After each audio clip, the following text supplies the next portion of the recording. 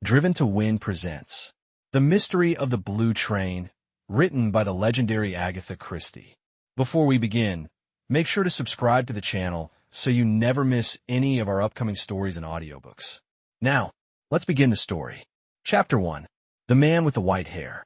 It was close on midnight when a man crossed the Place de la Concorde. In spite of the handsome fur coat which garbed his meager form, there was something essentially weak and paltry about him. A little man with a face like a rat. A man, one would say, who could never play a conspicuous part or rise to prominence in any sphere. And yet, in leaping to such a conclusion, an onlooker would have been wrong. For this man, negligible and inconspicuous as he seemed, played a prominent part in the destiny of the world. In an empire where rats ruled, he was the king of the rats. Even now, an embassy awaited his return. But he had business to do first, business of which the embassy was not officially cognizant. His face gleamed white and sharp in the moonlight. There was the least hint of a curve in the thin nose. His father had been a Polish Jew, a journeyman tailor. It was business, such as his father would have loved, that took him abroad tonight. He came to the Seine, crossed it, and entered one of the less reputable quarters of Paris. Here he stopped before a tall, dilapidated house and made his way up to an apartment on the 4th floor. He had barely time to knock before the door was opened by a woman who had evidently been awaiting his arrival. She gave him no greeting, but helped him off with his overcoat and then led the way into the tawdrily furnished sitting room. The electric light was shaded with dirty pink festoons, and it softened, but could not disguise, the girl's face with its mask of crude paint. Could not disguise, either, the broad Mongolian cast of her countenance. There was no doubt of Olga Demirov's profession, nor of her nationality. "All is well, little one." "All is well, Boris Ivanovitch." He nodded, murmuring, "I do not think I've been followed." But there was anxiety in his tone. He went to the window, drawing the curtains aside slightly and peering carefully out. He started away violently. "There are two men on the opposite pavement. It looks to me," he broke off and began gnawing at his nails, a habit he had when anxious. The Russian girl was shaking her head with a slow, reassuring action. "They were here before you came. All the same, it looks to me as though they were watching this house." "Possibly," she admitted indifferently. "But then what of it? Even if they know, it will not be you they will follow from here." A thin, cruel smile came to his lips. "No," he admitted, "that is true." He mused for a minute or two and then observed, "This damned American. He can look after himself as well as anybody." "I suppose so." He went again to the window. "Tough customers," he muttered, with a chuckle. "Known to the police, I fear. Well, I wish Brother Apache good hunting." Olga Demirov shook her head. "If the American is the kind of man they say he is, it will take more than a couple of cowardly Apaches to get the better of him." She paused. "I wonder, well, nothing. Only twice this evening a man has passed along this street, a man with white hair." "What of it?" "This." As he passed those two men, he dropped his glove. One of them picked it up and returned it to him. "A threadbare device." "You mean that the white-haired man is their employer?" "Something of the kind." The Russian looked alarmed and uneasy. "You are sure the parcel is safe? It has not been tampered with? There's been too much talk, much too much talk." He gnawed his nails again. "Judge for yourself." She bent to the fireplace, deftly removing the coals. Underneath, from amongst the crumpled balls of newspaper, she selected from the very middle an oblong package wrapped round with grimy newspaper and handed it to the man. "Ingenious," he said, with a nod of approval. "The apartment has been searched twice. The mattress on my bed was ripped open. It is as I said," he muttered. "There's been too much talk. This haggling over the price. It was a mistake." He had unwrapped the newspaper. Inside was a small brown paper parcel. This in turn he unwrapped, verified the contents, and quickly wrapped it up once more. As he did so, an electric bell rang sharply. "The American is punctual," said Olga, with a glance at the clock. She left the room. In a minute she returned ushering in a stranger, a big, broad-shouldered man whose transatlantic origin was evident. His keen glance went from one to the other. Krasnine, he inquired politely. I am he, said Boris. I must apologize for the unconventionality of this meeting place. But secrecy is urgent. I cannot afford to be connected with this business in any way. Is that so? Said the American politely. I have your word, have I not, that no. Details of this transaction will be made public. That is one of the conditions of sale. The American nodded. That has already been agreed upon, he said indifferently. Now, perhaps, you will produce the goods. You have the money. In notes? Yes, replied the other. He did not, however, make any attempt to produce it. After a moment's hesitation, Krasnine gestured towards the small parcel on the table. The American took it up and unrolled the wrapping paper. The contents he took over to a small electric lamp and submitted them to a very thorough examination. Satisfied, he drew from his pocket a thick leather wallet and extracted from a wad of notes. These he handed to the Russian, who counted them carefully. All right. I thank you, monsieur. Everything is correct. Ah, said the other. He slipped the brown paper parcel negligently into his pocket. He bowed to Olga. Good evening, mademoiselle. Good evening, M. Krasnine. He went out, shutting the door behind him. The eyes of the two in the room met. The man passed his tongue over his dry lips. I wonder, will he ever get back to his hotel? He muttered. By common accord, they both turned to the window. They were just in time to see the American emerge into the street below. He turned to the left and marched along at a good pace without once turning his head. Two shadows stole from a doorway and followed noiselessly. Pursuers and pursued vanished into the night. Olga Demirov spoke. He will get back safely, she said. You need not fear or hope, whichever it is. Why do you think he will be safe? Asked Krasnine curiously. A man who has made as much money as he has could not possibly be a fool, said Olga. And talking of money, she looked significantly at Krasnine. My share, Boris Ivanovitch. With some reluctance, Krasnine handed over two of the notes. She nodded her thanks with a complete lack of emotion and tucked them away in her stocking. That is good, she remarked with satisfaction. He looked at her curiously. You have no regrets, Olga Vasilovna? Regrets? For what? For what has been in your keeping. There are women, most women, I believe, who go mad over such things. She nodded reflectively. Yes, you speak truth there. Most women have that madness. I have not. I wonder now, she broke off. Well, asked the other curiously, the American will be safe with them. Yes, I'm sure of that. But afterwards, were you thinking of? He will give them, of course, to some woman, said Olga thoughtfully. I wonder what will happen then. She shook herself impatiently and went over to the window. Suddenly, she uttered an exclamation and called to her companion. See, he's going down the street now, the man I mean. They both gazed down together. A slim, elegant figure was progressing along at a leisurely pace. He wore an opera hat and a cloak. As he passed a street lamp, the light illumined a thatch of thick white hair. Chapter 2. Le Marquis. The man with the white hair continued on his course, unhurried and seemingly indifferent to his surroundings. He took a side, turning to the right, and another one to the left. Now and then he hummed a little air to himself. Suddenly he stopped dead and listened intently. He had heard a certain sound. It might have been the bursting of a tire, or it might have been a shot. A curious smile played round his lips for a minute. Then he resumed his leisurely walk. On turning a corner he came upon a scene of some activity.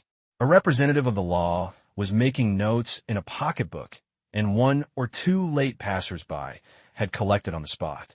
To one of these the man with the white hair made a polite request for information. Something has been happening, yes? Mais oui, monsieur. Two Apaches set upon an elderly American gentleman.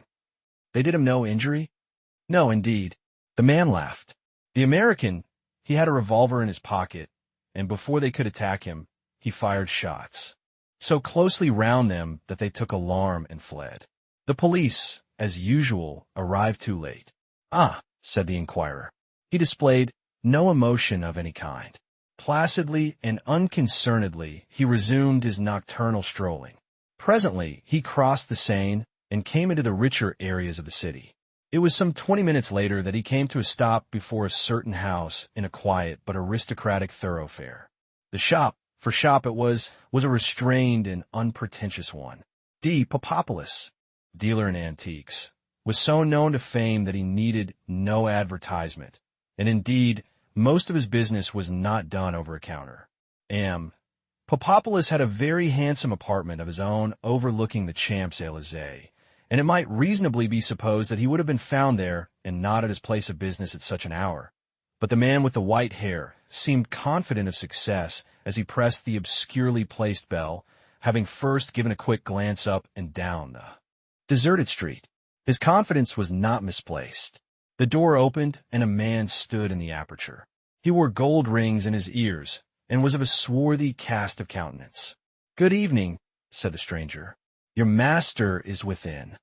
"The master is here, but he does not see chance visitors at this time of night," growled the other. "I think he will see me. Tell him that his friend M. Le Marquis is here." The man opened the door a little wider and allowed the visitor to enter. The man who gave his name as M. Le Marquis had shielded his face with his hand as he spoke. When a manservant returned with the information that M. Papopoulos would be pleased to receive the visitor, a further change had taken place in the stranger's appearance. The manservant must have been very unobservant or very well trained, for he betrayed no surprise at the small black satin mask which hid the other's features. Leading the way to a door at the end of the hall, he opened it and announced in a respectful murmur, "M. Le Marquis." The figure which rose to receive this strange guest was an imposing one. There was something venerable and patriarchal about M. Papopoulos. He had a high domed forehead and a beautiful white beard. His manner had in it something ecclesiastical and benign. "My dear friend," said M. Papopoulos. He spoke in French, and his tones were rich and unctuous. "I must apologize," said the visitor, "for the lateness of the hour." "Not at all, not at all," said M. Papopoulos. "An interesting time of night. You have had, perhaps, an interesting evening." "Not personally," said M. Le Marquis. "Not personally," repeated M. Papopoulos. "No, no, of course not. And there is news." He cast a sharp glance sideways at the other, a glance that was not ecclesiastical or benign in the least. "There is no news." The attempt failed.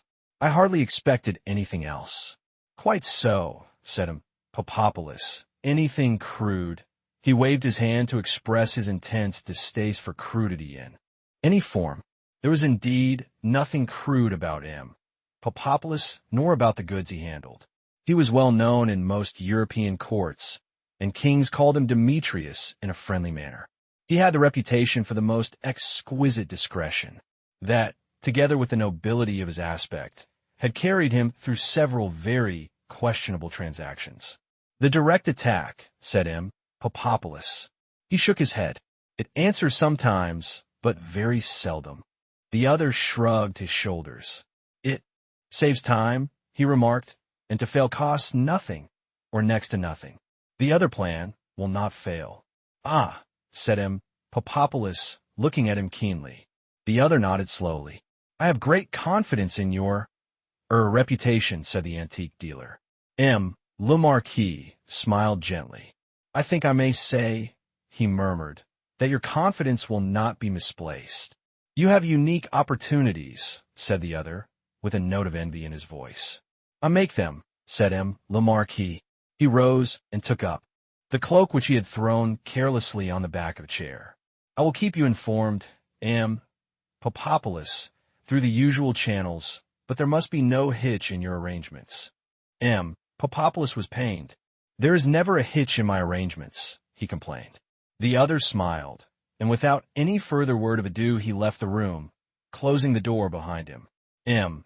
Papopoulos remained in thought for a moment, stroking his venerable white beard, and then moved across to a second door, which opened inwards. As he turned the handle, a young woman, who only too clearly had been leaning against it with her ear to the keyhole, stumbled headlong into the room. M. Papopoulos displayed neither surprise nor concern. It was evidently all quite natural to him. "Well, Zia?" he asked. "I did not hear him go," explained Zia. She was a handsome young woman, built on Juno-esque lines, with dark flashing eyes and such a general air of resemblance to him, Popopoulos, that it was easy to see they were father and daughter.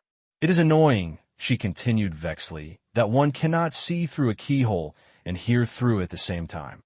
"It has often annoyed me," said M. Popopoulos with great simplicity. "So that is M. Le Marquis," said Zia slowly. "Does he always wear a mask, father?" "Always." There was a pause. "It is the rubies, I suppose?" asked Zia.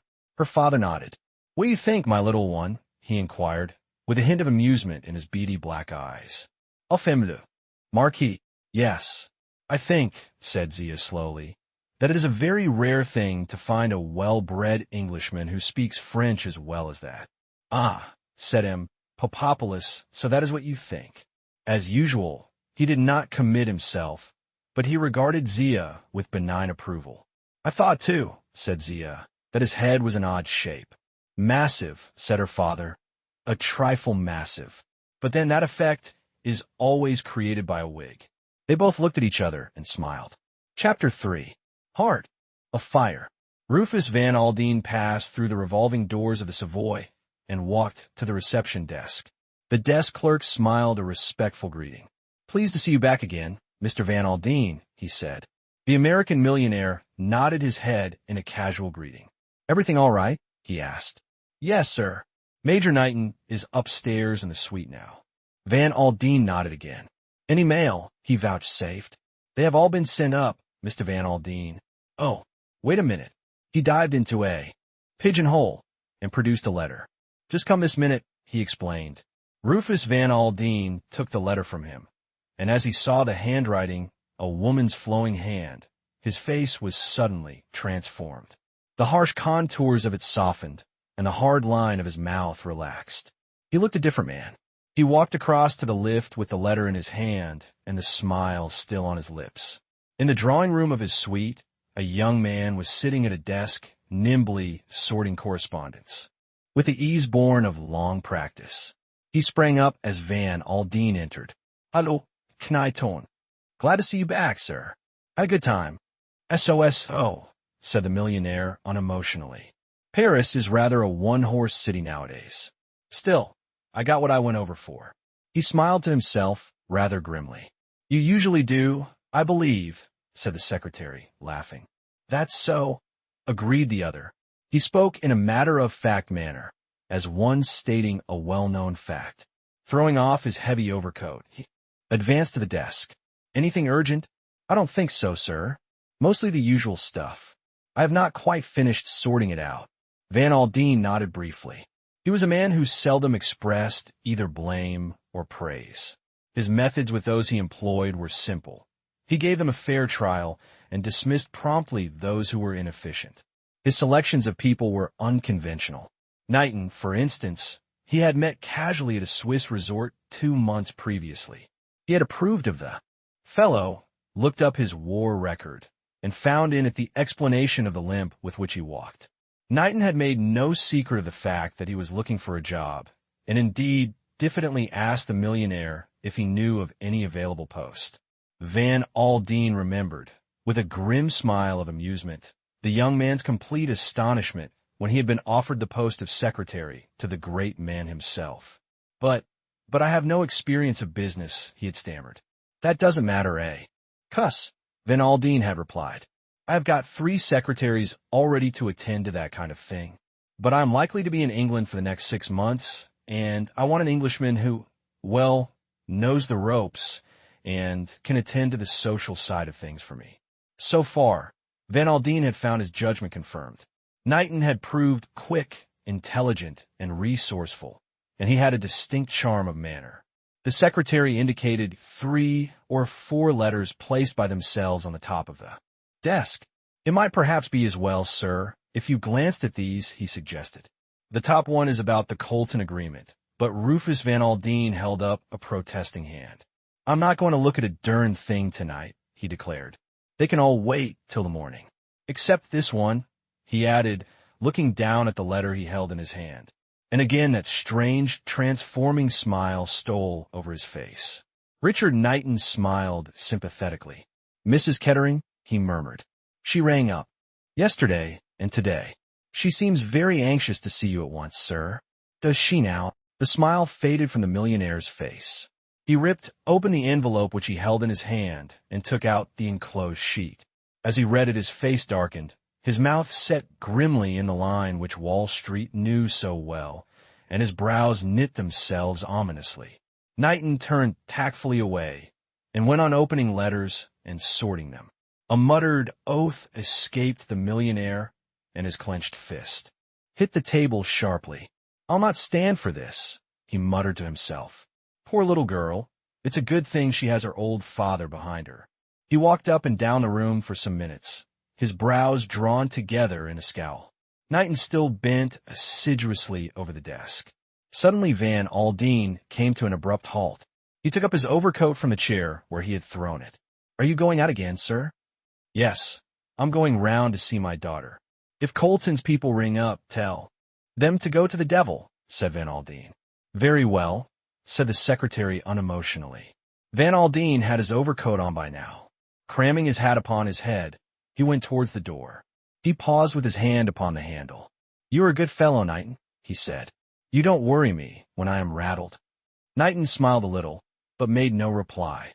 "Ruth is my only child," said Van Aldine, "and there is no one on this earth who knows quite what she means to me."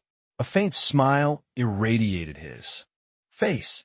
He slipped his hand into his pocket. "Care to see something, Knighton?" He came back towards the secretary. From his pocket he drew out a parcel carelessly wrapped in brown paper. He tossed off the wrapping and disclosed a big, shabby, red velvet case. In the center of it were some twisted initials surmounted by a crown. He snapped the case open, and the secretary drew in his breath sharply. Against the slightly dingy white of the interior, the stones glowed like blood. "My God, sir," said Knighton, are they real?" Van Aldine laughed a quiet little cackle of amusement. "I don't wonder you're asking that. Amongst these rubies are the 3 largest in the world. Catherine of Russia wore them. Knighton, that center one there is known as Heart of Fire. It's perfect, not a flaw in it. But," the secretary murmured, "they must be worth a fortune." "For $500,000, said Van Aldine nonchalantly, "and that is apart from the historical interest." "And you carry them about, like that, loose in your pocket?" Van Aldine laughed amusedly. "I guess so. You see, they're my little present for Ruthie." The secretary smiled discreetly. "I can understand, now, Mrs. Kettering's anxiety over the telephone," he murmured. But Van Aldine shook his head. The hard look returned to his face. "You're wrong there," he said. "She doesn't know about these. They're my little surprise for her." He shut the case and began slowly to wrap it up again. "It's a hard thing, Knighton," he said, "how little one can do for those one loves. I could buy a good portion of the earth for Ruth if it would be any use to her, but it isn't. I can hang these things round her neck and give her a moment or two's pleasure, maybe," but he shook his head. "When a woman is not happy in her home," he left the sentence unfinished. The secretary nodded discreetly. He knew, none better, the reputation of the Honorable Derek Kettering. Van Aldine sighed, slipping the parcel back in his coat pocket. He nodded to Knighton and left the room. Chapter 4. In Curzon Street. The Honorable Mrs. Derek Kettering lived in Curzon Street. The butler who opened the door recognized Rufus Van Aldine at once and permitted himself a discreet smile of greeting. He led the way upstairs to the big double drawing room on the first floor. A woman who was sitting by the window started up with a cry. "Why, Dad, if that isn't too good for anything. I've been telephoning Major Knighton all day to try and get hold of you, but he couldn't say for sure when you were expected back." Ruth Kettering was 28 years of age. Without being beautiful, or, in the real sense of the word, even pretty, she was striking looking because of her coloring.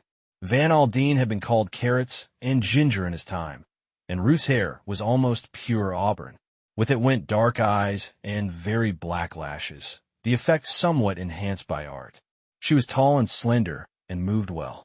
At a careless glance, it was the face of a Raphael Madonna. Only if one looked closely did one perceive the same line of jaw and chin as in Van Aldine's face, bespeaking the same hardness and determination. It suited the man, but suited the woman less well. From her childhood upward, Ruth Van Aldine had been accustomed to having her own way, and anyone who had ever stood up against her soon realized that Rufus Van Aldine's daughter never gave in. "Knighton told me you'd phoned him," said Van Aldine. "I only got back from Paris. Half an hour ago. What's all this about Derek?" Ruth Kettering flushed angrily. "It's unspeakable. It's beyond all limits," she cried. "He doesn't seem to listen to anything I say." There was bewilderment as well as anger in her voice. "He'll listen to me," said the millionaire grimly. Ruth went on. "I've hardly seen him for the last month. He goes about everywhere with that woman." "With what woman?" "Morel. She dances at the Parthenon, you know." Van Aldine nodded. "I was down at Leconbury last week. I spoke to Lord Leconbury. He was awfully sweet to me, sympathized entirely. He said he'd give Derek a good talking to." "Ah," said Van Aldine. "What do you mean by Dad?" "Just what you think I mean, Ruthie. Poor old Leconbury is a washout. Of course he sympathized with you. Of course he tried to soothe you down. Having got his son and heir married to the daughter of one of the richest men in the States, he naturally doesn't want to mess the thing up. But he's got one foot in the grave already. Everyone knows that. And anything he may say will cut darned little ice with Derek." "Can't you do anything, Dad?" urged Ruth, after a minute or two. "I might," said the millionaire. He waited a second reflectively, and then went on. "There are several things I might do, but there's only one that will be any real good." "How much pluck have you got, Ruthie?" She stared at him. He nodded back at her. "I mean just what I say. Have you got the grit to admit to all the world that you've made a mistake? There's only one way out of this mess, Ruthie. Cut your losses and start afresh." "You mean divorce." "Divorce." Van Aldine smiled drily. "You say that word, Ruth, as though you'd never heard it before. And yet your friends are doing it all around you every day." "Oh, I know that. But—" She stopped, biting her lip. Her father nodded comprehendingly. "I know, Ruth. You're like me. You can't bear to let go. But I've learnt, and you've got to learn, that there are times when it's the only way. I might find ways of whistling Derek back to you, but it would all come to the same in the end. He's no good, Ruth. He's rotten through and through. And mind you, I blame myself for ever letting you marry him. But you were kind of set on having him, and he seemed in earnest about turning over a new leaf. And well, I crossed you once, honey." He did not look at her as he said the last words. Had he done so, he might have seen the swift color that came up in her face. "You did," she said in a hard voice. "I was too darn soft-hearted to do it a second time. I can't tell you how I wish I had, though. You've led a poor kind of life for the last few years, Ruth. It has not been very agreeable." "Agreed, Mrs. Kettering. That's why I say to you that this thing has got to stop." He brought his hand down with a bang on the table. "You may have a hankering after the fellow still. Cut it out. Face facts. Derek Kettering married you for your money. That's all there is to it. Get rid of him, Ruth." Ruth Kettering looked down at the ground for some moments. Then she said, without raising her head, "Supposing he doesn't consent?" Van Aldine looked at her in astonishment. "He won't have a say in the matter." She flushed and bit her lip. No, of course not. I only meant—" She stopped. Her father eyed her keenly. "What did you mean?" "I meant—" She paused, choosing her words carefully. "He mayn't take it lying down." The millionaire's chin shot out. Grimly, "You mean he'll fight the case?" "Let him. But, as a matter of fact, you're wrong. He won't fight. Any solicitor he consults will tell him he hasn't a leg to stand upon." "You don't think—" She hesitated. "I mean, out of sheer spite against me, he might try to make it awkward." Her father looked at her in some astonishment. "Fight the case, you mean?" He shook his head. "Very unlikely. You see, you would have to have something to go upon." Mrs. Kettering did not answer. Van Aldine looked at her sharply. "Come, Ruth, out with it. There's something troubling you. What is it?" "Nothing at all." But her voice was unconvincing. "You are dreading the publicity, eh? Is that it? You leave it to me. I'll put the whole thing through so smoothly that there will be no fuss at all." "Very well, Dad, if you really think it's the best thing to be done." "Got a fancy for the fellow still, Ruth? Is that it?" "No. The word came with no uncertain emphasis. Van Aldine seemed satisfied. He patted his daughter on the shoulder. It will be all right, little girl. Don't you worry any. Now let's forget all about this. I have brought you a present from Paris. For me? Something very nice. I hope you'll think so, said Van Aldine, smiling. He took the parcel from his coat pocket and handed it to her. She unwrapped it eagerly and snapped open the case. A long-drawn, "Oh," came from her lips. Ruth Kettering loved jewels. Always had done so. Dad, how wonderful. Rather in a class. By themselves, aren't they? Said the millionaire with satisfaction. You like them, eh? Like them? Dad, they're unique. How did you get hold of them? Van Aldine smiled. That's my secret. They had to be bought privately, of course. They are rather well known. See that big stone in the middle? You have heard of it. Maybe. That's the historic Heart of Fire. Heart of Fire, repeated Mrs. Kettering. She had taken the stones from the case and was holding them against her breast. The millionaire watched her. He was thinking of the series of women who had worn the jewels. The heartaches, the despairs, the jealousies. Heart of Fire, like all famous stones, had left behind it a trail of tragedy and violence. Held in Ruth Kettering's assured hand, it seemed to lose its potency of evil. With her cool, equable poise, this woman of the Western world seemed a negation to tragedy or heartburnings. Ruth returned the stones to their case. Then, jumping up, she flung her arms round her father's neck. Thank you, Dad. They are wonderful. You do give me the most marvelous presents always. That's all right, said Van Aldine, patting her shoulder. You are all I have, you know, Ruthie. You will stay to dinner, won't you, Father? I don't think so. You were going out, weren't you? Yes, but I can easily put that off. Nothing very exciting. No, said Van Aldine. Keep your engagement. I've got a good deal to attend to. See you tomorrow, my dear. Perhaps if I phone you, we can meet at Galbraith's. Messrs. Galbraith, Cuthbertson, and Galbraith were Van Aldine's London solicitors. Very well, Dad. She hesitated. I suppose this won't keep me from going to the Riviera? When are you off? On the 14th. Oh, that will be all right. These things take a long time to mature. By the way, Ruth, I shouldn't take those rubies abroad if I were you. Leave them at the bank. Mrs. Kettering nodded. We don't want to have you robbed and murdered for the sake of Heart of Fire, said the millionaire jocosely. And yet you carried it about in your pocket loose, retorted his daughter, smiling. Yes, some hesitation caught her attention. What is it, Dad? Nothing. He smiled, thinking of a little adventure of mine in Paris. An adventure? Yes, the night I bought these things. He made a gesture towards the jewel case. Oh, do tell me. Nothing to tell, Ruthie. Some Apache fellows got a bit fresh, and I shot at them and they got off. That's all. She looked at him with some pride. You're a tough proposition, Dad. You bet I am, Ruthie. He kissed her affectionately and departed. On arriving back at the Savoy, he gave a curt order to Knighton. Get hold of a man called Goby. You'll find his address in my private book. He's to be here tomorrow morning at 9:30. Yes, sir. I also want to see Mr. Kettering. Run him to earth for me if you can. Try his club. At any rate, get hold of him somehow, and arrange for me to see him here tomorrow morning. Better make it latish, about 12. His sort aren't early risers. The secretary nodded in comprehension of these instructions. Van Aldine gave himself into the hands of his valet. His bath was prepared, and as he lay luxuriating in the hot water, his mind went back over the conversation with his daughter. On the whole, he was well satisfied. His keen mind had long since accepted the fact that divorce was the only possible way out. Ruth had agreed to the proposed solution with more readiness than he had hoped for. Yet, in spite of her acquiescence, he was left with a vague sense of uneasiness. Something about her manner, he felt, had not been quite natural. He frowned himself. Maybe I'm fanciful, he muttered. And yet, I bet there's something she has not told me. Chapter 5. A Useful Gentleman.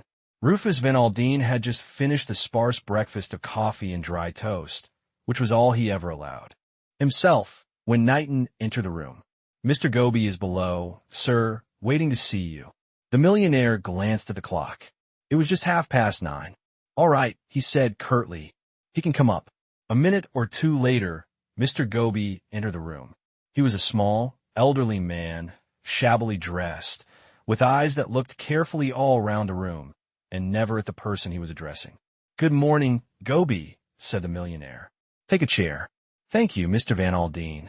Mr. Goby sat down, with his hands on his knees, and gazed earnestly at the radiator. "I have got a job for you." "Yes, Mr. Van Aldine. My daughter is married to the Honorable Derek Kettering, as you may perhaps know."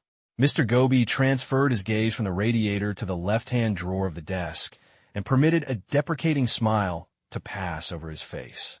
Mr. Goby knew a great many things, but he always hated to admit the fact. "By my advice, she is about to file a petition for divorce. That, of course, is a solicitor's business. But, for private reasons, I want the fullest and most complete information." Mr. Goby looked at the cornice and murmured, "About Mr. Kettering?" "About Mr. Kettering." "Very good, sir." Mr. Goby rose to his feet. "When will you have it ready for me?" "Are you in a hurry, sir?" "I'm always in a hurry," said the millionaire. Mr. Goby smiled understandingly at the fender. "Shall we say 2 o'clock this afternoon, sir?" he asked. "Excellent," approved the other. "Good morning, Goby." "Good morning, Mr. Van Aldine." "That's a very useful man," said the millionaire as Goby went out, and his secretary came in. "In his own line, he's a specialist." "What is his line?" "Information. Give him 24 hours, and he would lay the private life of the Archbishop of Canterbury bare for you."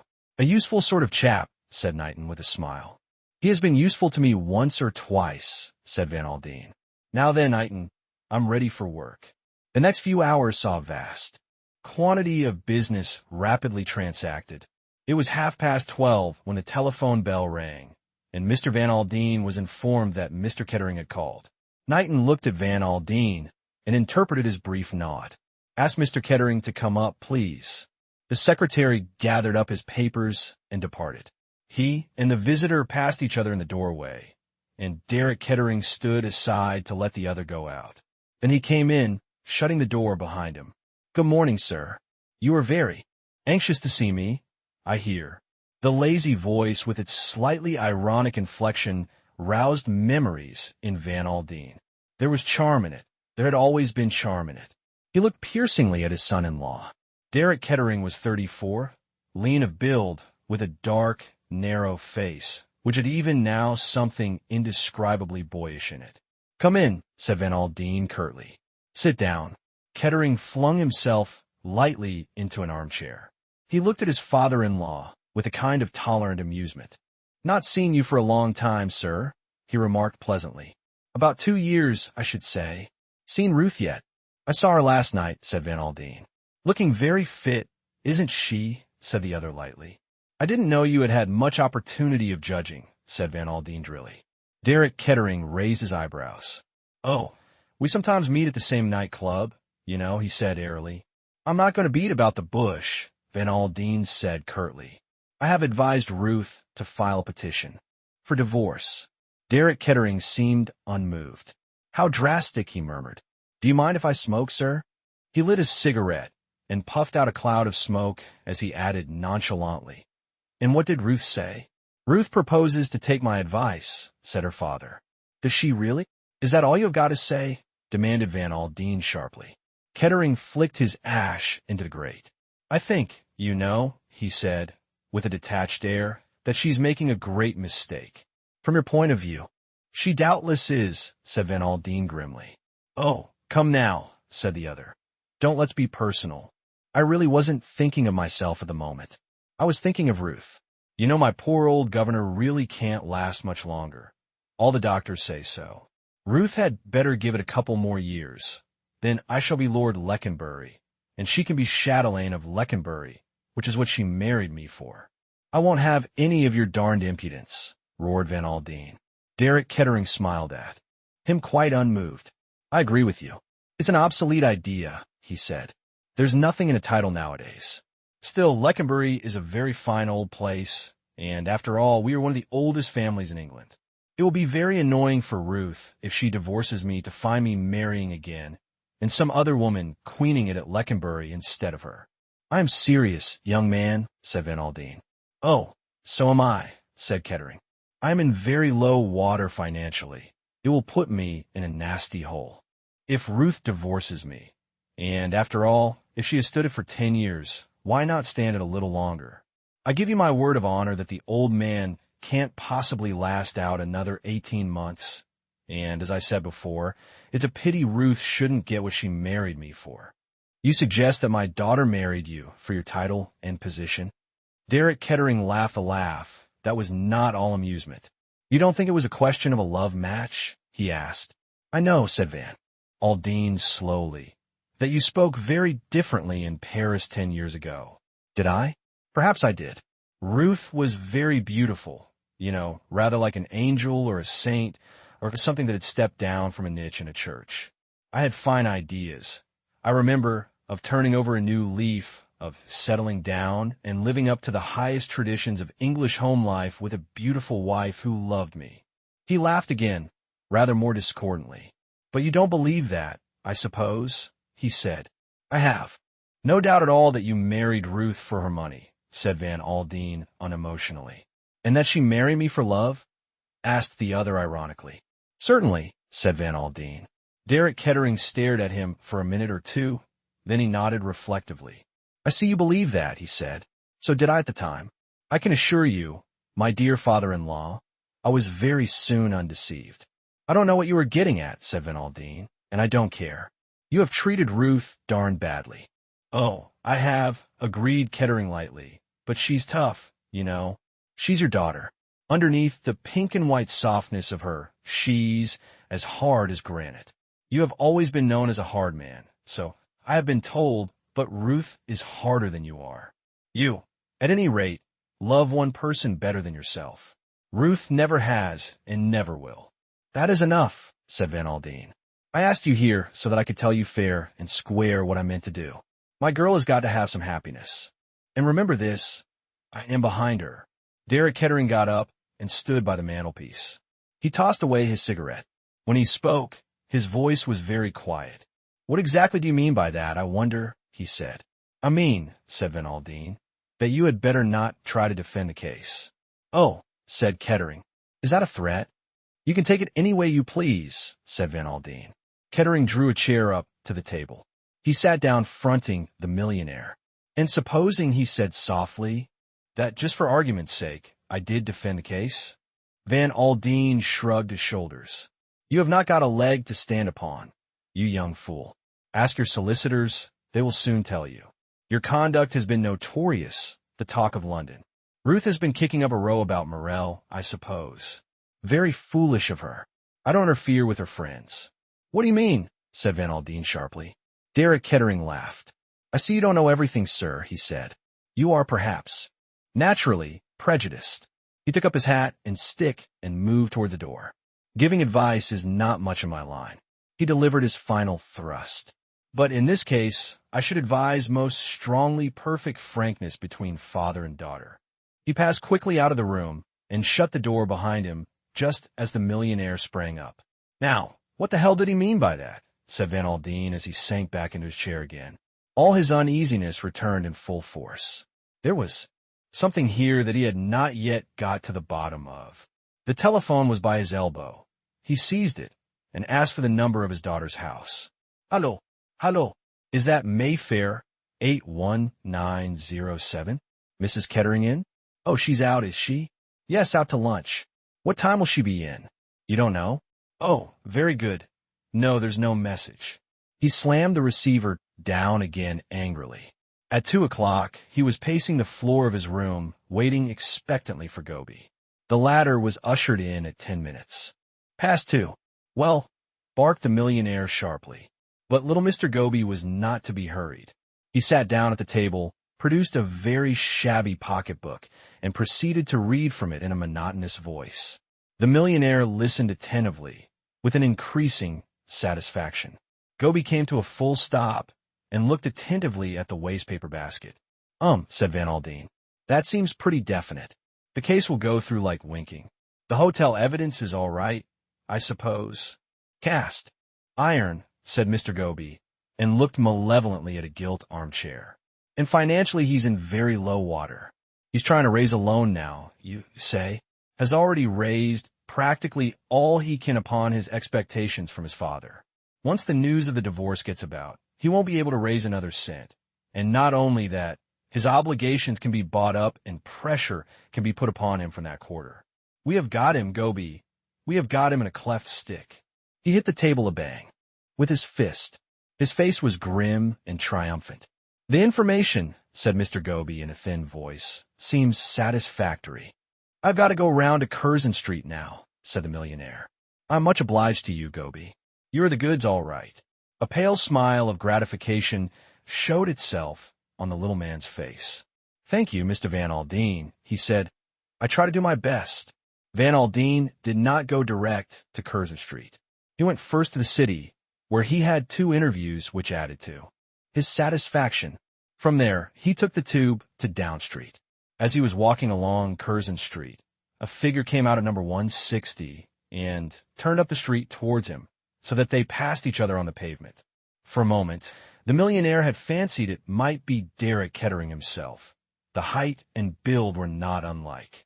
But as they came face to face, he saw that the man was a stranger to him. At least, no, not a stranger. His face awoke some call of recognition in the millionaire's mind, and it was associated definitely with something unpleasant. He cudgeled his brains in vain, but the thing eluded him. He went on, shaking his head irritably. He hated to be baffled. Ruth Kettering was clearly expecting him. She ran to him and kissed him when he entered. Well, Dad, how are things going? Very well, said Van Aldine. But I've got a word or two to say to you, Ruth. Almost insensibly he felt the change in her. Something shrewd and watchful replaced the impulsiveness of her greeting. She sat down in a big armchair. Well, Dad, she asked. What is it? I saw your husband this morning, said Van Aldine. You saw Derek? I did.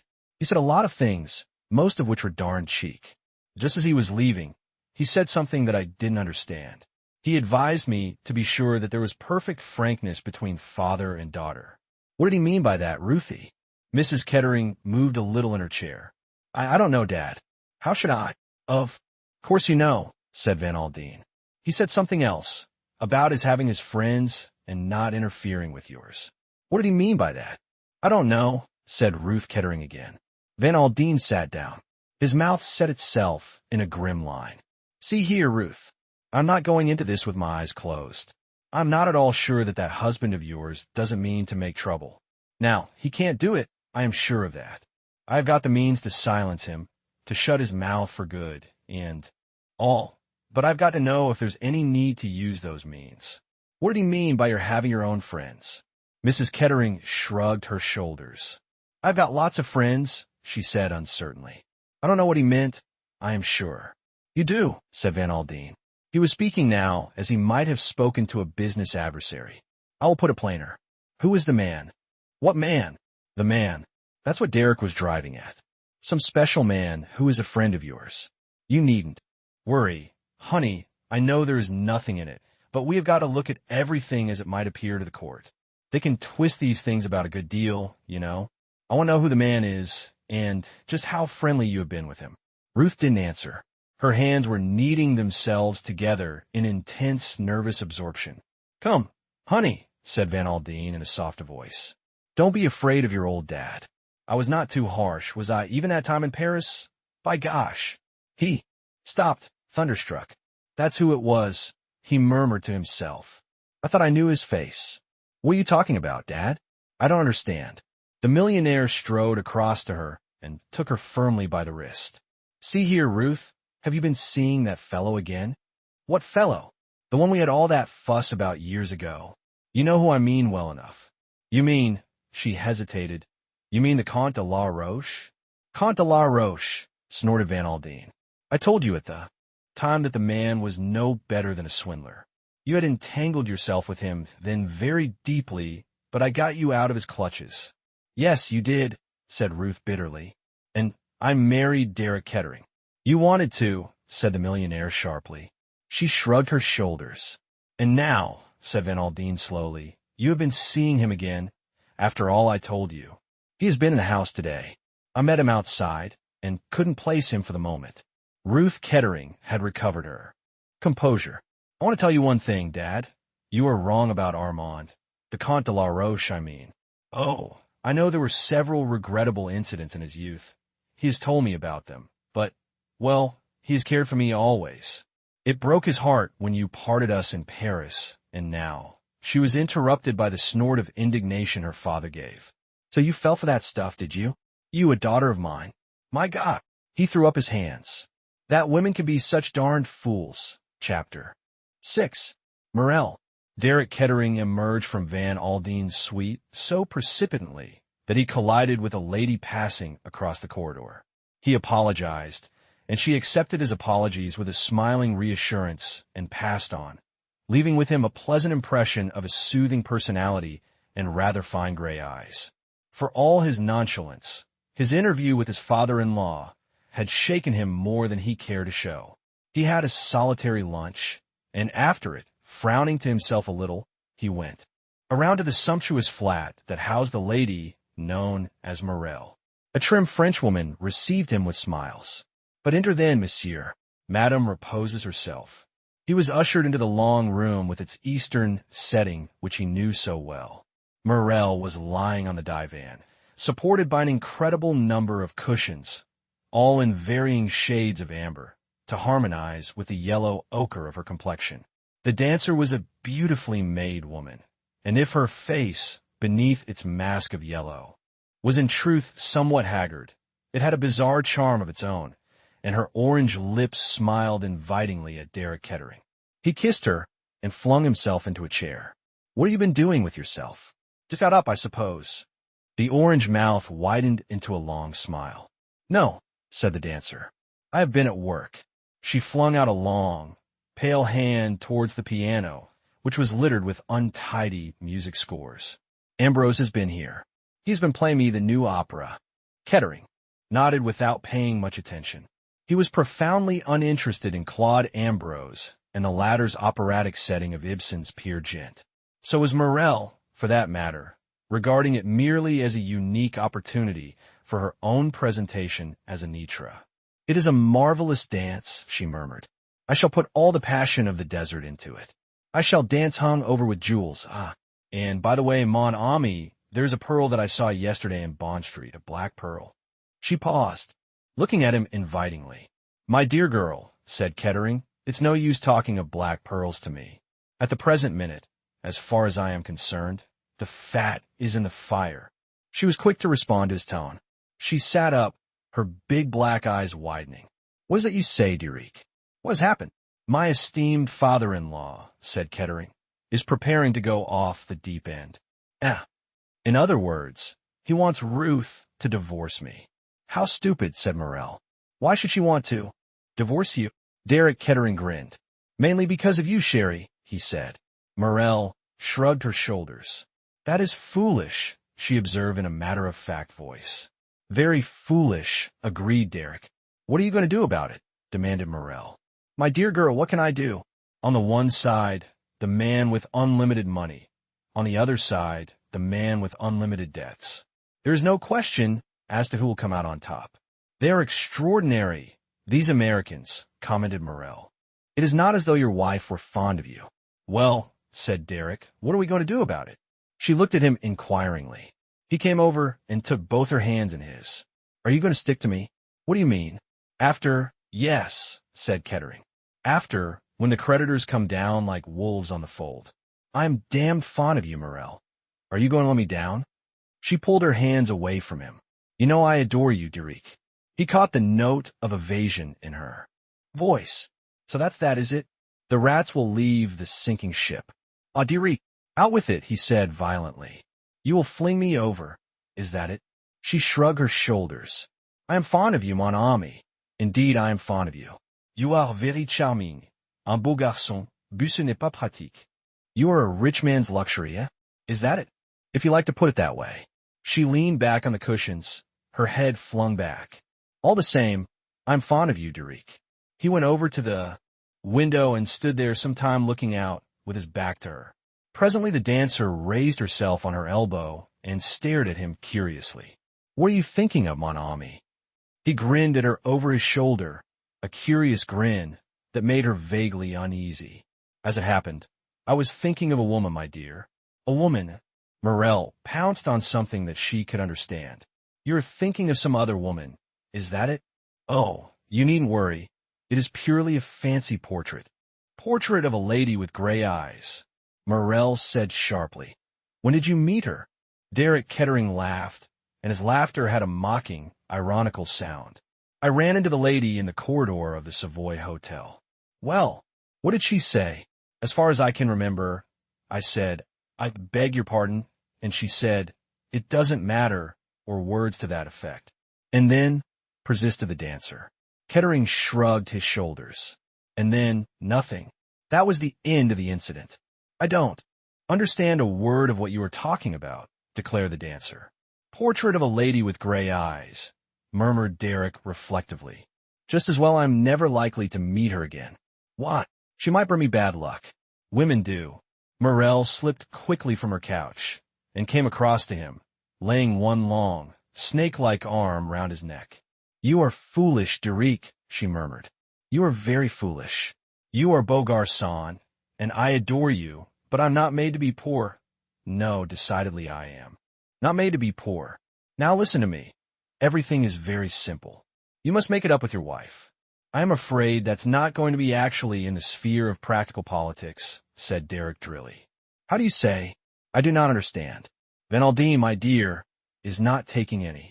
He is the kind of man who makes up his mind and sticks to it. I have heard of him, nodded the dancer. He is very rich, is he not? Almost the richest man in America.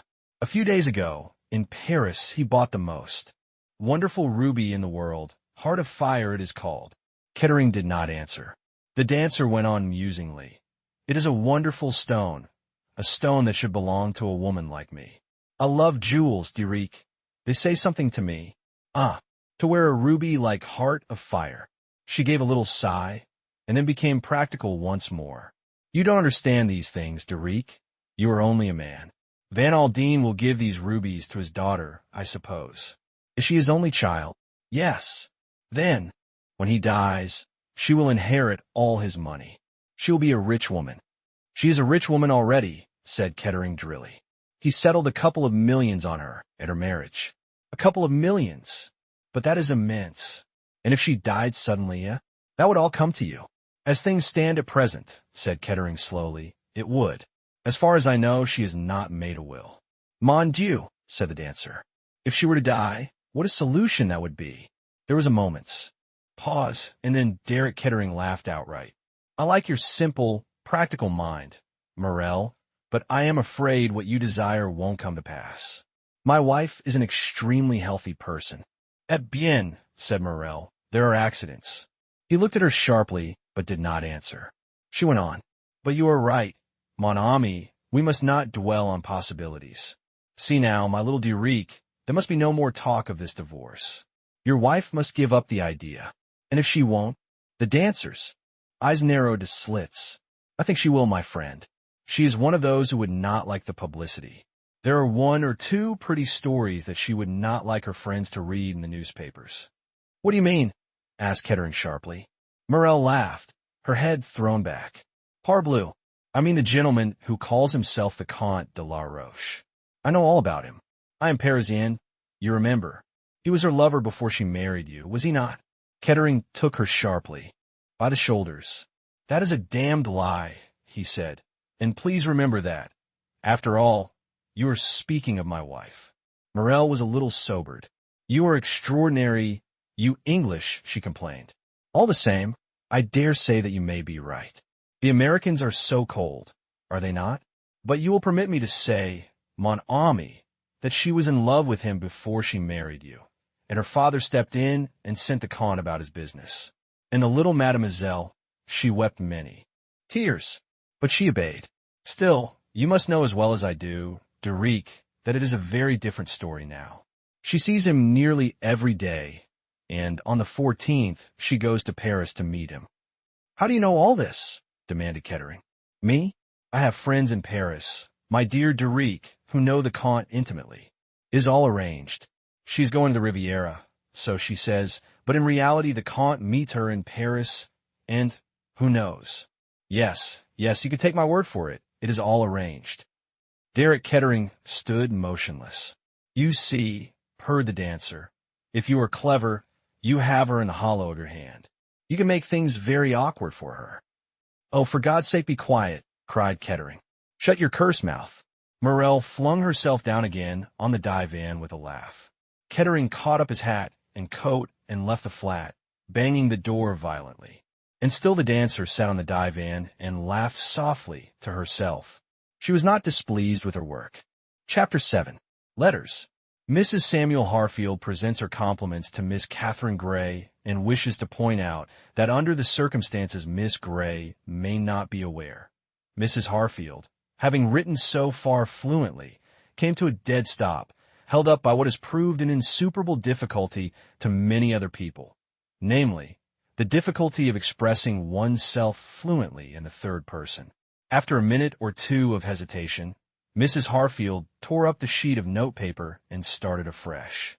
Dear Miss Gray, whilst fully appreciating the adequate way you discharge your duties to my cousin Jane, whose recent death has indeed been a severe blow to us all, I cannot but feel— Again Mrs. Harfield came to a stop. Once more the letter was consigned to the wastepaper basket. It was not until 4 false starts had been made that Mrs. Harfield at last produced an epistle that satisfied her. It was duly sealed and stamped and addressed to Miss Catherine Gray, Little Crampton, St. Mary Mead, Kent, and it lay beside that lady's plate on the following morning at breakfast time in company with a more important-looking communication in a long blue envelope. Catherine Gray opened Mrs. Harfield's letter first. The finished production ran as follows. Dear Miss Gray, my husband and I wish to express our thanks to you for your services to my poor cousin Jane. Her death has been a great blow to us, though we were, of course, aware that her mind has been failing for some time past. I understand that her latter testamentary dispositions have been of a most peculiar character, and they would not hold good, of course, in any court of law. I have no doubt that, with your usual good sense, you have already realized this fact. If these matters can be arranged privately, it is always so much better, my husband says. We shall be pleased to recommend you most highly for a similar post, and hope that you will also accept a small present. Believe me, dear Miss Gray, yours cordially, Marian Harfield. Catherine Gray read the letter through, smiled a little, and read it a second time. Her face, as she laid the letter down after the second reading, was distinctly amused. Then she took up the second letter. After one brief perusal, she laid it down and stared very straight in front of her. This time she did not smile. Indeed, it would have been hard for anyone watching her to guess what emotions lay behind that quiet, reflective gaze. Catherine Gray was 33. She came of good family, but her father had lost all his money, and Catherine had had to work for her living from an early age. She had been just 23 when she had come to old Mrs. Harfield as companion. It was generally recognized that old Mrs. Harfield was difficult. Companions came and went with startling rapidity. They arrived full of hope, and they usually left in tears. But from the moment Catherine Gray set foot in Little Crampton, 10 years ago, perfect peace had reigned. No one knows how these things come about. Snake charmers, they say, are born, not made. Catherine Gray was born with the power of managing old ladies, dogs, and small boys, and she did it without any apparent sense of strain. At 23, she had been a quiet girl with beautiful eyes. At 33, she was a quiet woman, with those same gray eyes, shining steadily out on the world with a kind of happy serenity that nothing could shake. Moreover, she had been born with, and still possessed, a sense of humor. As she sat at the breakfast table, staring in front of her, there was a ring at the bell, accompanied by a very energetic rat-a-tat-tat at the knocker. In another minute, the little maid-servant opened the door and announced rather breathlessly, Dr. Harrison. The big, middle-aged doctor came bustling in with the energy and breeziness that had been foreshadowed by his onslaught on the knocker. Good morning, Miss Gray. Good morning, Dr. Harrison. I dropped in early, began the doctor, in case you should have heard from one of those Harfield cousins. Mrs. Samuel, she calls herself, a perfectly poisonous person. Without a word, Catherine picked up Mrs. Harfield's letter from the table and gave it to him. With a good deal of amusement, she watched his perusal of it, the drawing together of the bushy eyebrows, the snorts and grunts of violent disapproval. He dashed it down again on the table.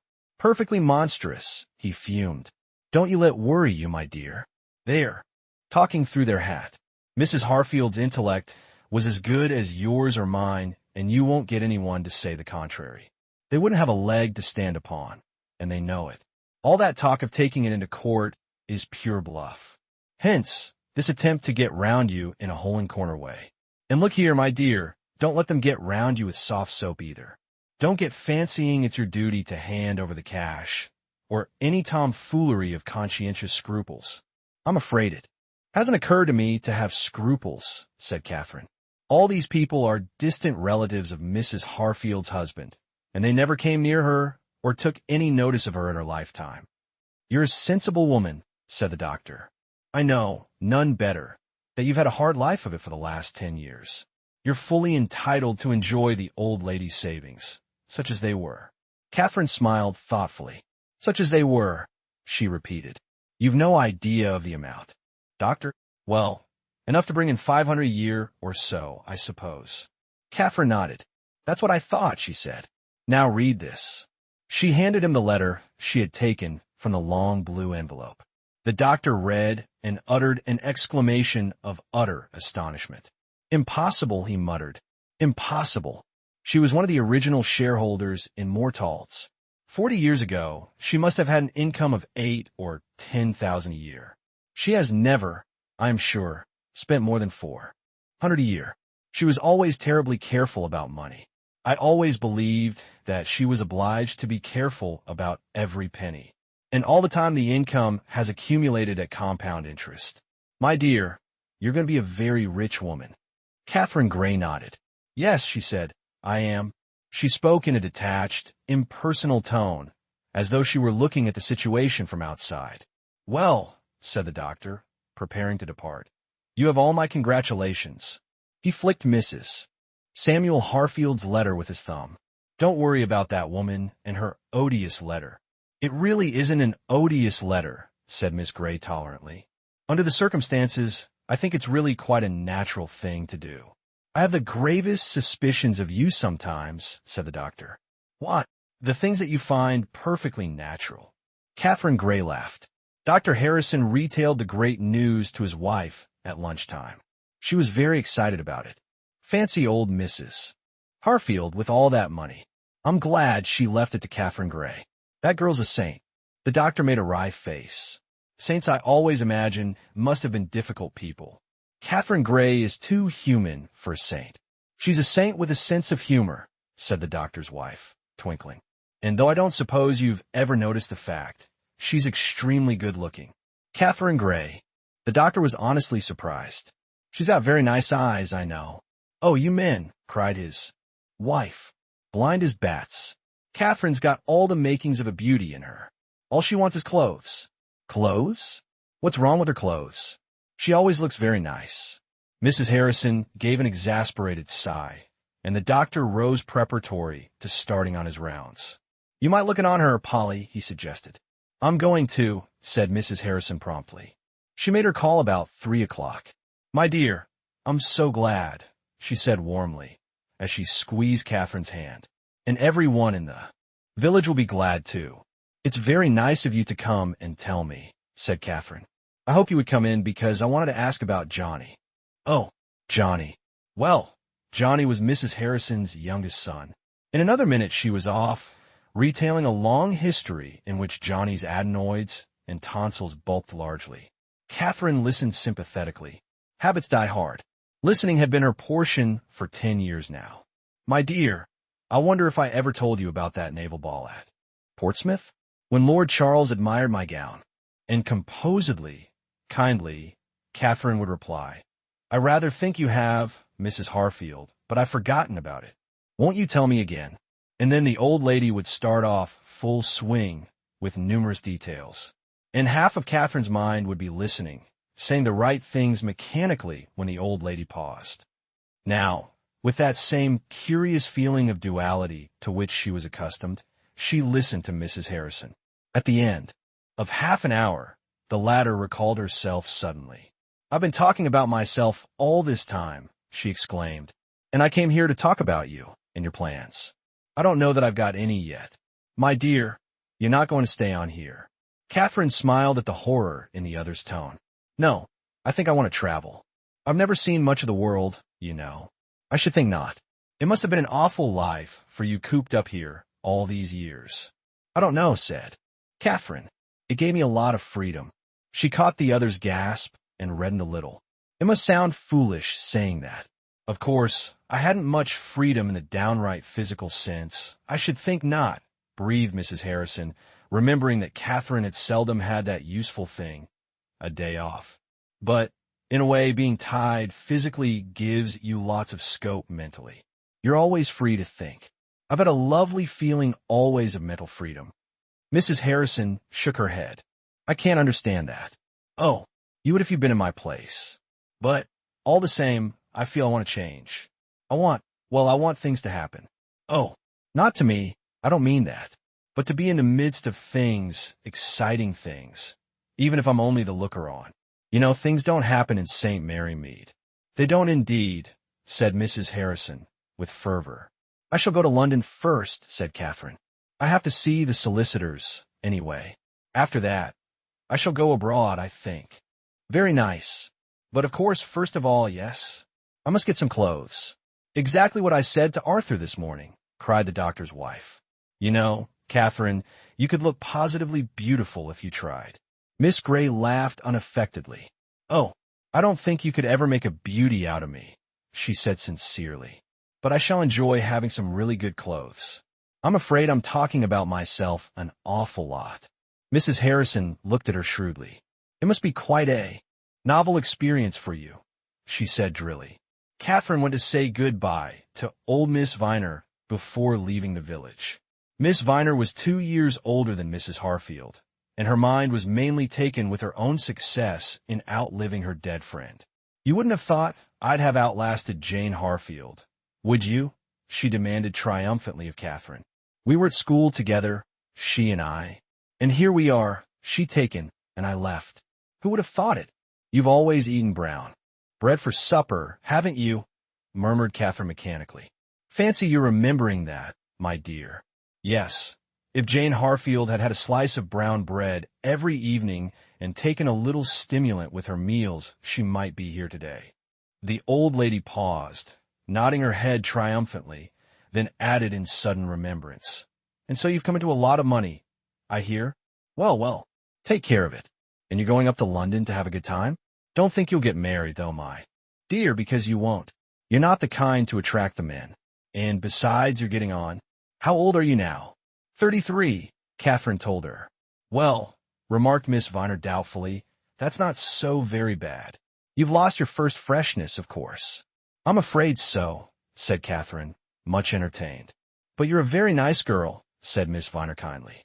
"And I'm sure there's many a man might do worse than take you for a wife instead of one of these flibberty-gibbets running about nowadays, showing more of their legs than the Creator ever intended them to.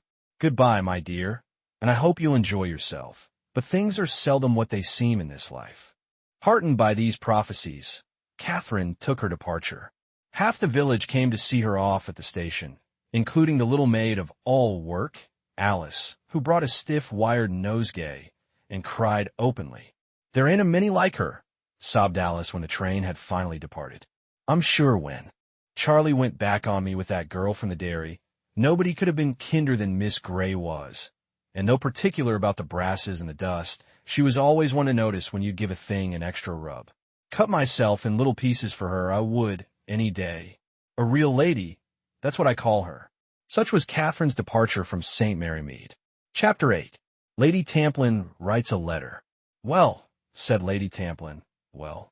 She laid down the Continental Daily Mail and stared out across the blue waters of the Mediterranean. A branch of golden mimosa, hanging just above her head, made an effective frame for a very charming picture. A golden-haired, blue-eyed lady in a very becoming negligee. That the golden hair owed something to art, as did the pink and white complexion, was undeniable, but the blue of the eyes was nature's gift, and at 44 Lady Tamplin could still rank as a beauty. Charming as she looked, Lady Tamplin was, for once, not thinking of herself. That is to say, she was not thinking of her appearance. She was intent on graver matters.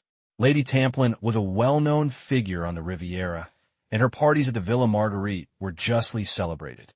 She was a woman of considerable experience and had had 4 husbands. The first had been merely an indiscretion, and so was seldom referred to by the lady. He had had the good sense to die with commendable promptitude, and his widow thereupon espoused a rich manufacturer of buttons. He too had departed for another sphere after 3 years of married life. It was said after a congenial evening with some boon companions. After him came Viscount Tamplin, who had placed Rosalie securely on those heights where she wished to tread. She had retained her title when she married for a 4th time. This 4th venture had been undertaken for pure pleasure. Mr. Charles Evans, an extremely good-looking young man of 27, with delightful manners, a keen love of sport, and an appreciation of this world's goods, had no money of his own whatsoever. Lady Tamplin was very pleased and satisfied with life generally, but she had occasional faint preoccupations about money.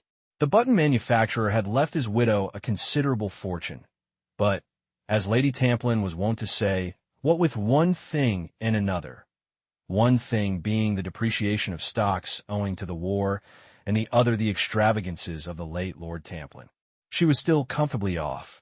But to be merely comfortably off is hardly satisfactory to one of Rosalie Tamplin's temperament. So, on this particular January morning, she opened her blue eyes extremely wide as she read a certain item of news and uttered that non-committal monosyllable well. The only other occupant of the balcony was her daughter, the Honorable Lennox Tamplin. A daughter such as Lennox was a sad thorn in Lady Tamplin's side, a girl with no kind of tact, who actually looked older than her age, and whose peculiar sardonic form of humor was, to say the least of it, uncomfortable. "Darling," said Lady Tamplin, "just fancy." "What is it?" Lady Tamplin picked up the Daily Mail, handed it to her daughter, and indicated with an agitated forefinger the paragraph of interest. Lennox read it without any of the signs of agitation shown by her mother. She handed back the paper. "What about it?" she asked. "It is the sort of thing that is always happening. Cheese-paring old women are always dying in villages and leaving fortunes of millions to their humble companions." "Yes, dear, I know," said her mother, "and I dare say the fortune is not anything like as large as they say it is. Newspapers are so inaccurate. But even if you cut it down by half—" "Well," said Lennox, "it has not been left to us." "Not exactly, dear," said Lady Tamplin, "but this girl, this Catherine Grey, is actually a cousin of mine. One of the Worcestershire Greys, the Edgeworth lot. My very own cousin. Fancy." "Ah," said Lennox. "And I was wondering," said her mother. "What there was in it for us," finished Lennox, with that sideways smile that her mother always found difficult to understand. "Oh, darling," said Lady Tamplin, on a faint note of reproach. It was very faint, because Rosalie Tamplin was used to her daughter's outspokenness and to what she called Lennox's uncomfortable way of putting things. "I was wondering," said Lady Tamplin, again drawing her artistically penciled brows together, "whether— oh, good morning. Chubby darling, are you going to play tennis?" "How nice." Chubby, thus addressed, smiled kindly at her, remarked perfunctorily, "How topping you look in that peach-colored thing," and drifted past them and down the steps. "The dear thing," said Lady Tamplin, looking affectionately after her husband. "Let me see, what was I saying? Ah," she switched her mind back to business once more. "I was wondering— oh, for God's sake, get on with it. That is the 3rd time you have said that." "Well, dear," said Lady Tamplin, "I was thinking that it would be very nice if I wrote to dear Catherine and suggested that she should pay us a little visit out here. Naturally, she is quite out of touch with society. It would be nicer for her to be launched by one of her own people. An advantage for her and an advantage for us. How much do you think you would get her to cough up?" asked Lennox. Her mother looked at her reproachfully and murmured, "We should have to come to some financial arrangement, of course. What with one thing and another, the war, your poor father, and Chubby now," said Lennox. "He is an expensive luxury if you like." "She was a nice girl as I remember her," murmured Lady Tamplin, pursuing her own line of thought. "Quiet, never wanted to shove herself forward, not a beauty, and never a man-hunter." "She will leave Chubby alone, then?" said Lennox. Lady Tamplin looked at her in protest. "Chubby would never," she began. "No," said Lennox. "I don't believe he would. He knows a jolly sight too well which way his bread is buttered." "Darling," said Lady Tamplin, "you have such a coarse way of putting things." "Sorry," said Lennox. Lady Tamplin gathered up the Daily Mail and her negligee, a vanity bag, and various odd letters. "I shall write to dear Catherine at once," she said, "and remind her of the dear old days at Edgeworth." She went into the house, a light of purpose shining in her eyes. Unlike Mrs. Samuel Harfield, correspondence flowed easily from her pen. She covered 4 sheets without pause or effort, and on rereading it found no occasion to alter a word. Catherine received it on the morning of her arrival in London. Whether she read between the lines of it or not is another matter. She put it in her handbag and started out to keep the appointment she had made with Mrs. Harfield's lawyers. The firm was an old established one in Lincoln's Inn Fields, and after a few minutes' delay, Catherine was shown into the presence of the senior partner, a kindly, elderly man with shrewd blue eyes and a fatherly manner. They discussed Mrs. Harfield's will and various legal matters for some minutes. Then Catherine handed the lawyer Mrs. Samuel's letter. "I had better show you this, I suppose," she said, "though it is really rather ridiculous." He read it with a slight smile. "Rather a crude attempt, Miss Grey. I need hardly tell you, I suppose, that these people have no claim of any kind upon the estate, and if they endeavor to contest them, no court will uphold them. I thought as much. Human nature is not always very wise. In Mrs. Samuel Harfield's place, I should have been more inclined to make an appeal to your generosity. That is one of the things I wanted to speak to you about. I should like a certain sum to go to these people. There is no obligation. I know that, and they will not take it in the spirit it is meant. They will probably regard it as an attempt to pay them off, though they will not refuse it on that account. I can see that, and it can't be helped. I should advise you, Miss Grey, to put that idea out of your head." Catherine shook her head. "You're quite right, I know, but I should like it done all the same. They will grab at the money and abuse you all the more afterwards." "Well," said Catherine, "let them if they like. We all have our own ways of enjoying ourselves."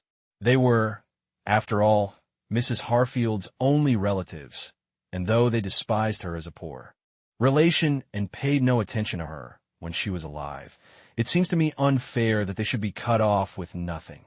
She carried her point, though the lawyer was still unwilling, and she presently went out into the streets of London with a comfortable assurance that she could spend money freely and make what plans she liked for the future. Her first action was to visit the establishment of a famous dressmaker. A slim, elderly Frenchwoman, rather like a dreaming duchess, received her, and Catherine spoke with a certain naivete. "I want, if I may, to put myself in your hands. I have been very poor all my life and know nothing about clothes, but now I have come into some money and want to look really well dressed." The Frenchwoman was charmed.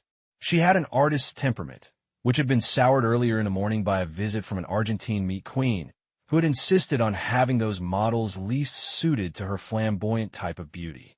She scrutinized Catherine with keen, clever eyes. Yes, it'll be a pleasure. Mademoiselle has a very good figure. For her the simple lines will be best. She's also très anglaise. Some people would offend them if I said that, but Mademoiselle, no, un belle anglaise. There is no style more delightful. The demeanor of a dreaming duchess was suddenly put off.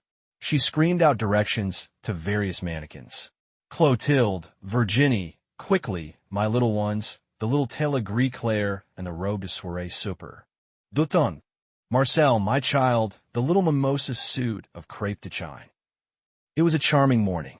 Marcel, Clotilde, Virginie, bored and scornful, passed slowly round, squirming and wriggling in the time-honored fashion of mannequins.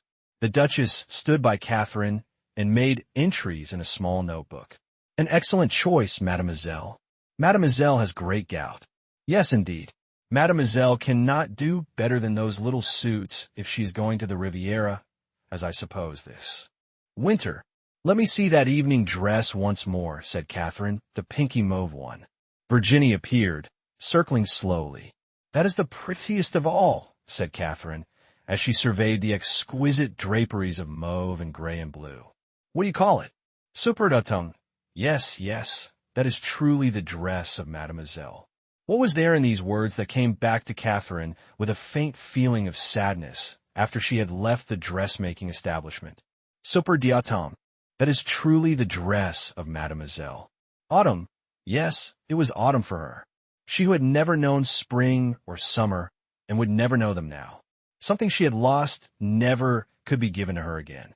These years of servitude in St. Mary Mead, and all the while life passing by. "I am an idiot," said Catherine. "I am an idiot. What do I want? Why, I was more contented a month ago than I am now." She drew out from her handbag the letter she had received that morning from Lady Tamplin. Catherine was no fool.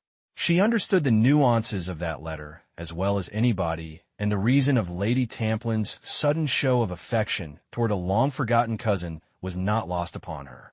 It was for profit and not for pleasure that Lady Tamplin was so anxious for the company of her dear cousin. Well, why not?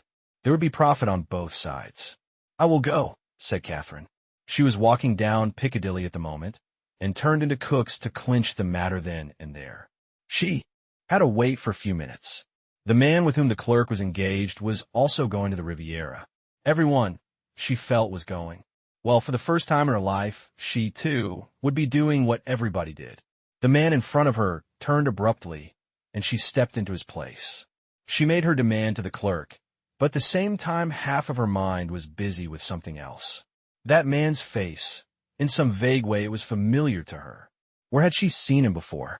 Suddenly she remembered. It was in the Savoy outside her room that morning. She had collided with him in the passage. Rather an odd coincidence that she should run into him twice in a day. She glanced over her shoulder, rendered uneasy by something, she knew not what. The man was standing in the doorway looking back at her. A cold shiver passed over Catherine. She had a haunting sense of tragedy, of doom impending. Then she shook the impression from her with her usual good sense and turned her whole attention to what the clerk was saying. Chapter 9. An offer refused. It was rarely that Derek Kettering allowed his temper to get the better of him. An easygoing insouciance was his chief characteristic, and it had stood him in good stead in more than one tight corner. Even now, by the time he had left Morel's flat, he had cooled down. He had need of coolness. The corner he was in now was a tighter one than he had ever been in before, and unforeseen factors had arisen with which, for the moment, he did not know how to deal. He strolled along deep in thought. His brow was furrowed, and there was none of the easy, jaunty manner which sat so well upon him. Various possibilities floated through his mind. It might have been said of Derek Kettering that he was less of a fool than he looked. He saw several roads that he might take, one in particular. If he shrank from it, it was for the moment only. Desperate ills need desperate remedies. He had gauged his father-in-law correctly. War between Derek Kettering and Rufus Van Aldine could end only one way. Derek damned money and the power of money vehemently to himself. He walked up St. James's Street, across Piccadilly, and strolled along it in the direction of Piccadilly Circus. As he passed the offices of Messrs. Thomas Cook and Sons, his footsteps slackened. He walked on, however, still turning the matter over in his mind. Finally, he gave a brief nod of his head, turned sharply, so sharply as to collide with a couple of pedestrians who were following in his footsteps, and went back the way he had come. This time he did not pass Cook's, but went in. The office was comparatively empty, and he got attended to at once. "I want to go to Nice next week. Will you give me particulars?" "What date, sir?" "The 14th. What's the best train?" "Well, of course, the best train is what they call the blue train. You avoid the tiresome customs business at Calais." Derek nodded. He knew all this, none better. "The 14th. murmured the clerk. That is rather soon. The blue train is nearly always all booked up. See if there's a berth left, said Derek. If there is not, he left the sentence unfinished, with a curious smile on his face. The clerk disappeared for a few minutes, and presently returned. That is all right, sir. Still 3 berths left. I will book you one of them. What name? Pavitt, said Derek. He gave the address of his rooms in Jermyn Street. The clerk nodded, finished writing it down, wished. Derek good morning politely, and turned his attention to the next client. I want to go to Nice on the 14th. Isn't there a train called the Blue Train? Derek looked round sharply. Coincidence, a strange coincidence. He remembered his own half-whimsical words to Morel, portrait of a lady with gray eyes. I don't suppose I shall ever see her again. But he had seen her again, and, what was more, she proposed to travel to the Riviera on the same day as he did. Just for a moment a shiver passed over him. In some ways he was superstitious. He had said, half-laughingly, that this woman might bring him bad luck. Suppose that should prove to be true. From a doorway he looked back at her as she stood talking to the clerk. For once his memory had not played him false. A lady in every sense of the word. Not very young, not singularly beautiful, but with something, gray eyes that might perhaps see too much. He knew as he went out of the door that in some way he was afraid of. This woman, he had a sense of fatality. He went back to his rooms in Jermyn Street and summoned his man. Take this check, Pavitt, cash it first thing in the morning, and go around to Cook's in Piccadilly. They will have some tickets there booked in your name, pay for them, and bring them back. Very good, sir. Pavitt withdrew. Derek strolled over to a side table and picked up a handful of letters. They were of a type only too familiar. Bills, small bills and large bills, one and all. Pressing for payment. The tone of the demands was still polite. Derek knew how soon that polite tone would change if certain news became public property. He flung himself moodily into a large, leather-covered chair. A damned hole, that was what he was in. Yes, a damned hole. And ways of getting out of that damned hole were not too promising. Pavitt appeared with a discreet cough. A gentleman to see you, sir, Major Knighton. Knighton. Derek sat up, frowned, became suddenly alert. He said, in a softer tone, almost to himself, Knighton, I wonder what is in the wind now. Shall I show him in, sir? His master nodded. When Knighton entered the room, he found a charming and genial host awaiting him.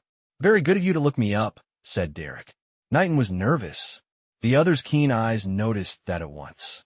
The errand on which the secretary had come was clearly distasteful to him. He replied almost mechanically to Derek's easy flow of conversation. He declined a drink, and if anything, his manner became stiffer than before. Derek appeared at last to notice it. Well, he said cheerfully, what does my esteemed father-in-law want with me? You have come on his business. I take it. Knighton did not smile in reply. I have, yes, he said carefully. I wish Mr. Van Aldine had chosen someone else. Derek raised his eyebrows in mock dismay. Is it as bad as all that? I'm not very thin-skinned, I can assure you, Knighton. No, said Knighton, but this, he paused. Derek eyed him keenly. Go on, out with it, he said kindly. I can imagine my dear father-in-law's errands might not always be pleasant ones. Knighton cleared his throat. He spoke formally in tones that he strove to render free of embarrassment. I am directed by Mr. Van Aldine to make you a definite offer. An offer? For a moment Derek showed his surprise. Knighton's opening words were clearly not what he had expected. He offered a cigarette to Knighton, lit one himself, and sank back in his chair, murmuring in a slightly sardonic voice, an offer? That sounds rather interesting. Shall I go on? Please. You must forgive my surprise, but it seems to me that my dear father-in-law has rather climbed down since our chat this morning.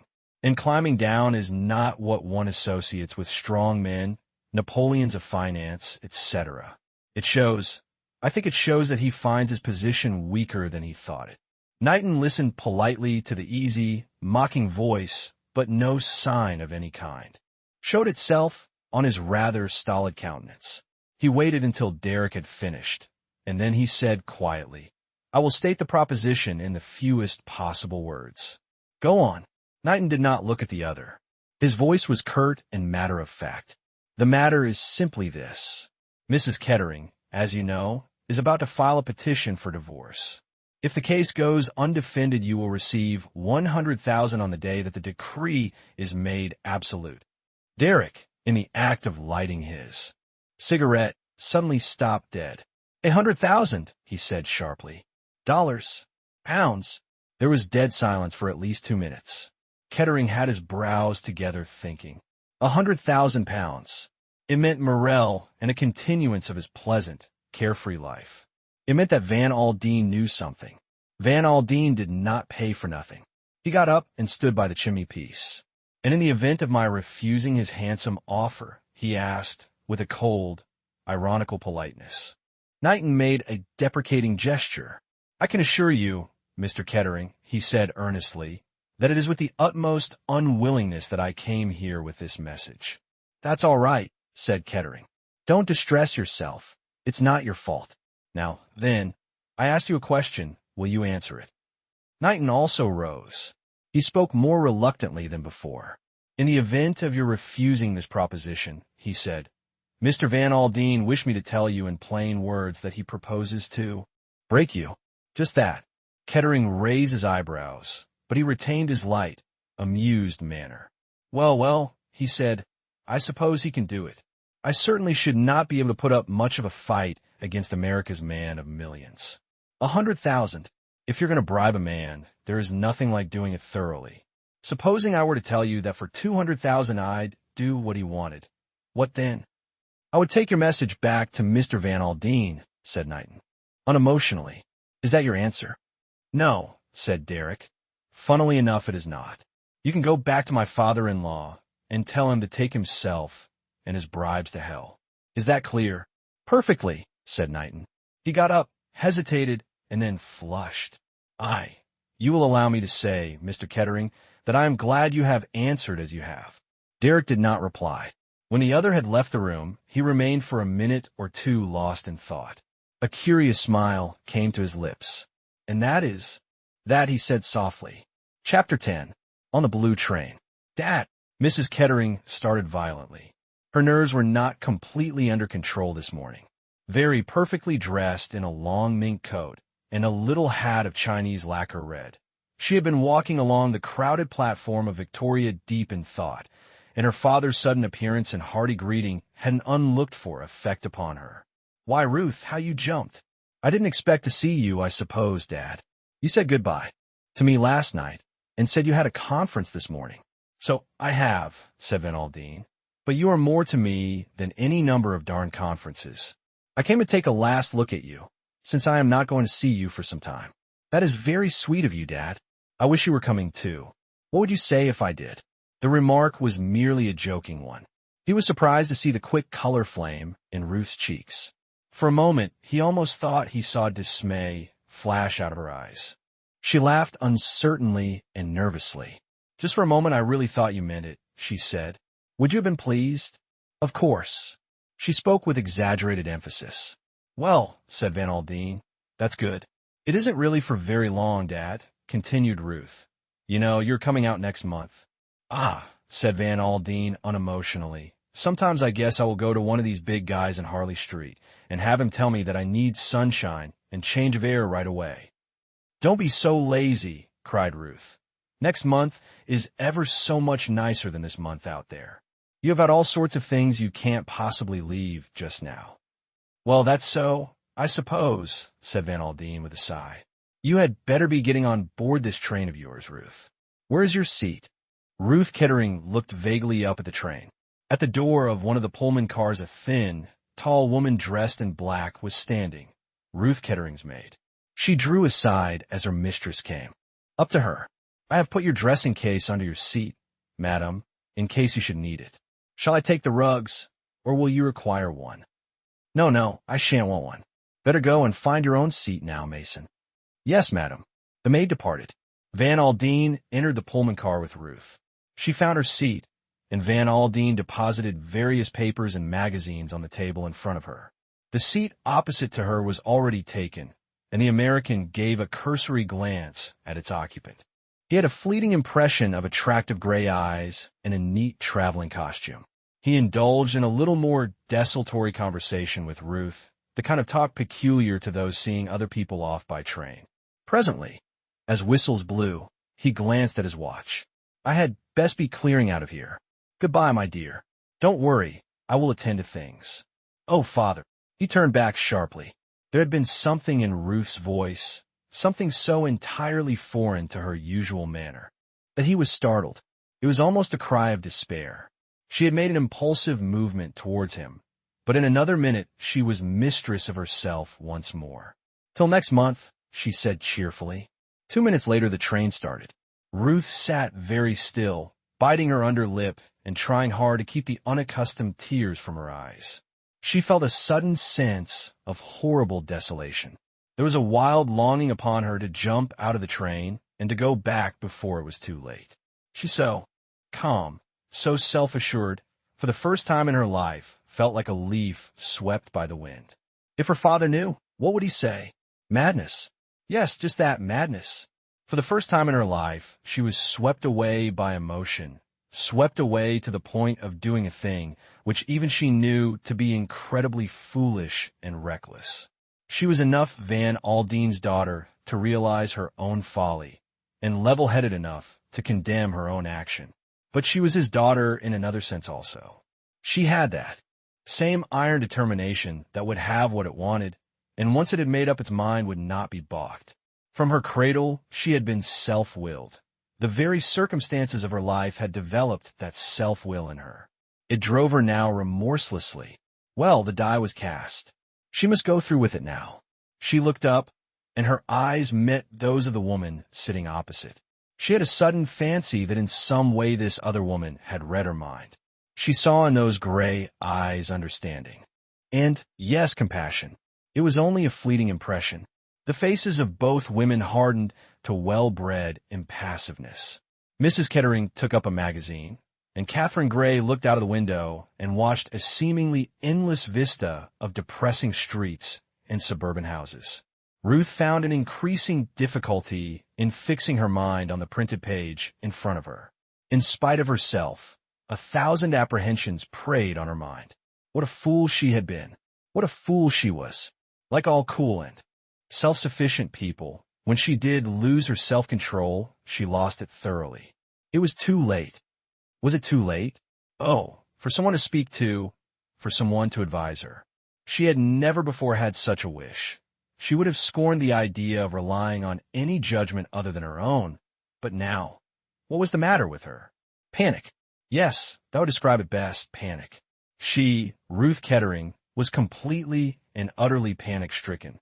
She stole a covert glance at the figure opposite. If only she knew someone like that, some nice, cool, calm, sympathetic creature. That was the sort of person one could talk to. But you can't, of course, confide in a stranger. And Ruth smiled to herself a little at the idea. She picked up the magazine again. Really, she must control herself. After all, she had thought all this out. She had decided of her own free will. What happiness had she ever had in her life up to now? She said to herself restlessly, "Why shouldn't I be happy? No one will ever know." It seemed no time before Dover was reached. Ruth was a good sailor. She disliked the cold and was glad to reach the shelter of the private cabin she had telegraphed for. Although she would not have admitted the fact, Ruth was in some ways superstitious. She was of the order of people to whom coincidence appeals. After disembarking at Calais and settling herself down with her maid in her double compartment in the blue train, she went along to the luncheon car.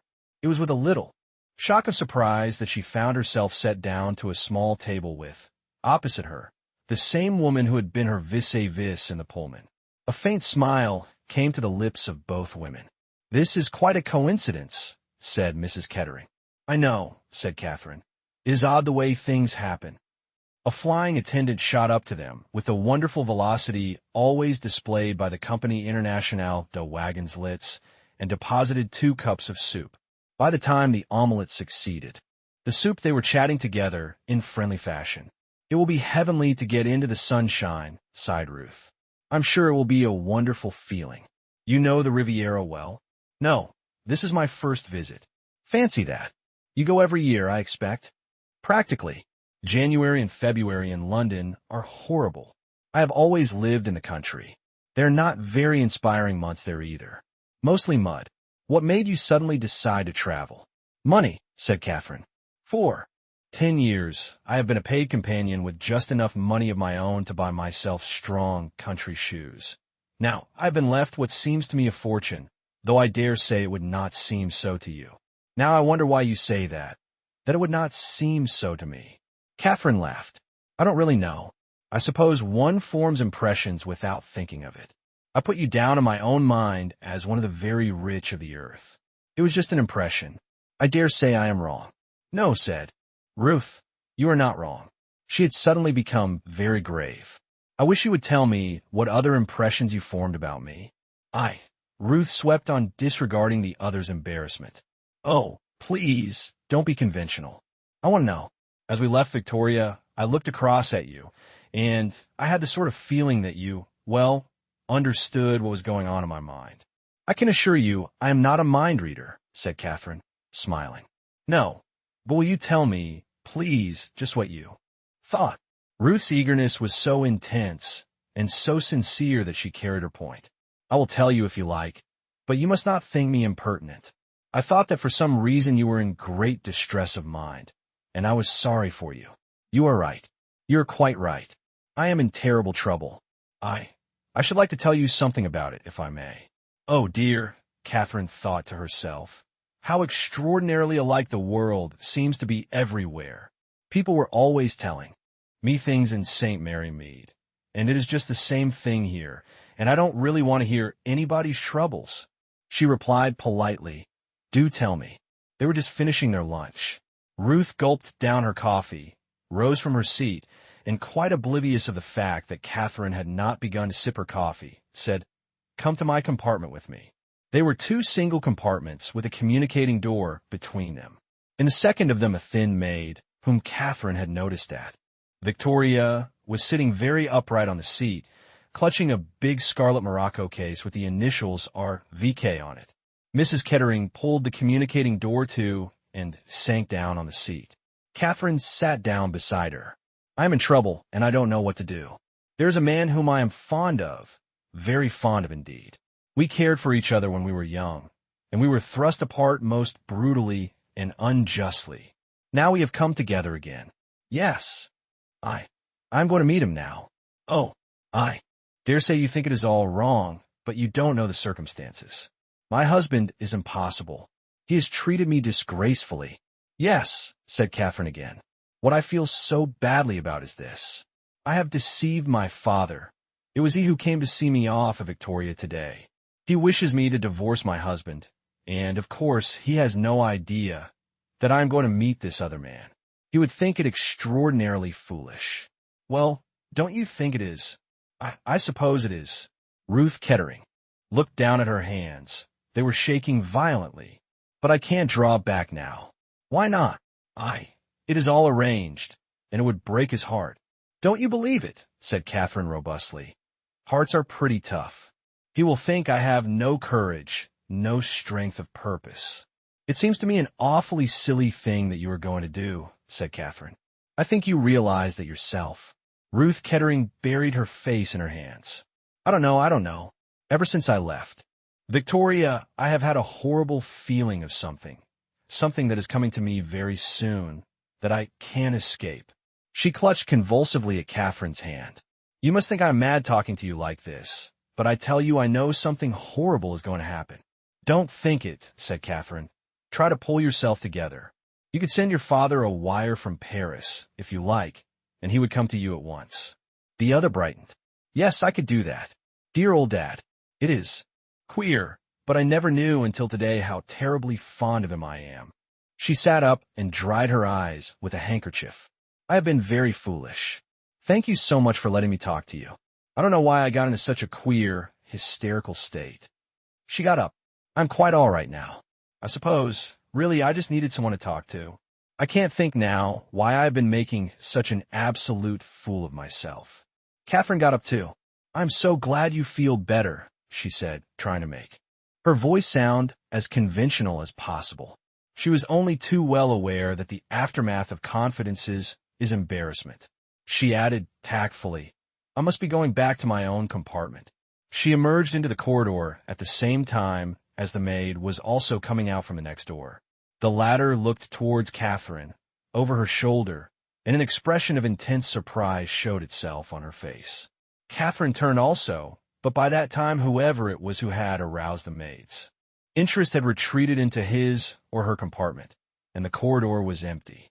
Catherine walked down it to regain her own place, which was in the next coach. As she passed the end compartment, the door opened, and a woman's face looked out for a moment, and then pulled the door to sharply. It was a face not easily forgotten, as Catherine was to know when she saw it again. A beautiful face, oval and dark, very heavily made up in a bizarre fashion. Catherine had a feeling that she had seen it before somewhere.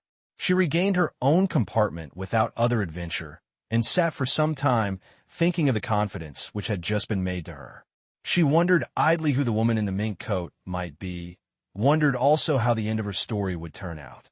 If I have stopped anyone from making an idiot of themselves, I suppose I have done good work, she thought to herself. But who knows? That is the kind of woman who is hard-headed and egotistical all her life, and it might be good for her to do the other sort of thing for a change. Oh, well, I don't suppose I shall ever see her again.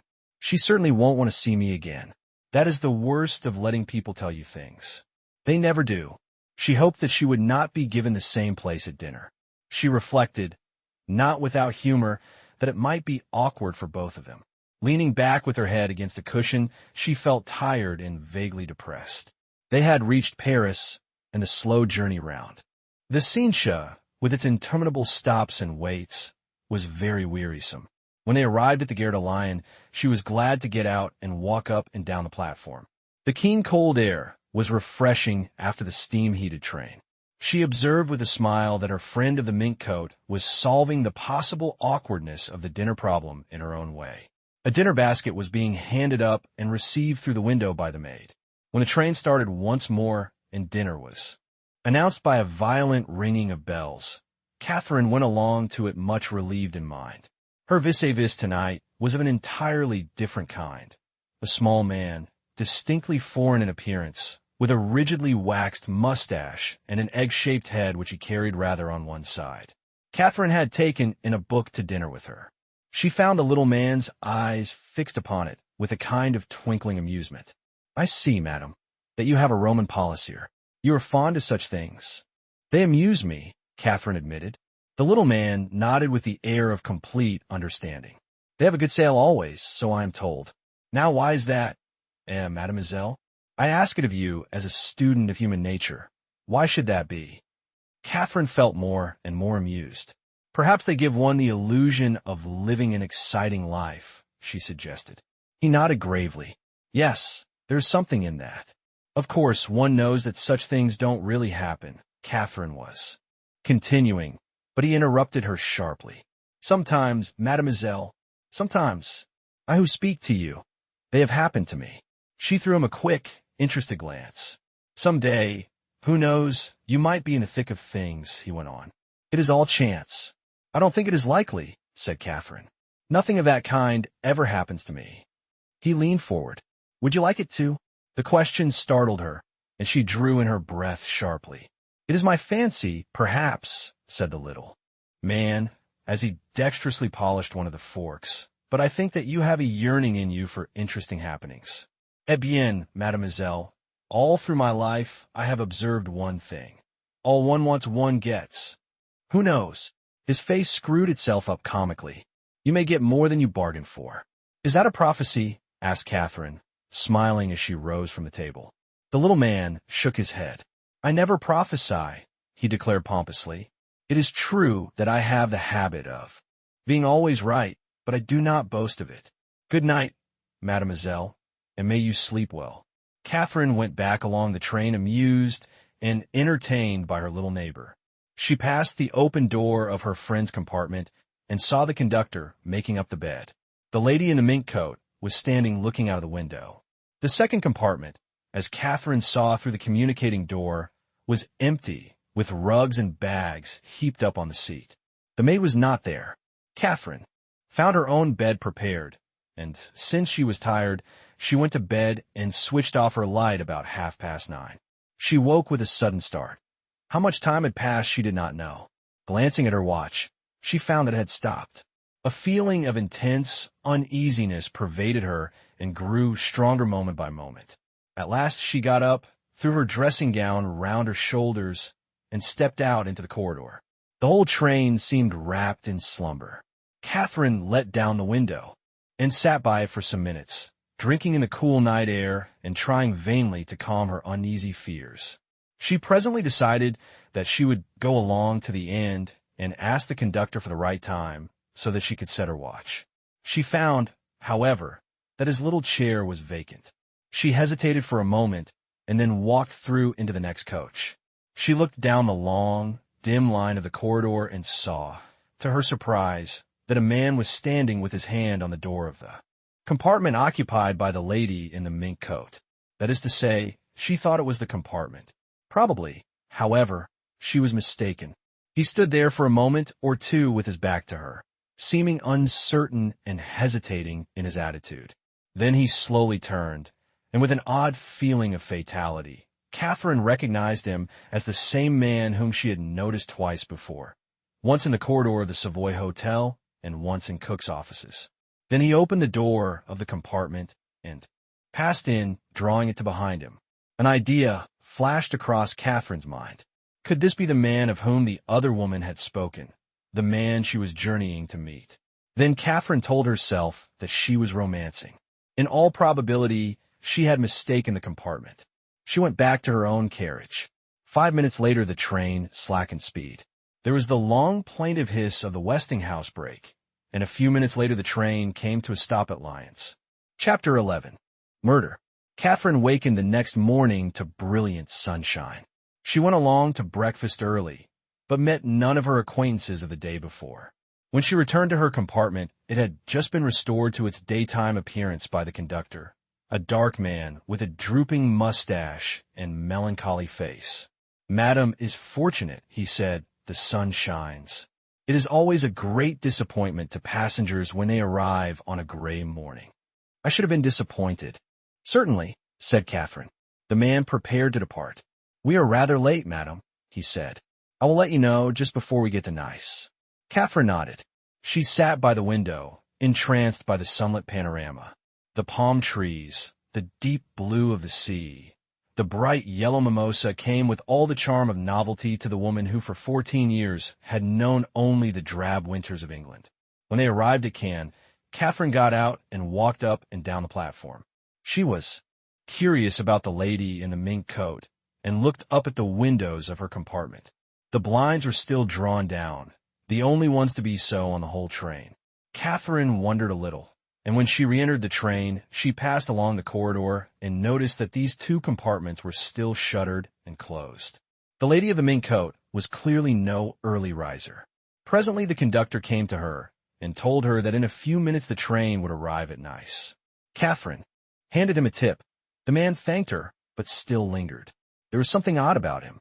Catherine, who had at first wondered whether the tip had not been big enough, was now convinced that something far more serious was amiss. His face was of a sickly pallor. He was shaking all over and looked as if he had been frightened out of his life. He was eyeing her in a curious manner. Presently he said abruptly, "Madame will excuse me, but is she expecting friends to meet her at Nice?" "Probably," said Catherine. "What?" But the man merely shook his head and murmured something that Catherine could not catch and moved away, not reappearing until the train came to rest at the station, when he started handing her belongings down from the window. Catherine stood for a moment or two on the platform rather at a loss, but a fair young man with an ingenuous face came up to her and said rather hesitatingly, "Miss Grey, is it not?" Catherine said that it was, and the young man beamed upon her seraphically and murmured, "I am Chubby, you know, Lady Tamplin's husband. I expect she mentioned me, but perhaps she forgot. Have you got your billet de bagages? I lost mine when I came out this year, and you would not believe the fuss they made about it. Regular French red tape." Catherine produced it, and was just about to move off beside him when a very gentle and insidious voice murmured in her ear, "A little moment, madam, if you please." Catherine turned to behold an individual who made up for insignificance of stature by a large quantity of gold lace and uniform. The individual explained. There were certain formalities. Madam would perhaps be so kind as to accompany him. The regulations of the police. He threw up his arms. Absurd, doubtless, but there it was. Mr. Chubby, Evans listened with a very imperfect comprehension, his French being of a limited order. "So like the French," murmured Mr. Evans. He was one of those staunch, patriotic Britons who, having made a portion of a foreign country their own, strongly resent the original inhabitants of it. Always up to some silly dodge or other. They've never tackled people on the station before, though. This is something quite new. I suppose you'll have to go. Catherine departed with her guide. Somewhat to her surprise, he led her towards a siding where a coach of the departed train had been shunted. He invited her to mount into this, and, preceding her down the corridor, held aside the door of one of the compartments. And it was a pompous-looking official personage, and with him a nondescript being who appeared to be a clerk. The pompous-looking personage rose politely, bowed to Catherine, and said, "You will excuse me, madam, but there are certain formalities to be complied with. Madam speaks French, I trust." "Sufficiently, I think, monsieur," replied Catherine in that language. "That is good. Pray be seated, madam.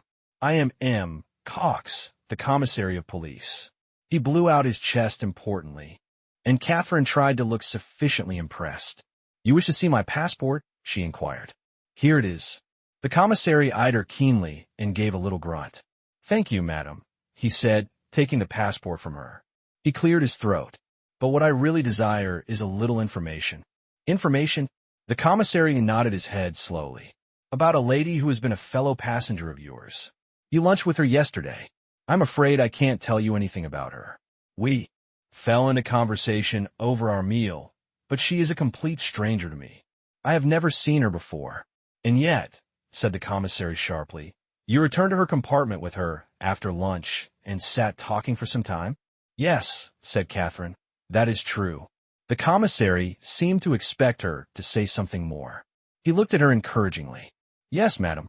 "Well, monsieur," said Catherine, "you can, perhaps, give me some kind of idea of that conversation." "I could," said Catherine, "but at the moment I see no reason to do so." In somewhat British fashion, she felt annoyed. This foreign official seemed to her impertinent. "No reason?" cried the commissary. "Oh yes, madam. I can assure you that there is a reason." "Then perhaps you will give it to me." The commissary rubbed his chin thoughtfully for a minute or two without speaking. "Madam," he said at last, "the reason is very simple. The lady in question was found dead in her compartment this morning." "Dead?" gasped Catherine. "What was it? Heart failure?" "No," said the commissary in a reflective, dreamy voice. "No, she was murdered." "Murdered!" cried Catherine. "So you see, madam, why we are anxious for any information we can possibly get." "But surely her maid—" "The maid has disappeared." "Oh!" Catherine paused to assemble her thoughts. Since the conductor had seen you talking with her in her compartment, he quite naturally reported the fact to the police, and that is why, madam, we have detained you in the hope of gaining some information." "I am very sorry," said Catherine. "I don't even know her name." "Her name is Kettering, that we know from her passport and from the labels on her luggage. If we—" There was a knock on the compartment door. Cox frowned. He opened it about 6 inches. "What is the matter?" he said peremptorily. "I cannot be disturbed." The egg-shaped head of Catherine's dinner acquaintance showed itself in the aperture. On his face was a beaming smile. "My name," he said, "is Hercule Poirot." "Not," the commissary stammered.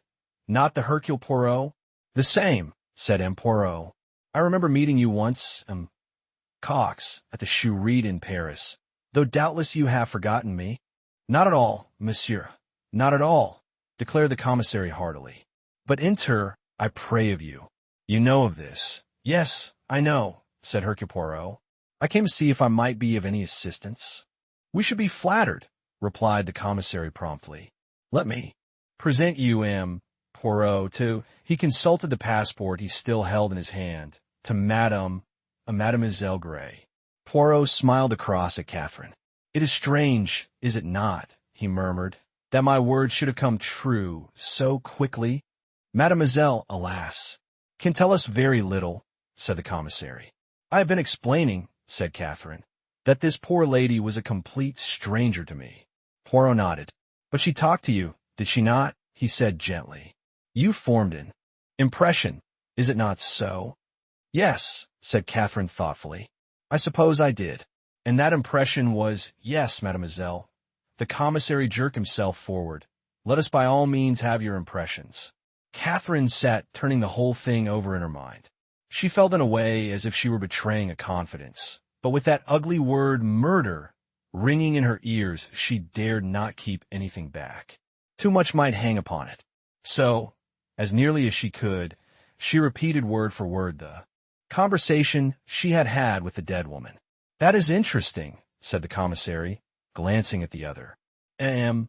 Poirot, that is interesting?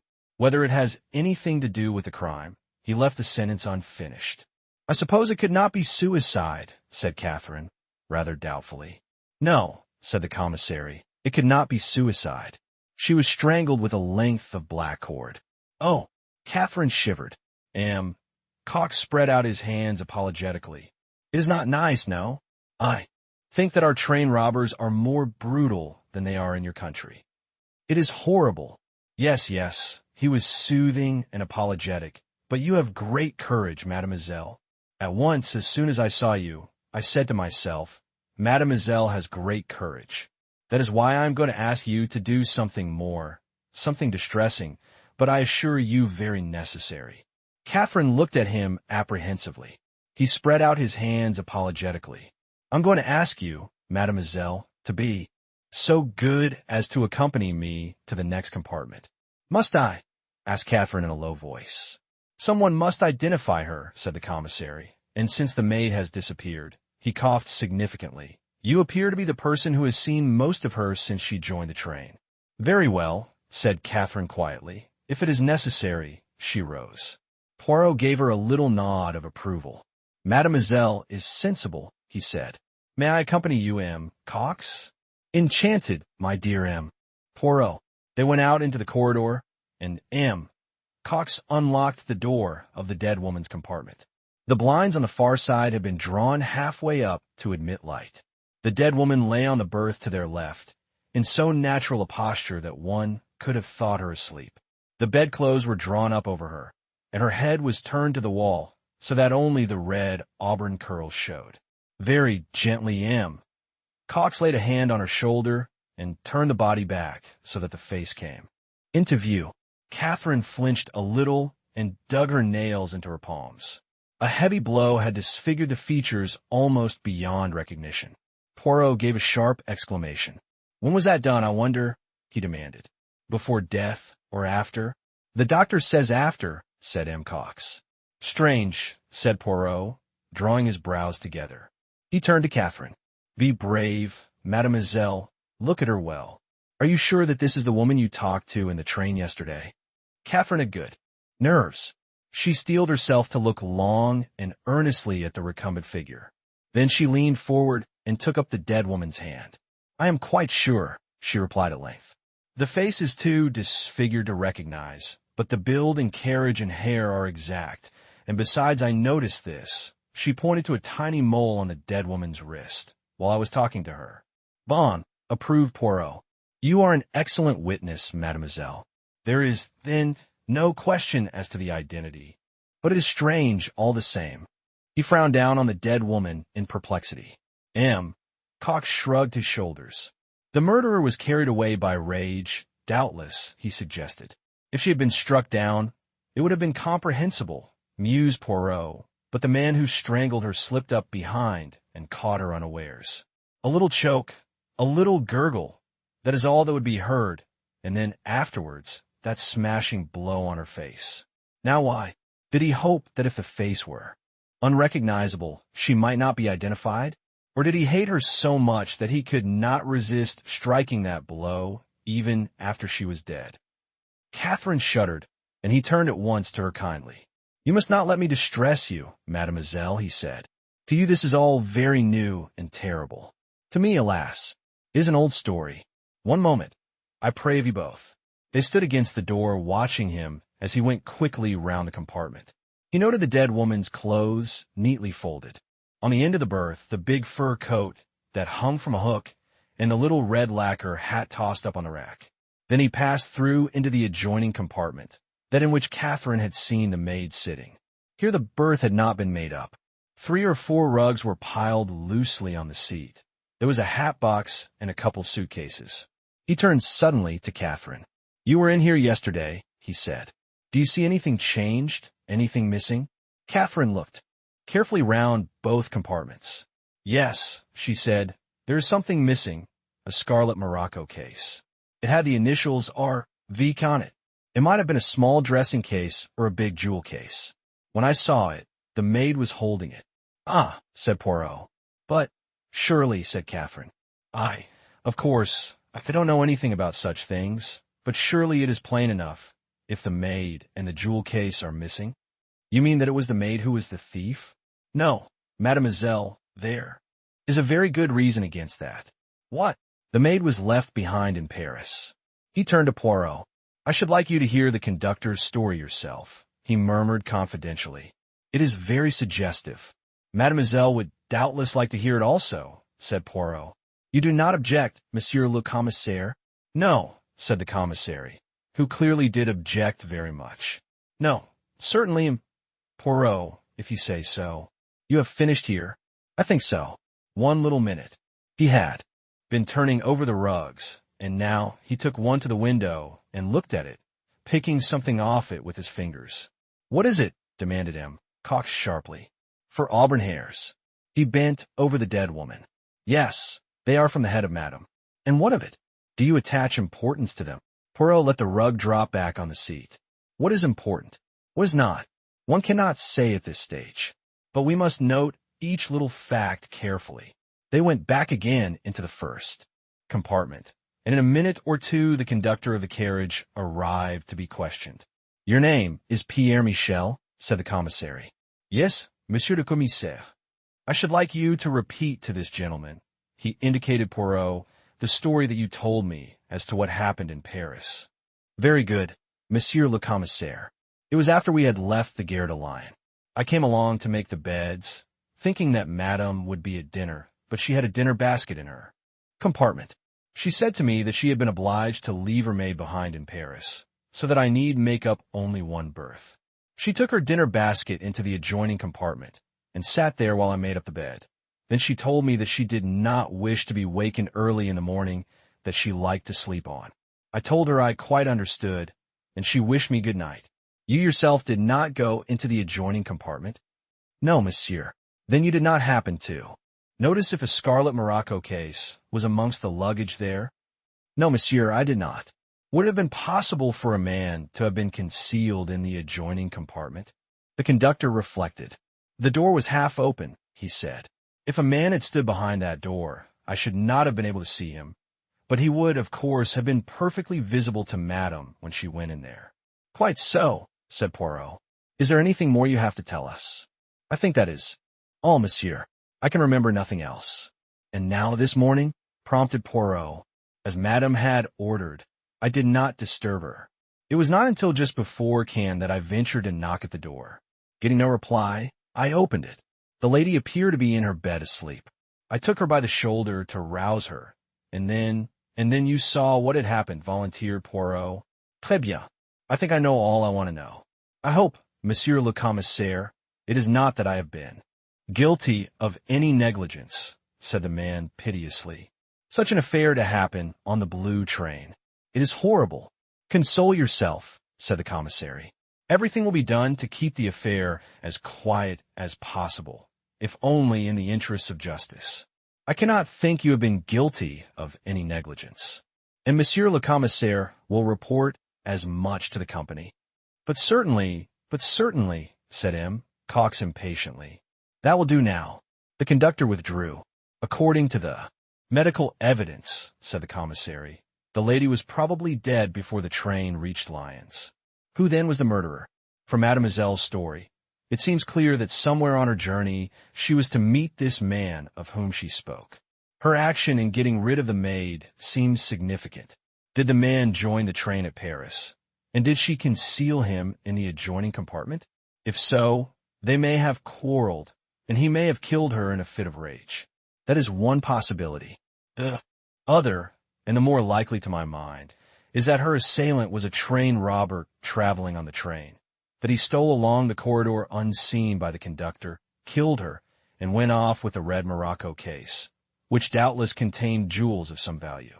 In all probability, he left the train at Lyons, and we have already telegraphed to the station there for full particulars of anyone seen leaving the train. Or he might have come on to Nice, suggested Poirot. He might, agreed the commissary, but that would be a very bold course. Poirot let a minute or two go by before speaking, and then he said, "In the latter case you think the man was an ordinary train robber?" The commissary shrugged his shoulders. "It depends. We must get hold of the maid. It is possible that she has the red Morocco case with her. If so, then the man of whom she spoke to Mademoiselle may be concerned in the case, and the affair is a crime of passion. I myself think the solution of a train robber is the more probable. These bandits have become very bold of late." Poirot looked suddenly across to Catherine. "And you, Mademoiselle," he said, "you heard and saw nothing during the night?" "Nothing," said Catherine. Poirot turned to the commissary. "We need detain Mademoiselle no longer, I think," he suggested. The latter nodded. "She will leave us her address," he said. Catherine gave him the name of Lady Tamplin's villa. Poirot made her a little bow. "You permit that I see you again, Mademoiselle," he said. "Or have you so many friends that your time will be all taken up?" "On the contrary," said Catherine, "I shall have plenty of leisure, and I shall be very pleased to see you again." "Excellent," said Poirot, and gave her a little friendly nod. "This shall be a Roman policy en nous. We will investigate this affair together." Chapter 12. At the Villa Marguerite. "Then you were really in the thick of it all," said Lady Tamplin enviously. "My dear, how thrilling!" She opened her china blue eyes very wide and gave a little sigh. "A real murder," said Mr. Evans gloatingly. "Of course Chubby had no idea of anything of the kind," went on Lady Tamplin. "He simply could not imagine why the police wanted you. My dear, what an opportunity. I think, yes, I certainly think something might be made out of this." A calculating look rather marred the ingenuousness of the blue eyes. Catherine felt slightly uncomfortable. They were just finishing lunch, and she looked in turn at the three people sitting round the table. Lady Tamplin, full of practical schemes, Mr. Evans, beaming with naive appreciation, and Lennox with a queer, crooked smile on her dark face. "Marvelous luck," murmured Chubby. "I wish I could have gone along with you and seen all the exhibits." His tone was wistful and childlike. Catherine said nothing. The police had laid no injunctions of secrecy upon her, and it was clearly impossible to suppress the bare facts or try to keep them for her hostess, but she did rather wish it had been possible to do so. "Yes," said Lady Tamplin, coming suddenly out of her reverie, "I do think something might be done. A little account, cleverly written up. An eyewitness of feminine touch. How I chatted with the dead woman, little thinking, that sort of thing, "Rot," said Lennox. "You have no idea," said Lady Tamplin in a soft, wistful voice, "what newspapers will pay for a little titbit, written of course by some, one of really unimpeachable social position. You would not like to do it yourself, I dare say, Catherine dear, but just give me the bare bones of it, and I will manage the whole thing for you. Mr. de Havilland is a special friend of mine. We have a little understanding together. A most delightful man, not at all reporterish. How does the idea strike you, Catherine?" "I would much prefer to do nothing of the kind," said Catherine bluntly. Lady Tamplin was rather disconcerted at this uncompromising refusal. She sighed and turned to the elucidation of further details. "A very striking-looking woman, you said? I wonder now who she could have been. You didn't hear her name?" "It was mentioned," Catherine admitted, "but I can't remember it. You see, I was rather upset." "I should think so," said Mr. Evans. "It must have been a beastly shock." It is to be doubted whether, even if Catherine had remembered the name, she would have admitted the fact. Lady Tamplin's remorseless cross-examination was making her restive. Lennox, who was observant in her own way, noticed this and offered to take Catherine upstairs to see her room. She left her there, remarking kindly before she went, "You mustn't mind Mother. She would make a few pennies profit out of her dying grandmother if she could." Lennox went down again to find her mother and her stepfather discussing the newcomer. "Presentable," said Lady Tamplin. "Quite presentable. Her clothes are all right.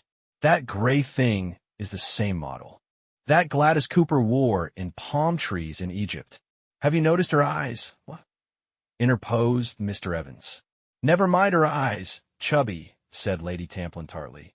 "We are discussing the things that really matter." "Oh, quite," said Mr. Evans, and retired into his shell. "She doesn't seem to me very malleable," said Lady Tamplin, rather hesitating to choose the right word. "She has all the instincts of a lady, as they say in books," said Lennox, with a grin. "Narrow-minded," murmured Lady Tamplin. "Inevitable under the circumstances, I suppose." "I expect you will do your best to broaden her," said Lennox, with a grin. "But you will have your work cut out. Just now you noticed she stuck down her 4 feet and laid back her ears and refused to budge." "Anyway," said Lady Tamplin hopefully, "she doesn't look to me at all mean. Some people, when they come into money, seem to attach undue importance to it." "Oh, you'll easily touch her for what you want," said Lennox. "And after all that is all that matters, isn't it? That is what she is here for."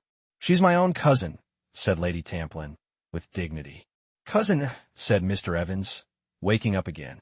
"I suppose I call her Catherine, don't I?" "It is of no importance at all what you call her. Chubby," said Lady Tamplin. "Good," said Mr. Evans. "Then I will." "Do you suppose she plays tennis?" he added hopefully. "Of course not," said Lady Tamplin. "She has been a companion, I tell you. Companions don't play tennis or golf. They might possibly play golf croquet, but I have always understood that they wind wool and wash dogs most of the day." "Oh, God," said Mr. Evans. "Do they really?" Lennox drifted upstairs again to Catherine's room. "Can I help you?" she asked rather perfunctorily. On Catherine's disclaimer, Lennox sat on the edge of the bed and stared thoughtfully at her guest. "Why did you come?" she said at last.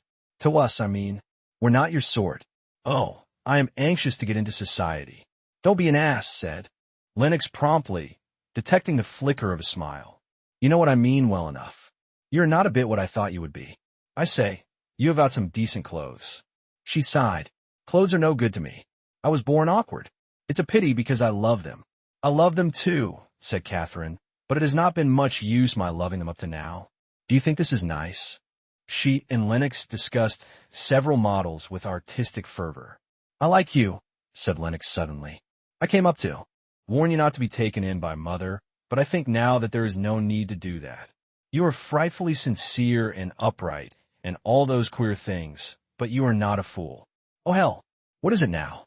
Lady Tamplin's voice was calling plaintively from the hall. "Lennox, Derek has just rung up. He wants to come to dinner tonight. We'll be all right. I mean, we haven't got anything awkward like quails, have we?" Lennox reassured her and came back into Catherine's room. Her face looked brighter and less sullen. "I'm glad old Derek is coming," she said. "You'll like him." "Who is Derek?" "He is Lord Leconbury's son. Married a rich American woman. Women are simply potty about him." "Why?" "Oh, the usual reason, very good-looking and a regular bad lot. Everyone goes off their head about him." "Do you?" "Sometimes I do," said Lennox. "And sometimes I think I would like to marry a nice curate and live in the country and grow things in frames." She paused a minute and then added, "An Irish curate would be best, and then I should hunt." After a minute or two, she reverted to her former theme. "There is something queer about Derek. All that family are a bit potty, mad gamblers, you know.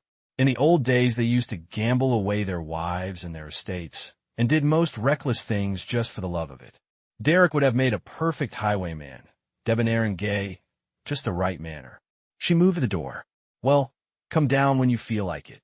Left alone, Catherine gave herself up to thought. Just at present she felt thoroughly ill at ease and jarred by her surroundings.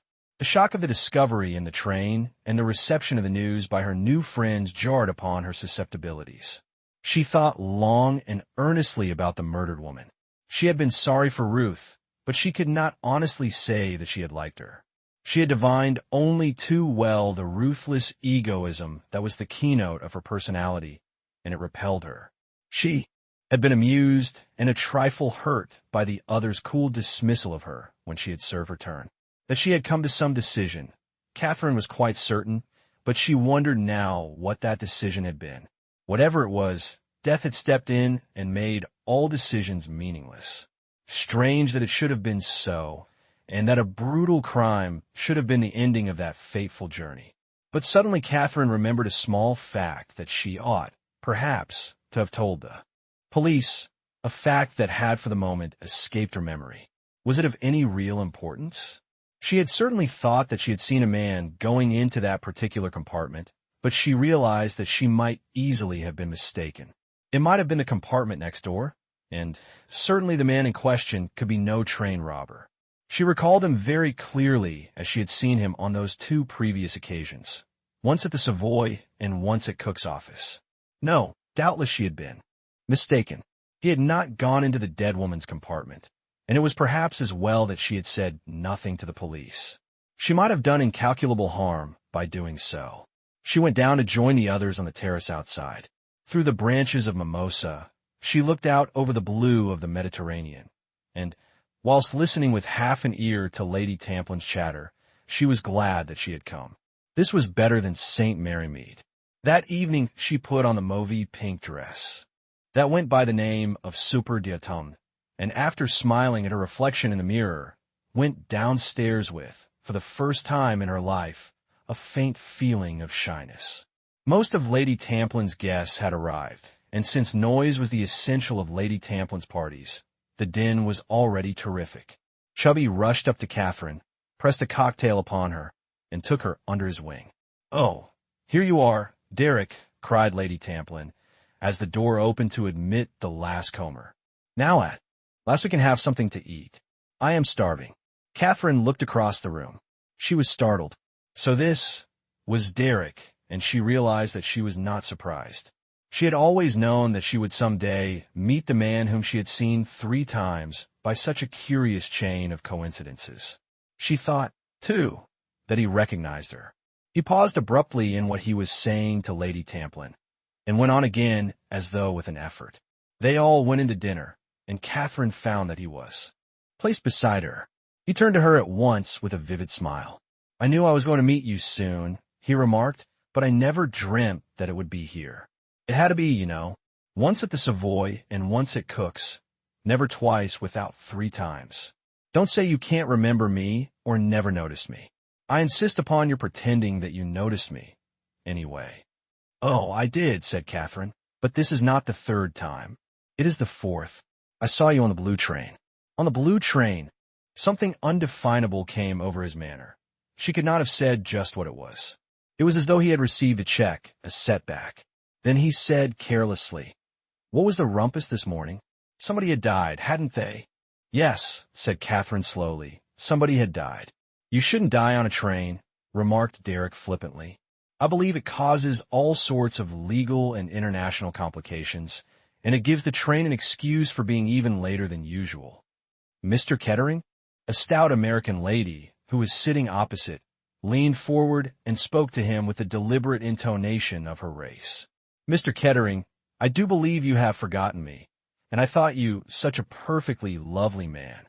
Derek leaned forward, answering her, and Catherine sat almost dazed. Kettering. That was the name, of course.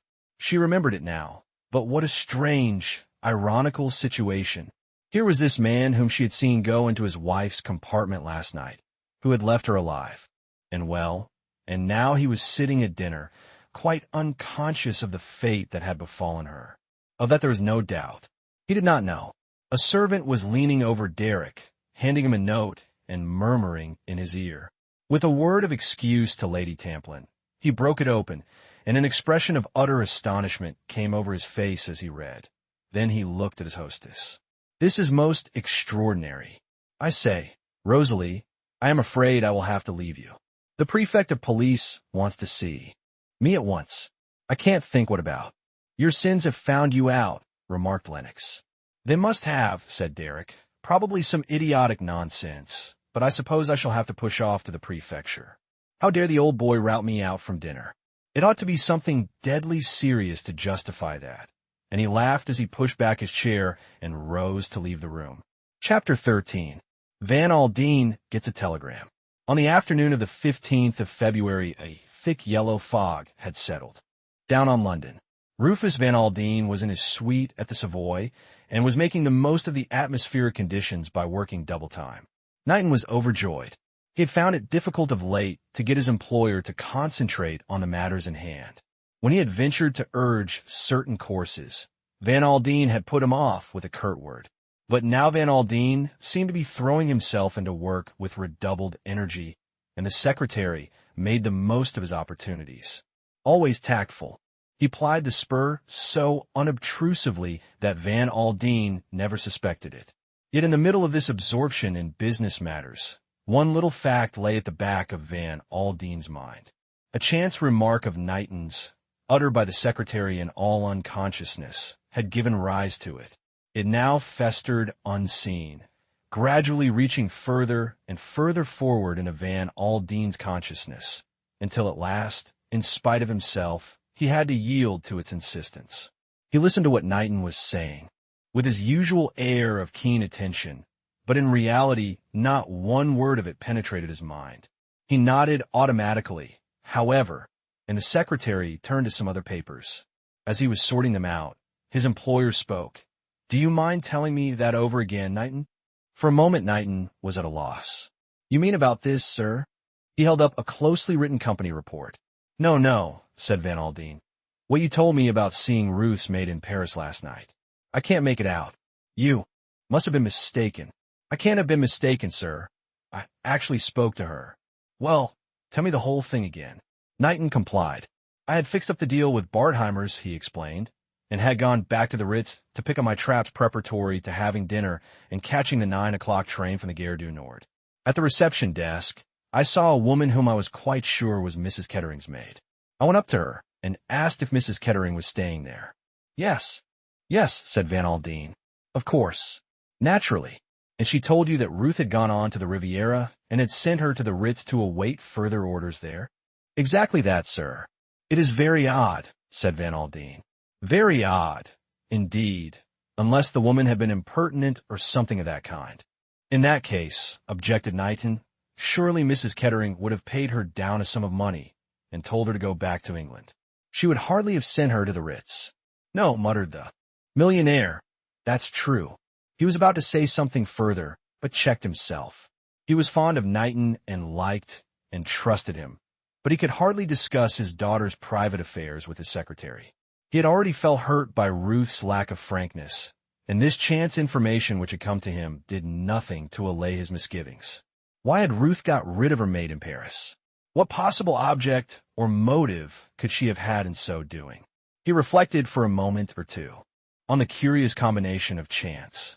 How should it have occurred to Ruth, except as the wildest coincidence, that the first person that the maid should run across in Paris should be her father's secretary? But that was the way things happened. That was the way things got found out. He winced at the last phrase. It had arisen with complete naturalness to his mind. Was there, then, something to be found out? He hated to put this question to himself. He had no doubt of the answer. The answer was, he was sure of it, Armand de la Roche. It was bitter to Van Aldine that a daughter of his should be gulled by such a man, yet he was forced to admit that she was in good company, that other well-bred and intelligent women had succumbed just as easily to the Count's fascination. Men saw through him, women did not. He sought now for a phrase that would allay any suspicion that his secretary might have felt. "Ruth is always changing her mind about things at a moment's notice," he remarked, and then he added in a would-be careless tone, "The maid didn't give any reason for this change of plan?" Knighton was careful to make his voice as natural as possible as he replied. "She said, sir, that Mrs. Kettering had met a friend unexpectedly." "Is that so?" The secretary's practiced ears caught the note of strain underlying the seemingly casual tone. "Oh, I see. Man or woman?" "I think she said a man, sir." Van Aldine nodded. His worst fears were being realized. He rose from his chair and began pacing up and down the room, a habit of his when agitated. Unable to contain his feelings any longer, he burst forth. There is one thing no man can do, and that is to get a woman to listen to reason. Somehow or other, they don't seem to have any kind of sense. Talk of woman's instinct. Why? It is well known all the world over that a woman is the surest mark for any rascally swindler.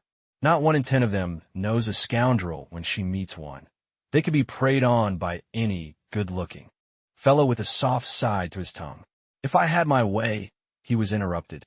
A page boy entered with a telegram. Van Aldine tore it open, and his face went a sudden, chalky white. He caught hold of the back of a chair to steady himself and waved the page boy from the room. "What's the matter, sir?" Knighton had risen in concern. "Ruth," said Van Aldine hoarsely. "Mrs. Kettering killed. An accident to the train?" Van Aldine shook his head. "No. From this, it seems she has been robbed as well. They don't use the word, Knighton, but my poor girl has been murdered." "Oh, my God, sir!" Van Aldine tapped the telegram with his forefinger. "This is from the police at Nice. I must go out there by the first train." Knighton was efficient as ever. He glanced at the clock. 5 o'clock from Victoria, sir." "That's right. You will come with me, Knighton. Tell my man, Archer, and pack your own things. See to everything here. I want to go round to Curzon Street." The telephone rang sharply, and the secretary lifted the receiver.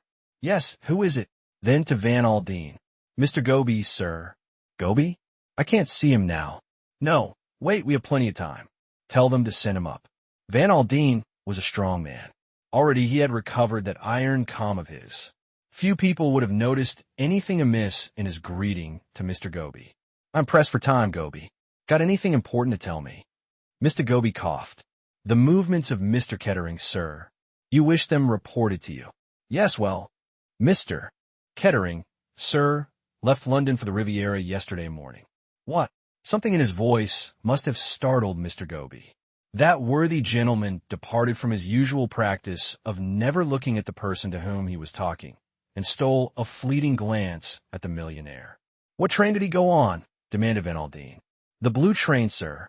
Mr. Goby coughed again and spoke to the clock on the mantelpiece. Mademoiselle Morel, the dancer from the Parthenon, went by the same train. Chapter 14. Ada Mason's story. I cannot repeat to you often enough, monsieur, our horror, our consternation, and the deep sympathy we feel for you. Thus M. Courage, the Juge d'instruction, addressed Van Aldine. M. Cox, the commissary, made sympathetic noises in his throat. Van Aldine brushed away horror, consternation, and sympathy with an abrupt gesture. The scene was the examining magistrate's room at Nice. Besides M. Courage, the commissary, and Van Aldine, there was a further person in the room. It was that person who now spoke. M. Van Aldine, he said, desires action, swift action. "Ah," cried the commissary, "I have not yet presented you. M. Van Aldine, this is M. Hercule Poirot. You have doubtless heard of him. Although he has retired from his profession for some years now, his name is still a household word as one of the greatest living detectives. Pleased to meet you, M. Poirot," said Van Aldine, falling back mechanically on a formula that he had discarded some years ago. "You have retired from your profession?" "That is so, monsieur. Now I enjoy the world." The little man made a grandiloquent gesture. M. Poirot happened to be traveling on the blue train, explained the commissary, and he has been so kind as to assist us out of his vast experience. The millionaire looked at Poirot keenly. Then he said unexpectedly, "I am a very rich man, M. Poirot. It is usually said that a rich man labors under the belief that he can buy everything and everyone. That is not true.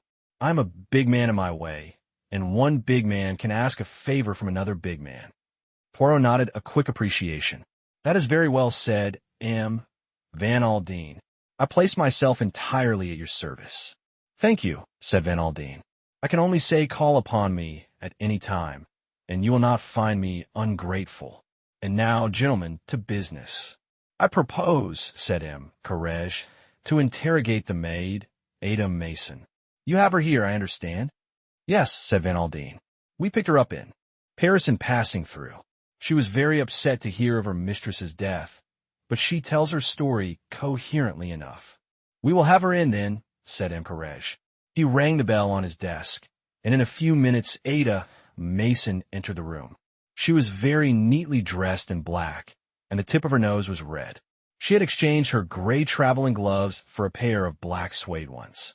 She cast a look round the examining magistrate's office in some trepidation, and seemed relieved at the presence of her mistress's father.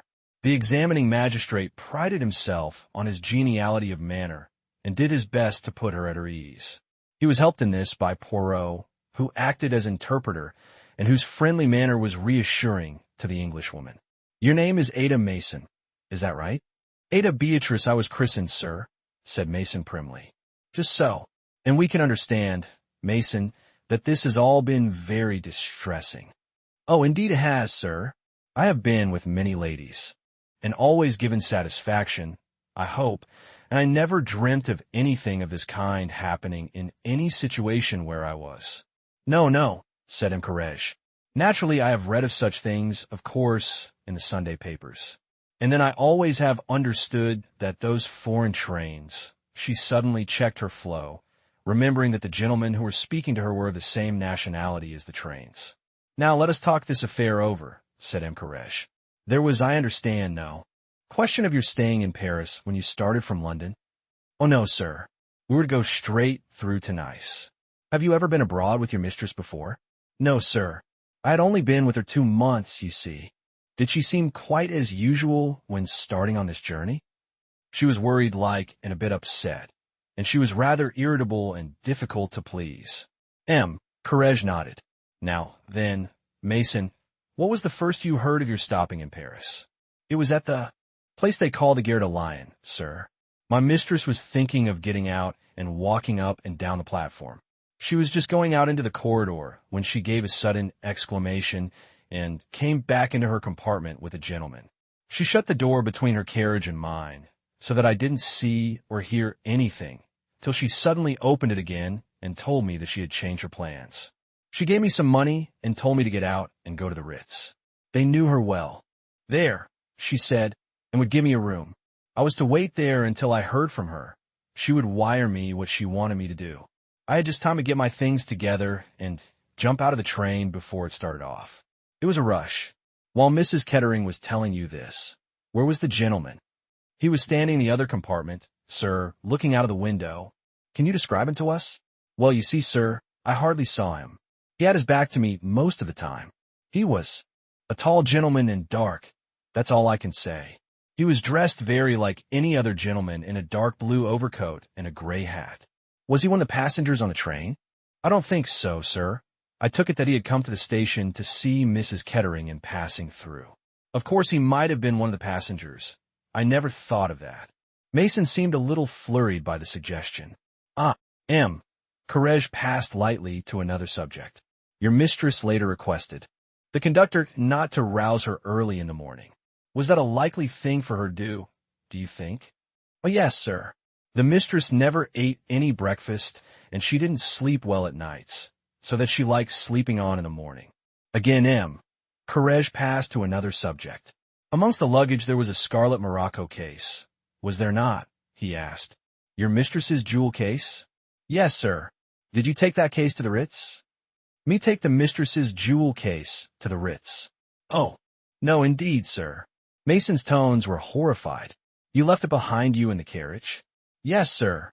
Had your mistress many jewels with her, do you know? A fair amount, sir. Made me a bit uneasy sometimes. I can tell you, with those nasty tales you hear of being robbed in foreign countries.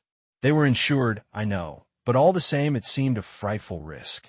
Why, the rubies alone, the mistress told me, were worth several £100,000. The rubies? What rubies? Barked Van Aldine suddenly. Mason turned to him. I think it was you who gave him to her, sir, not very long ago. My God, cried Van Aldine. You don't say she had those rubies with her? I told her to leave them at the bank. Mason gave once more the discreet cough, which was apparently part of her stock in trade as a lady's maid. This time expressed a good deal.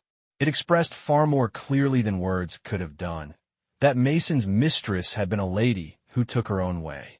Ruth must have been mad, muttered Van Aldine. What on earth could have possessed her? Courage in turn gave vent to a cough, again a cough of significance. It riveted Van Aldine's attention on him. For the moment, said Courage, addressing Mason, I think that is all. If you will go into the next room, mademoiselle, they will read over to you the questions and answers, and you will sign accordingly. Mason went out escorted by the clerk, and Van Aldine said immediately to the magistrate, Well, Courage opened a drawer in his desk, took out a letter, and handed it across to Van Aldine. This was found in Madame's handbag. Cher Amy, the letter ran, I will obey you. I will be prudent, discreet, all those things that a lover most hates.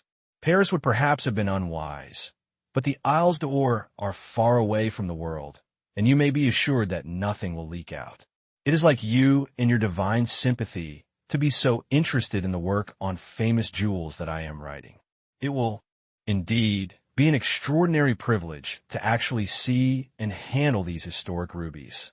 I am devoting a special passage to Heart of Fire. My wonderful one, soon I will make up to you for all those sad years of separation and emptiness. Your ever-adoring Armand. Chapter 15. The Comte de la Roche. Van Aldine read the letter through in silence. His face turned a dull, angry crimson. The men watching him saw the veins start out on his forehead, and his big hands clenched themselves. Unconsciously, he handed back the letter without a word. Courage was looking with close attention at his desk. Cox's eyes were fixed upon the ceiling, and Hercule Poirot was tenderly brushing a speck of dust from his coat sleeve. With the greatest tact, they none of them looked at Van Aldine. It was Courage, mindful of his status and his duties, who tackled the unpleasant subject. Perhaps, monsieur, he murmured, you are aware by whom this letter was written? Yes, I know, said Van Aldine heavily. Ah, said the magistrate inquiringly. A scoundrel who calls himself the Comte de la Roche. There was a pause. Then Poirot leaned forward, straightened a ruler on the judge's desk, and addressed the millionaire directly. Van Aldine, we are all sensible, deeply sensible, of the pain it must give you to speak of these matters. But believe me, monsieur, it is not the time for concealments. If justice is to be done, we must know everything. If you will reflect a little minute, you will realize the truth of that clearly for yourself. Van Aldine was silent for a moment or two. Then almost reluctantly, he nodded his head in agreement. You are quite right, Poirot, he said. Painful as it is, I have no right to keep anything back. The commissary gave a sigh of relief, and the examining magistrate leaned back in his chair and adjusted a pince-nez on his long, thin nose. Perhaps you will tell us in your own words, Van Aldine, he said, all that you know of this gentleman. It began 11 or 12 years ago in Paris. My daughter was a young girl then, full of foolish, romantic notions like all young girls are. Unknown to me, she made the acquaintance of this Comte de la Roche. You have heard of him, perhaps? The commissary and Poirot nodded in assent. He calls himself the Comte de la Roche, continued Van Aldine, but I doubt if he has any right to the title. You would not have found his name in the Almanach de Gotha, agreed the commissary. I discovered as much, said Van Aldine. The man was a good-looking, plausible scoundrel, with a fatal fascination for women. Ruth was infatuated with him, but I soon put a stop to the whole affair. The man was no better than a common swindler. You are quite right, said the commissary. The Comte de la Roche is well known to us. If it were possible, we should have laid him by the heels before now, but my foi, it is not easy. The fellow is cunning. His affairs are always conducted with ladies of high social position. If he obtains money from them under false pretenses or as the fruit of blackmail, eh bien, naturally they will not prosecute. To look foolish in the eyes of the world, oh no, that would never do, and he has an extraordinary power over women. That is so, said the millionaire heavily. Well, as I told you, I broke the affair up pretty sharply. I told Ruth exactly what he was, and she had perforce to believe me. About a year afterwards, she met her present husband and married him. As far as I knew, that was the end of the matter. But only a week ago, I discovered, to my amazement, that my daughter had resumed her acquaintance with the Comte de la Roche. She had been meeting him frequently in London and Paris. I remonstrated with her on her imprudence, for I may tell you, gentlemen, that, on my insistence, she was preparing to bring a suit for divorce against her husband. "That is interesting," murmured Poirot softly, his eyes on the ceiling. Van Aldine looked at him sharply, and then went on. I pointed out to her the folly of continuing to see the Comte under the circumstances. I thought she agreed with me. The examining magistrate coughed delicately. "But according to this letter," he began, and then stopped. Van Aldine's jaw set itself squarely. "I know. It's no good mincing matters. However unpleasant, we got to face facts. It seems clear that Ruth had arranged to go to Paris and meet de la Roche there. After my warnings to her, however, she must have written to the Count suggesting a change of rendezvous. The Isles d'Or," said the commissary thoughtfully, "are situated just opposite Hyères, a remote and idyllic spot." Van Aldine nodded. "My God, how could Ruth be such a fool?" he exclaimed bitterly. "All this talk about writing a book on jewels. Why, he must have been after the rubies from the first." "There are some very famous rubies," said Poirot, "originally part of the crown jewels of Russia. They are unique in character, and their value is almost fabulous. There has been a rumor that they have lately passed into the possession of an American. Are we right in concluding, monsieur, that you were the purchaser?" "Yes," said Van Aldine. "They came into my possession in Paris about 10 days ago." "Pardon me, monsieur, but you have been negotiating for their purchase for some time?" "A little over 2 months." "What?" "These things become known," said Poirot. "There is always a pretty formidable crowd on the track of jewels such as these." A spasm distorted the other's face. "I remember," he said brokenly, "a joke I made to Ruth when I gave them to her. I told her not to take them to the Riviera with her, as I could not afford to have her robbed and murdered for the sake of the jewels. My God, the things one says, never dreaming or knowing they will come true." There was a sympathetic silence, and then Poirot spoke in a detached manner. "Let's arrange our facts with order and precision. According to our present theory, this is how they run. The Comte de la Roche knows of your purchase of these jewels. By an easy stratagem, he induces Madame Kettering to bring the stones with her. He, then, is the man Mason saw on the train at Paris." The other 3 nodded in agreement. Madame is surprised to see him, but she deals with the situation promptly. Mason is got out of the way. A dinner basket is ordered. We know from the conductor that he made up the berth for the first compartment, but he did not go into the second compartment, and that a man could quite well have been concealed from him. So far the Comte could have been hidden to a marvel. No one knows of his presence on the train except Madame. He has been careful that the maid did not see his face. All that she could say is that he was tall and dark. It is almost conveniently vague. They are alone, and the train rushes through the night. There would be no outcry, no struggle, for the man is, so she thinks, her lover. He turned gently to Van Aldine. "Death, monsieur, must have been almost instantaneous. We will pass over that quickly." The Comte takes the jewel case, which lies ready to his hand. Shortly afterwards the train draws into Lyons. M. Courrèges nodded his approval. "Precisely." The conductor without descends. "It would be easy for our man to leave the train unseen. It would be easy to catch a train back to Paris or anywhere he pleases, and the crime would be put down as an ordinary train robbery. But for the letter found in Madame's bag, the Comte would not have been mentioned. It was an oversight on his part not to search that bag," declared the commissary.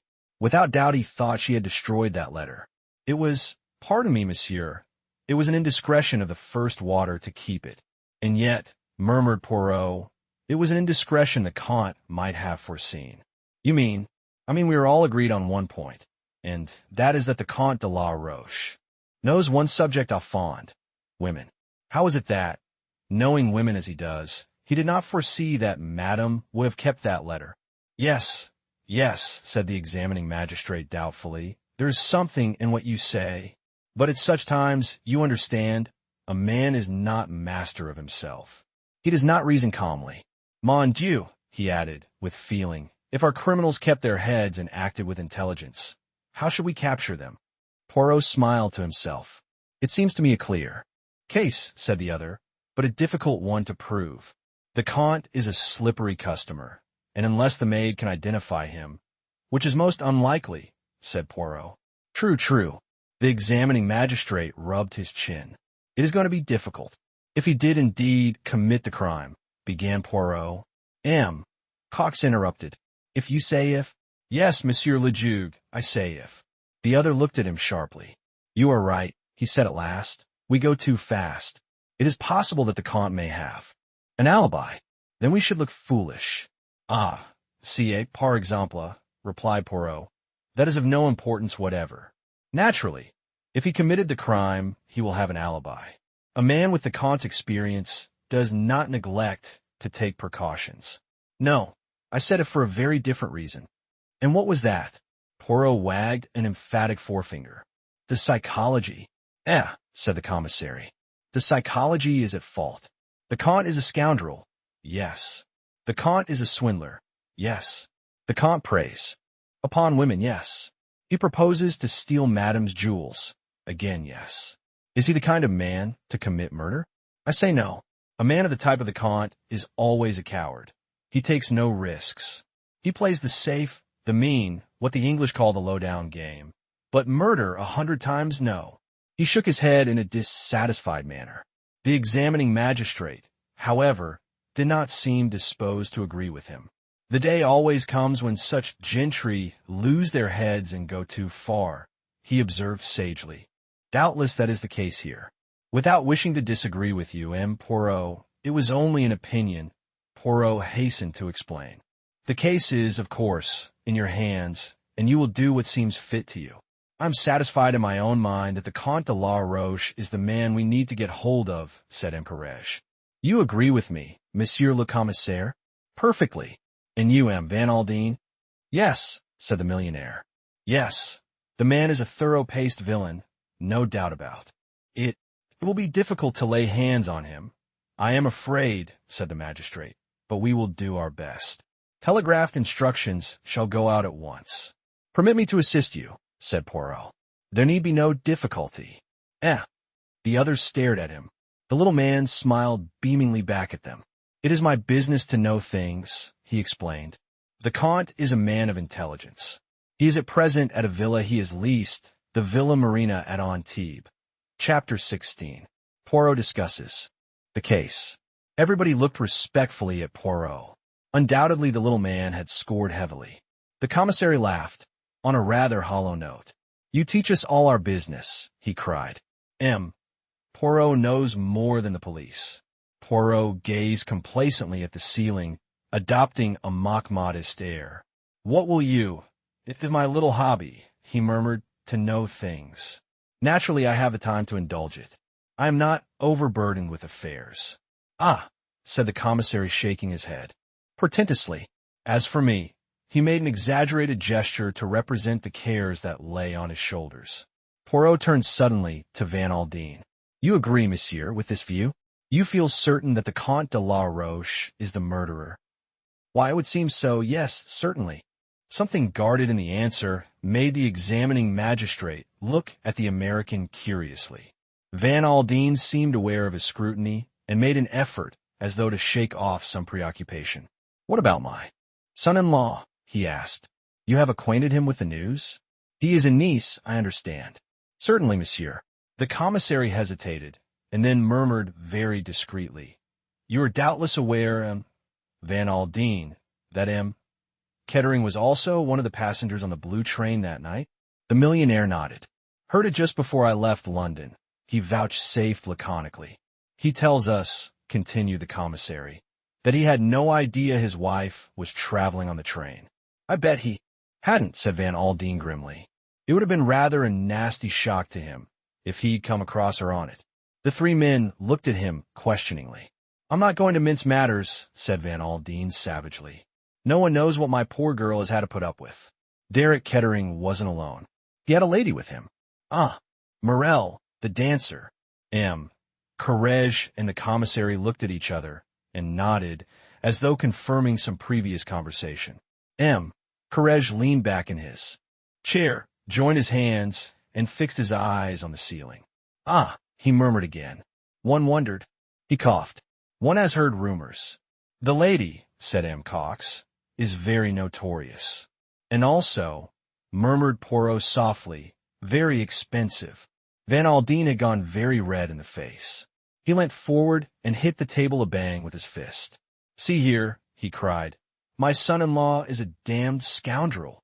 He glared at them, looking from one face to another. Oh, I know, he went on. Good looks and charming, easy manner. It took me in once upon a time. I suppose he pretended to be broken-hearted when you broke the news to him. That is, if he didn't know it already. Oh, it came as a complete surprise to him. He was overwhelmed. Darned young hypocrite, said Van Aldine. Simulated great grief, I suppose. And no, said the commissary cautiously. I would not quite say that, Courage. The magistrate brought the tips of his fingers together and half closed his eyes. Shock, bewilderment, horror. These things, yes, he declared judicially. Great sorrow, no, I should not say that. Hercule Poirot spoke once more.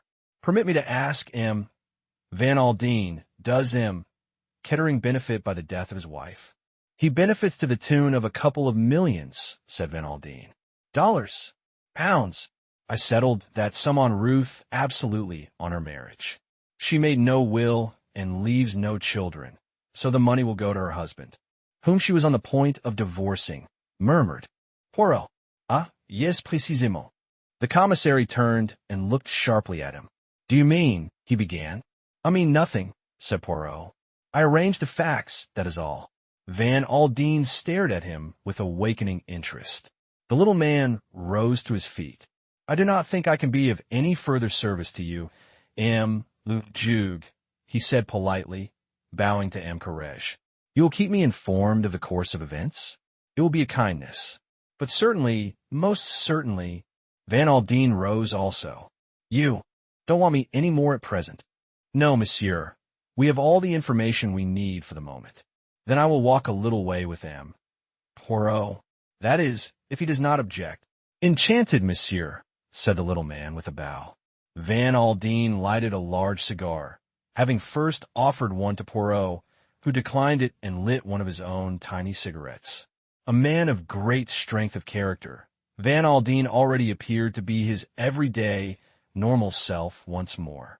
After strolling along for a minute or two in silence, the millionaire spoke.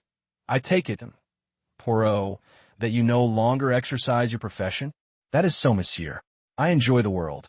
Yet you are assisting the police in this affair? Monsieur, if a doctor walks along the street and an accident happens, does he say, I have retired from my profession, I will continue my walk, when there is some one bleeding to death at his feet?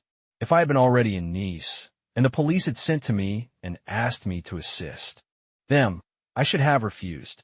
But this affair, the good God thrust it upon me. You were on the spot, said Van Aldine thoughtfully. You examined the compartment, did you not? Poirot nodded. Doubtless you found things that were, shall we say, suggestive to you? Perhaps, said Poirot. I hope you see what I am leading up to, said Van Aldine. It seems to me that the case against this Comte de la Roche is perfectly clear, but I am not a fool.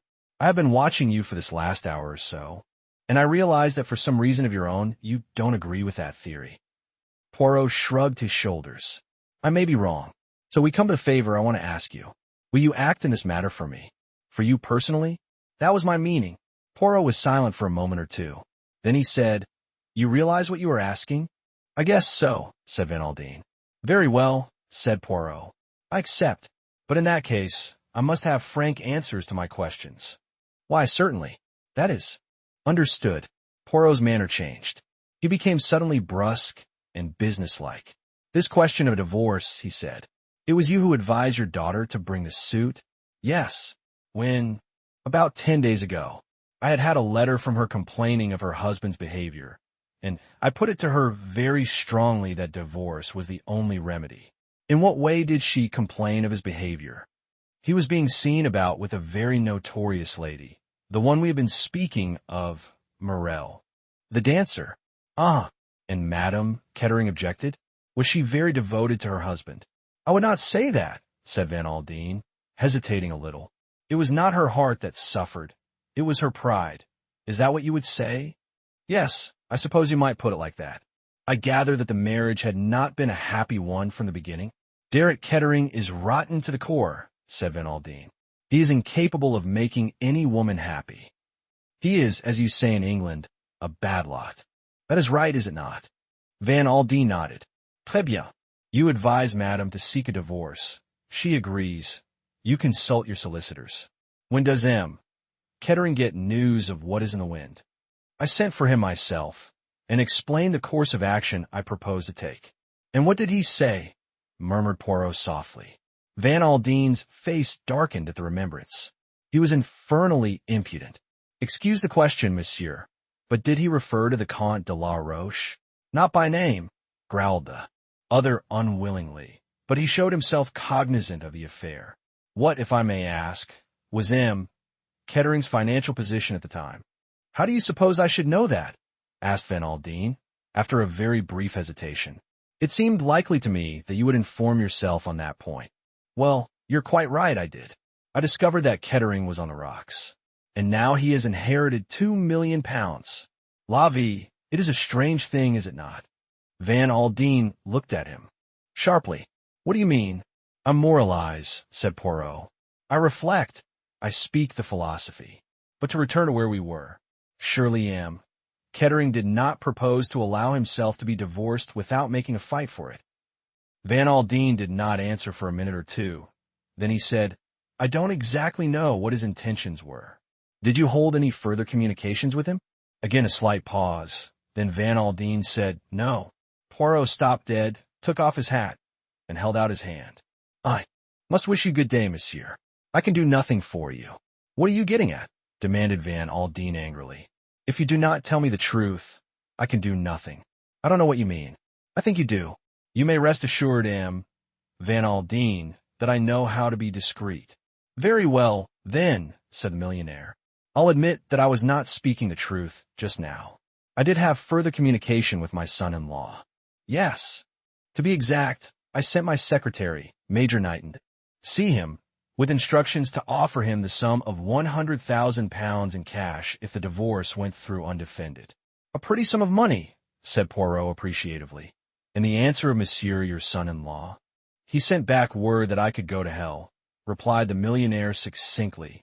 Ah, said Poirot. He betrayed no emotion of any kind. At the moment he was engaged in methodically recording facts. Monsieur Kettering has told the police that he neither saw nor spoke to his wife on the journey from England. Are you inclined to believe that statement, monsieur? Yes, I am, said Van Aldine. He would take particular pains to keep out of her way, I should say. Why? Because he had got that woman with him. Morel. Yes. How did you come to know that fact? A man of mine, whom I had put on to watch him, reported to me that they had both left by that train. I see, said Poirot. In that case, as you said before, he would not be likely to attempt to hold any communication with Madame Kettering. The little man fell silent for some time. Van Aldine did not interrupt his meditation. Chapter 17. An aristocratic gentleman. You have been to the Riviera before, Georges, said Poirot to his valet the following morning. George was an intensely English, rather wooden-faced individual. Yes, sir. I was here 2 years ago when I was in the service of Lord Edward Frampton. And today, murmured his master, you are here with Hercule Poirot. How? One mounts in the world. The valet made no reply to this observation. After a suitable pause, he asked, the brown lounge suit, sir? The wind is somewhat chilly today. There's a grease spot on the waistcoat, objected Poirot. A morceau of filet de sole à la Jeannette alighted there when I was lunching at the Ritz last Tuesday. There is no spot there now, sir, said George reproachfully. I have removed it. Très bien, said Poirot. I am pleased with you, Georges. Thank you, sir. There was a pause. And then Poirot murmured dreamily, "Supposing, my good George, that you had been born in the same social sphere as your late master, Lord Edward Frampton, that, penniless yourself, you had married an extremely wealthy wife, but that wife proposed to divorce you, with excellent reasons, what would you do about it?"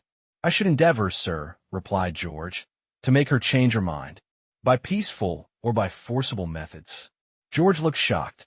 "You will excuse me, sir," he said, "but a gentleman of the aristocracy would not behave like a Whitechapel coster. He would not do anything low. Would he not, George? I wonder now. Well, perhaps you were right." There was a knock on the door. George went to it and opened it a discreet inch or two. A low murmured colloquy went on, and then the valet returned to Poirot. "A note, sir." Poirot took it. It was from M. Cox, the commissary of police. "We are about to interrogate the Comte de la Roche. The juge. The instruction begs that you will be present. Quickly, my suit, George. I must hasten myself." A quarter of an hour later, spick and span in his brown suit, Poirot entered the examining magistrate's room. M. Cox was already there, and both he and M. Courage greeted Poirot with polite empressement. "The affair is somewhat discouraging," murmured M. Cox. "It appears that the Comte arrived in Nice the day before the murder. If that is true, it will settle your affair nicely for you," responded Poirot. M. Courage cleared his throat.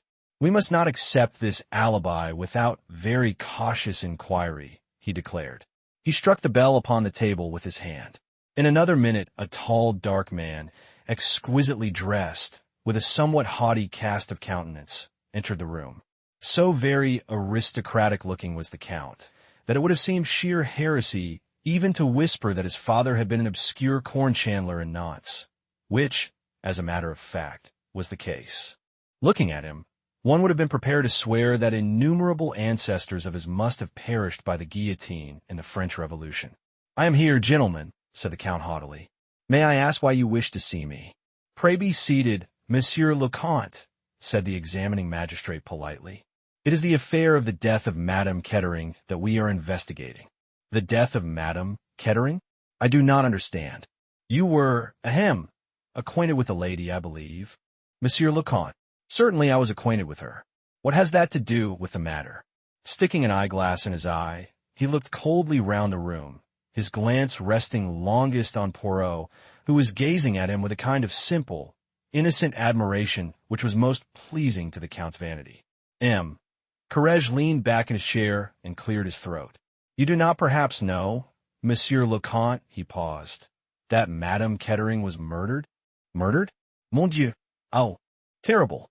The surprise and the sorrow were excellently done, so well done, indeed, as to seem wholly natural. "Madame Kettering was strangled between Paris and Lyons," continued M. Courage, "and her jewels were stolen." "It is iniquitous," cried the Count warmly. "The police should do something about these train bandits. Nowadays no one is safe." "In Madame's handbag," continued the judge, "we found a letter to her from you. She had, it seemed, arranged to meet you." The Count shrugged his shoulders and spread out his hands. "Of what use are concealments?" he said frankly. "We are all men of the world. Privately and between ourselves, I admit the affair. You met her in Paris and traveled down with her, I believe," said M. Courage. "That was the original arrangement, but by Madame's wish it was changed. I was to meet her at Hyères. You did not meet her on the train at the Gare de Lyon on the evening of the 14th? On the contrary, I arrived in Nice on the morning of that day. So what you suggest is impossible." Quite so," said M. Courage.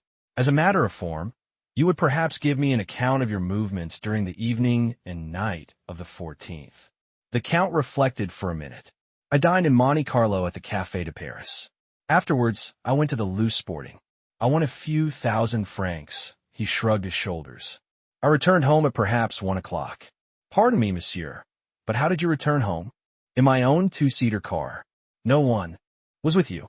"No one." "You could produce witnesses in support of this statement?" "Doubtless many of my friends saw me there that evening." "I dined alone.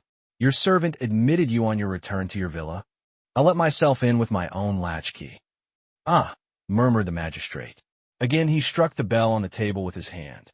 The door opened, and a messenger appeared. "Bring in the maid." "Mason," said M. Courage. "Very good, monsieur le juge." Ada Mason was brought in. "Will you be so good, mademoiselle, as to look at this gentleman? To the best of your ability, was it he who entered your mistress's compartment in Paris?" The woman looked long and searchingly at the Count, who was, Poirot fancied, rather uneasy under this scrutiny. "I cannot say, sir.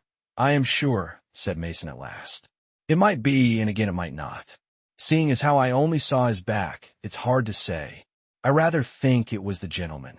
"But you are not sure?" "No, oh," said Mason unwillingly. "No, I'm not sure.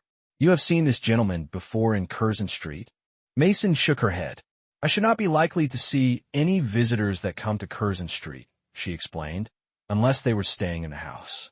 "Very well, that will do," said the examining magistrate sharply. Evidently he was disappointed. "One moment," said Poirot. "There is a question I would like to put to mademoiselle, if I may." "Certainly, Poirot. Certainly, by all means." Poirot addressed himself to the maid. "What happened to the tickets?" "The tickets, sir?" "Yes, the tickets from London to Nice. Did you or your mistress have them?" "The mistress had her own Pullman ticket, sir. The others were in my charge." "What happened to them?" "I gave them to the conductor on the French train, sir. He said it was usual." "I hope I did right, sir." "Oh, quite right, quite right. A mere matter of detail." Both M. Cox and the examining magistrate looked at him curiously. Mason stood uncertainly for a minute or two, and then the magistrate gave her a brief nod of dismissal, and she went out. Poirot scribbled something on a scrap of paper and handed it across to M. Courage. The latter read it, and his brow cleared. "Well, gentlemen," demanded the Count haughtily, "am I to be detained further?" "Assuredly not, assuredly not," M. Courage hastened to say, with a great deal of amiability. "Everything is now cleared up as regards your own position in this affair. Naturally, in view of Madame's letter, we were bound to question you." The Count rose, picked up his handsome stick from the corner, and, with rather a curt bow, left the room. "And that is that," said Courage. "You were quite right, M. Poirot. Much better to let him feel he is not suspected. 2 of my men will shadow him night and day, and at the same time we will go into the question of the alibi. It seems to me rather, a fluid one."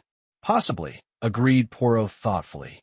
"I asked M. Kettering to come hear this morning," continued the magistrate, "though really I doubt if we have much to ask him, but there are 1 or 2 suspicious circumstances." He paused, rubbing his nose.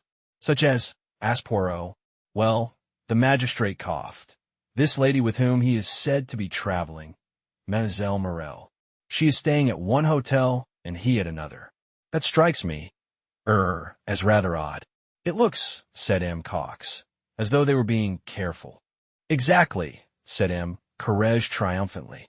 "And what should they have to be careful about?" "An excess of caution is suspicious," said Poirot. "Précisément." "We might, I think," murmured Poirot, "ask M. Kettering 1 or 2 questions." The magistrate gave instructions. A moment or 2 later, Derek Kettering, debonair as ever, entered the room. "Good morning, monsieur," said the judge politely. "Good morning," said Derek Kettering curtly. "You sent for me. Has anything fresh turned up? Pray sit down, monsieur." Derek took a seat and flung his hat and stick on the table. "Well," he asked impatiently. "We have, so far, no fresh data," said M. Courage cautiously. "That's very interesting," said Derek drily. "Did you send for me here in order to tell me that?" "We naturally thought, monsieur, that you would like to be informed of the progress of the case," said the magistrate severely, "even if the progress was non-existent. We also wish to ask you a few questions." "Ask away." "You are quite sure that you neither saw nor spoke with your wife on the train?" "I've answered that already." "I did not." "You had, no doubt, your reasons." Derek stared at him suspiciously. "I not know she was on the train," he explained, spacing his words elaborately, as though to some one dull of intellect. "That is what you say, yes?" murmured M. Courage. A frown suffused Derek's face. I should like to know what you're driving at. Do you know what I think, M. Courage? What do you think, monsieur? I think the French police are vastly overrated. Surely you must have some data as to these gangs of train robbers. It's outrageous that such a thing could happen on a train to Lux like that, and that the French police should be helpless to deal with the matter. We are dealing with it, monsieur. Never fear.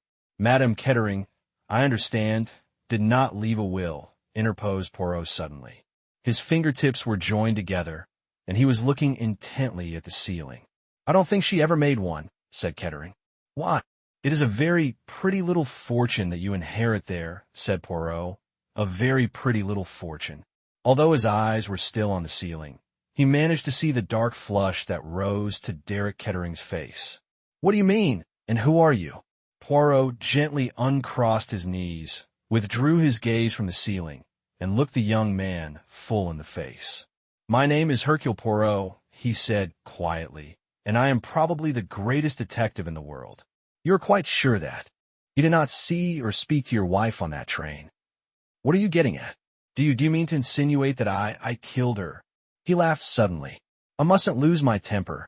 It's too palpably absurd. Why, if I killed her, I should have had no need to steal her jewels, would I? That is true, murmured Poirot, with a rather crestfallen air. I did not think of that. If ever there were a clear case of murder and robbery, this is it, said Derek Kettering. Poor Ruth, it was those damned rubies did for her. It must have got about she had them with her. There has been murder done for those same stones before now, I believe. Poirot sat up suddenly in his chair. A very faint green light glowed in his eyes. He looked extraordinarily like a sleek, well-fed cat. One more question, Kettering, he said. Will you give me the date when you last saw your wife? Let me see, Kettering reflected. It must have been, yes, over 3 weeks ago. I'm afraid I can't give you the date. Exactly. No matter, said Poirot drily. That is all I wanted to know. Well, said Derek Kettering impatiently. Anything further? He looked towards M. Courage. The latter sought inspiration from Poirot, and received it in a very faint shake of the head. No, M. Kettering, he said politely. No, I do not think we need trouble you any further. I wish you good morning. Good morning, said Kettering. He went out, banging the door behind him. Poirot leaned forward and spoke sharply, as soon as the young man was out of the room. Tell me, he said peremptorily, when did you speak of these rubies to M. Kettering? I have not spoken of them, said M. Courage. It was only yesterday afternoon that we learned about them from M. Van Aldine. Yes, but there was a mention of them in the Comte's letter. M. Courage looked pained. Naturally, I did not speak of that letter to M. Kettering, he said in a shocked voice. It would have been most indiscreet at the present juncture of affairs. Poirot leaned forward and tapped the table. Then how did he know about them? He demanded softly. Madame could not have told him, for he has not seen her for 3 weeks. It seems unlikely that either M. Van Aldine or his secretary would have mentioned them. Their interviews with him have been on entirely different lines, and there has not been any hint or reference to them in the newspapers. He got up and took his hat and stick. And yet, he murmured to himself, our gentleman knows all about them. I wonder now, yes, I wonder. Chapter 18. Derek lunches. Derek Kettering went straight to the Negresco, where he ordered a couple of cocktails and disposed of them rapidly. Then he stared moodily out over the dazzling blue sea. He noted the passers-by mechanically, a damned dull crowd, badly dressed and painfully uninteresting. One hardly ever saw anything worthwhile nowadays. Then he corrected this last impression rapidly, as a woman placed herself at a table a little distance away from him. She was wearing a marvelous confection of orange and black, with a little hat that shaded her face. He ordered a third cocktail. Again he stared out to sea, and then suddenly he started. A well-known perfume assailed his nostrils, and he looked up to see the orange and black lady standing beside him. He saw her face now, and recognized her. It was Morel. She was smiling that insolent, seductive smile he knew so well. Derique, she murmured, you are pleased to see me. No. She dropped into a seat the other side of the table. But welcome me, then, stupid one, she mocked. This is an unexpected pleasure, said Derek. When did you leave London? She shrugged her shoulders. A day or two ago. And the Parthenon? I have. How do you say it? Giving him a chuck. Really, you're not very amiable, Derek. Do you expect me to be? Morel lit a cigarette and puffed at it for a few minutes before saying, You think, perhaps, that it is not prudent so. Soon. Derek stared at her. Then he shrugged his shoulders and remarked formally, You are lunching here? Mais oui. I am lunching with you. I am extremely sorry, said Derek. I have a very important engagement. Mon Dieu. But you men are like children, exclaimed the dancer. But yes, it is the spoiled child that you act to me ever since that day in London when you flung yourself out of my flat. You sulk. Ah, mais c'est inouï. My dear girl, said Derek, I really don't know what you are talking about. We agreed in London that Rat's Desert is sinking ship. That is all that there is to be said. In spite of his careless words, his face looked haggard and strained. Morel leaned forward suddenly. You cannot deceive me, she murmured.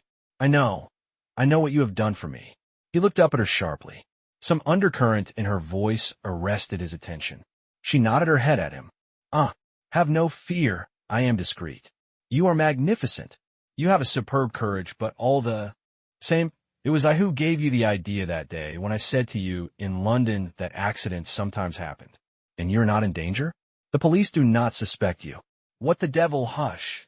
She held up a slim olive hand with one big emerald on the little finger. You are right. I should not have spoken so in a public place. We will not speak of the matter again, but our troubles are ended. Our life together will be wonderful, wonderful. Derek laughed suddenly, a harsh, disagreeable laugh. So the rats come back, do they? 2 million makes a difference. Of course it does. I ought to have known that. He laughed again. You will help me to spend that 2 million, won't you, Morel? You know how. No woman better. He laughed again. Hush, cried the dancer. What is the matter with you, Derek? See, people are turning to stare at you. Me? I will tell you what is the matter. I have finished with you, Morel. Do you hear? Finished. Morel did not take it as he expected her to do. She looked at him for a minute or two, and then she smiled softly. But what a child. You are angry. You are sore, and all because I am practical. Did I not always tell you that I adored you? She leaned forward. But I know you, Derek. Look at me. See, it is Morel who speaks to you. You cannot live without her, you know it. I loved you before. I will love you 100 times more now. I will make life wonderful for you, but wonderful. There is no one like Morel. Her eyes burned into his. She saw him grow pale and draw in his breath, and she smiled to herself contentedly. She knew her own magic and power over men. That is settled, she said softly, and gave a little laugh. And now, Derek, will you give me lunch? No. He drew in his breath sharply and rose to his feet. I am sorry, but I told you. I've got an engagement. You're lunching with someone else? Bah, I don't believe it. I'm lunching with that lady over there. He crossed abruptly to where a lady in white had just come up the steps. He addressed her a little breathlessly. Miss Gray, will you have lunch with me? You met me at Lady Tamplin's, if you remember. Catherine looked at him for a minute or two with those thoughtful gray eyes that said so much. Thank you, she said, after a moment's pause. I should like to very much. Chapter 19. An unexpected visitor. The Comte de la Roche had just finished déjeuner, consisting of an omelette fines herbs, an entrecôte béarnaise, and a Saverneau room. Wiping his fine black mustache delicately with his table napkin, the Comte rose from the table. He passed through the salon of the villa, noting with appreciation the few objets d'art which were carelessly scattered about. The Louis XV snuff-box, the satin shoe worn by Marie Antoinette, and the other historic trifles were part of the Comte's mise-en-scene. They were, he would explain to his fair visitors, heirlooms in his family. Passing through on to the terrace, the Comte looked out on the Mediterranean with an unseeing eye. He was in no mood for appreciating the beauties of scenery. A fully matured scheme had been rudely brought to naught, and his plans had to be cast afresh. Stretching himself out in a basket chair, a cigarette held between his white fingers, the Comte pondered deeply. Presently Hippolyte, his manservant, brought out coffee and a choice of liqueurs. The The Count selected some very fine old brandy. As a manservant was preparing to depart, the Count arrested him with a slight gesture. Hippolyte stood respectfully to attention. His countenance was hardly a prepossessing one, but the correctitude of his demeanor went far to obliterate the fact. He was now the picture of respectful attention. "It is possible," said the Count, "that in the course of the next few days various strangers may come to the house. They will endeavor to scrape acquaintance with you and with Marie. They will probably ask you various questions concerning me." "Yes, Monsieur le Count. Perhaps this has already happened?" "No, Monsieur le Count. There have been no strangers about the place?" "You are certain?" "There has been no one, Monsieur le Count." "That is well," said the Count drily. "Nevertheless they will come. I am sure of it. They will ask questions." Hippolyte looked at his master in intelligent anticipation. The Count spoke slowly, without looking at Hippolyte. "As you know, I arrived here last Tuesday morning. If the police or any other inquirer should question you, do not forget that fact. I arrived on Tuesday, the 14th, not Wednesday, the 15th. You understand?" "Perfectly, Monsieur le Count. In an affair where a lady is concerned, it is always necessary to be discreet. I feel certain, Hippolyte, that you can be discreet." "I can be discreet, monsieur." "And Marie?" "Marie also. I will answer for her." "That is well then," murmured the Count. When Hippolyte had withdrawn, the Count sipped his black coffee with a reflective air. Occasionally he frowned, once he shook his head slightly, twice he nodded it. Into the midst of these cogitations came Hippolyte once more. "A lady, monsieur." "A lady?" The Count was surprised. Not that a visit from a lady was an unusual thing at the Villa Marina, but at this particular moment the Count could not think who the lady was likely to be. "She is, I think, a lady not known to monsieur," murmured the valet helpfully. The Count was more and more intrigued. "Show her out here." "Hippolyte," he commanded. A moment later a marvelous vision in orange and black stepped out on the terrace, accompanied by a strong perfume of exotic blossoms. "Monsieur le Comte de la Roche." "At your service, mademoiselle," said the Count, bowing. "My name is Morel. You may have heard of me." "Ah, indeed, mademoiselle, but who has not been enchanted by the dancing of Mademoiselle Morel? Exquisite." The dancer acknowledged this compliment with a brief mechanical smile. "My descent upon you is unceremonious," she began. "But seat yourself, I beg of you, mademoiselle," cried the Count, bringing forward a chair. Behind the gallantry of his manner, he was observing her narrowly. There were very few things that the Count did not know about women. True, his experience had not lain much in ladies of Morel's class, who were themselves predatory. He and the dancer were, in a sense, birds of a feather. His arts, the Count knew, would be thrown away on Morel. She was a Parisienne, and a shrewd one. Nevertheless, there was one thing that the Count could recognize infallibly when he saw it. He knew at once that he was in the presence of a very angry woman, and an angry woman, as the Count was well aware, always says more than is prudent, and is occasionally a source of profit to a level-headed gentleman who keeps cool. "It is most amiable of you, mademoiselle, to honor my poor abode thus." "We have mutual friends in Paris," said Morel. "I have heard of you from them. But I come to see you today for another reason. I have heard of you since I came to Nice, in a different way, you understand." "Ah," said the Count softly. "I will be brutal," continued the dancer. "Nevertheless, believe that I have your welfare at heart.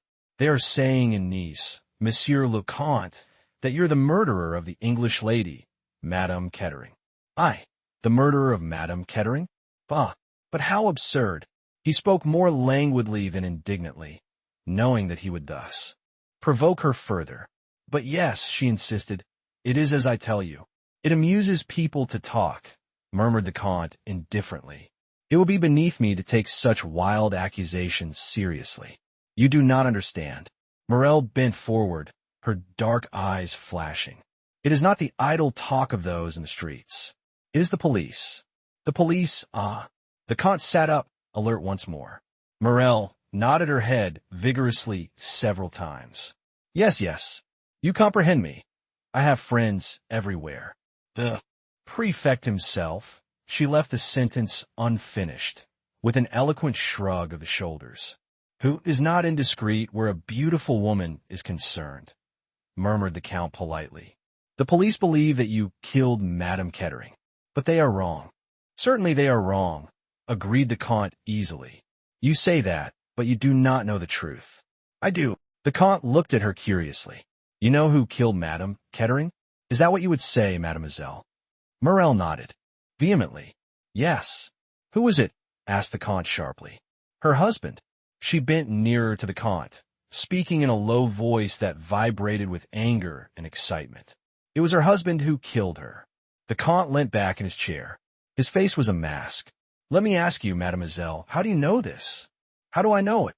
Morel sprang to her feet with a laugh. "He boasted of it beforehand. He was ruined, bankrupt, dishonored. Only the death of his wife could save him. He told me. So, he traveled on the same train, but she was not to know it. Why was that, I ask you? So that he might creep upon her in the night."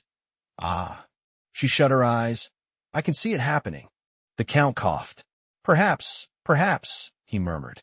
"But surely, mademoiselle, in that case he would not steal the jewels?" "The jewels," breathed Morel. "The jewels. Ah, those rubies." Her eyes grew misty, a faraway light in them.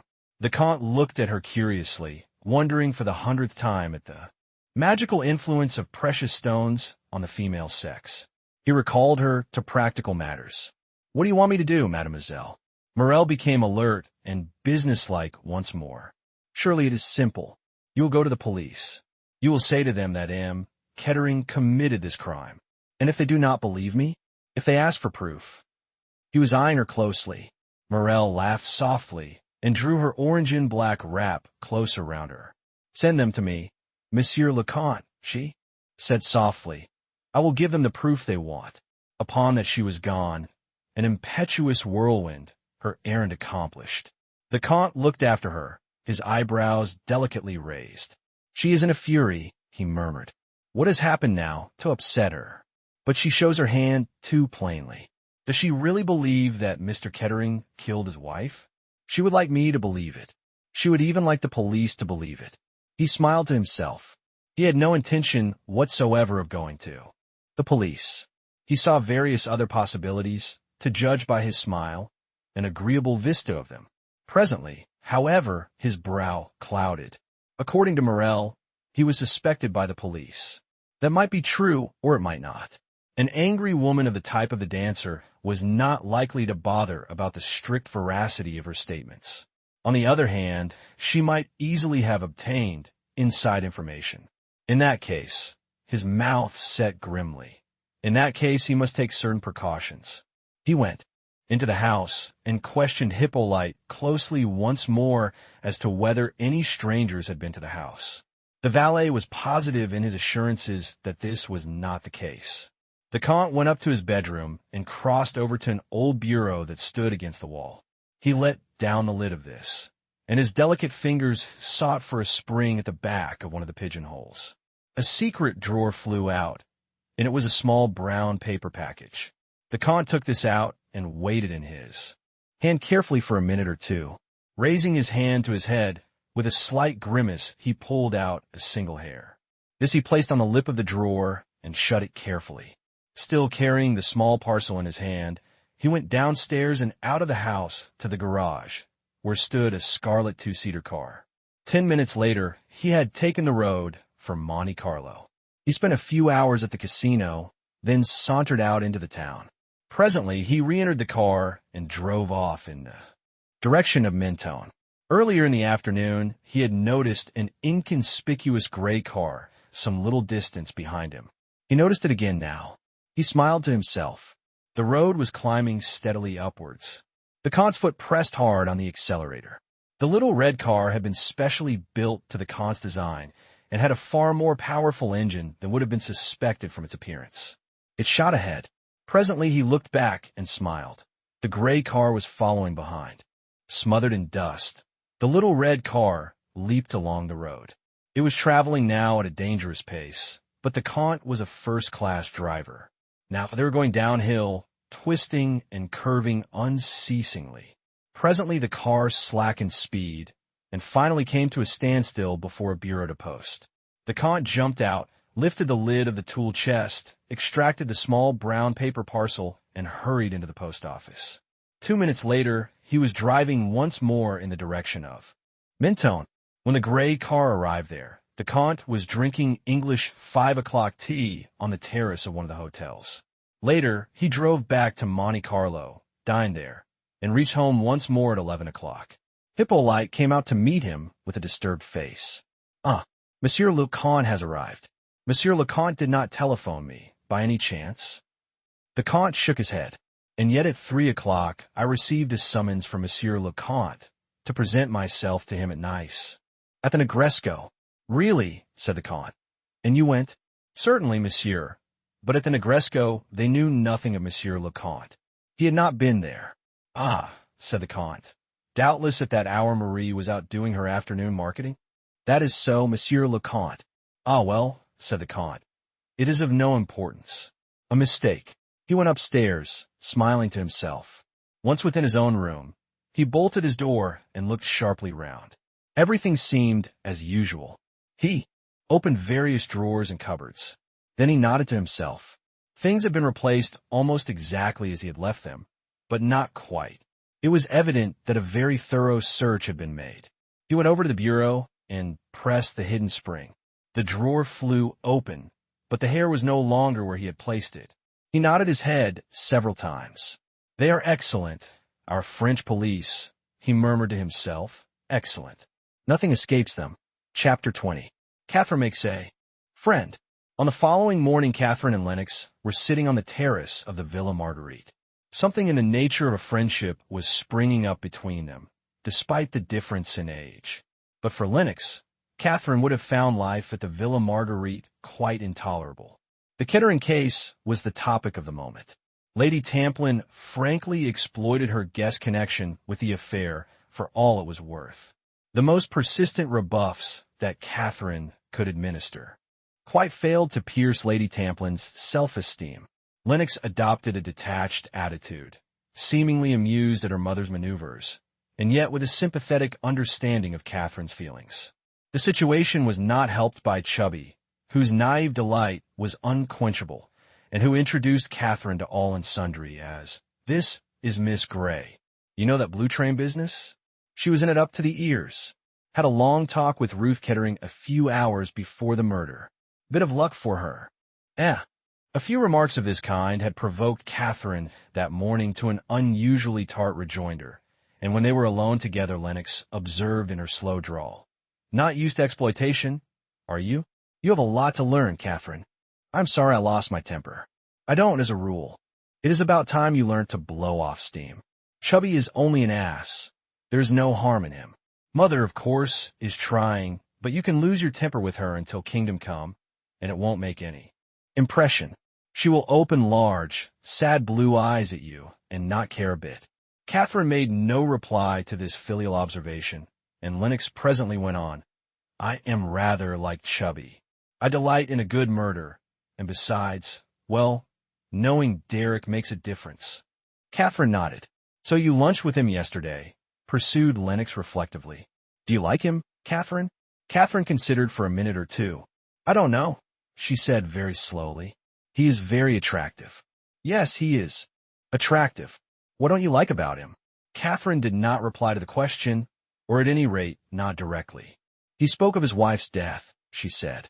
"He said he would not pretend that it had been anything but a bit of most marvelous luck for him." "And that shocked you, I suppose," said Lennox.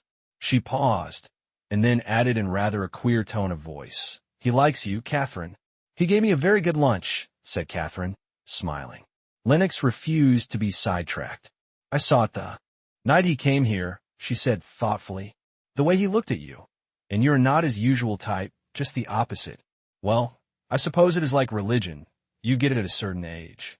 "Mademoiselle is wanted at the telephone," said Marie, appearing at the window of the salon. Hercule Poirot desires to speak with her." More blood and thunder. "Go on, Catherine. Go and dally with your detective." Hercule Poirot's voice came neat and precise in its intonation to Catherine's ear.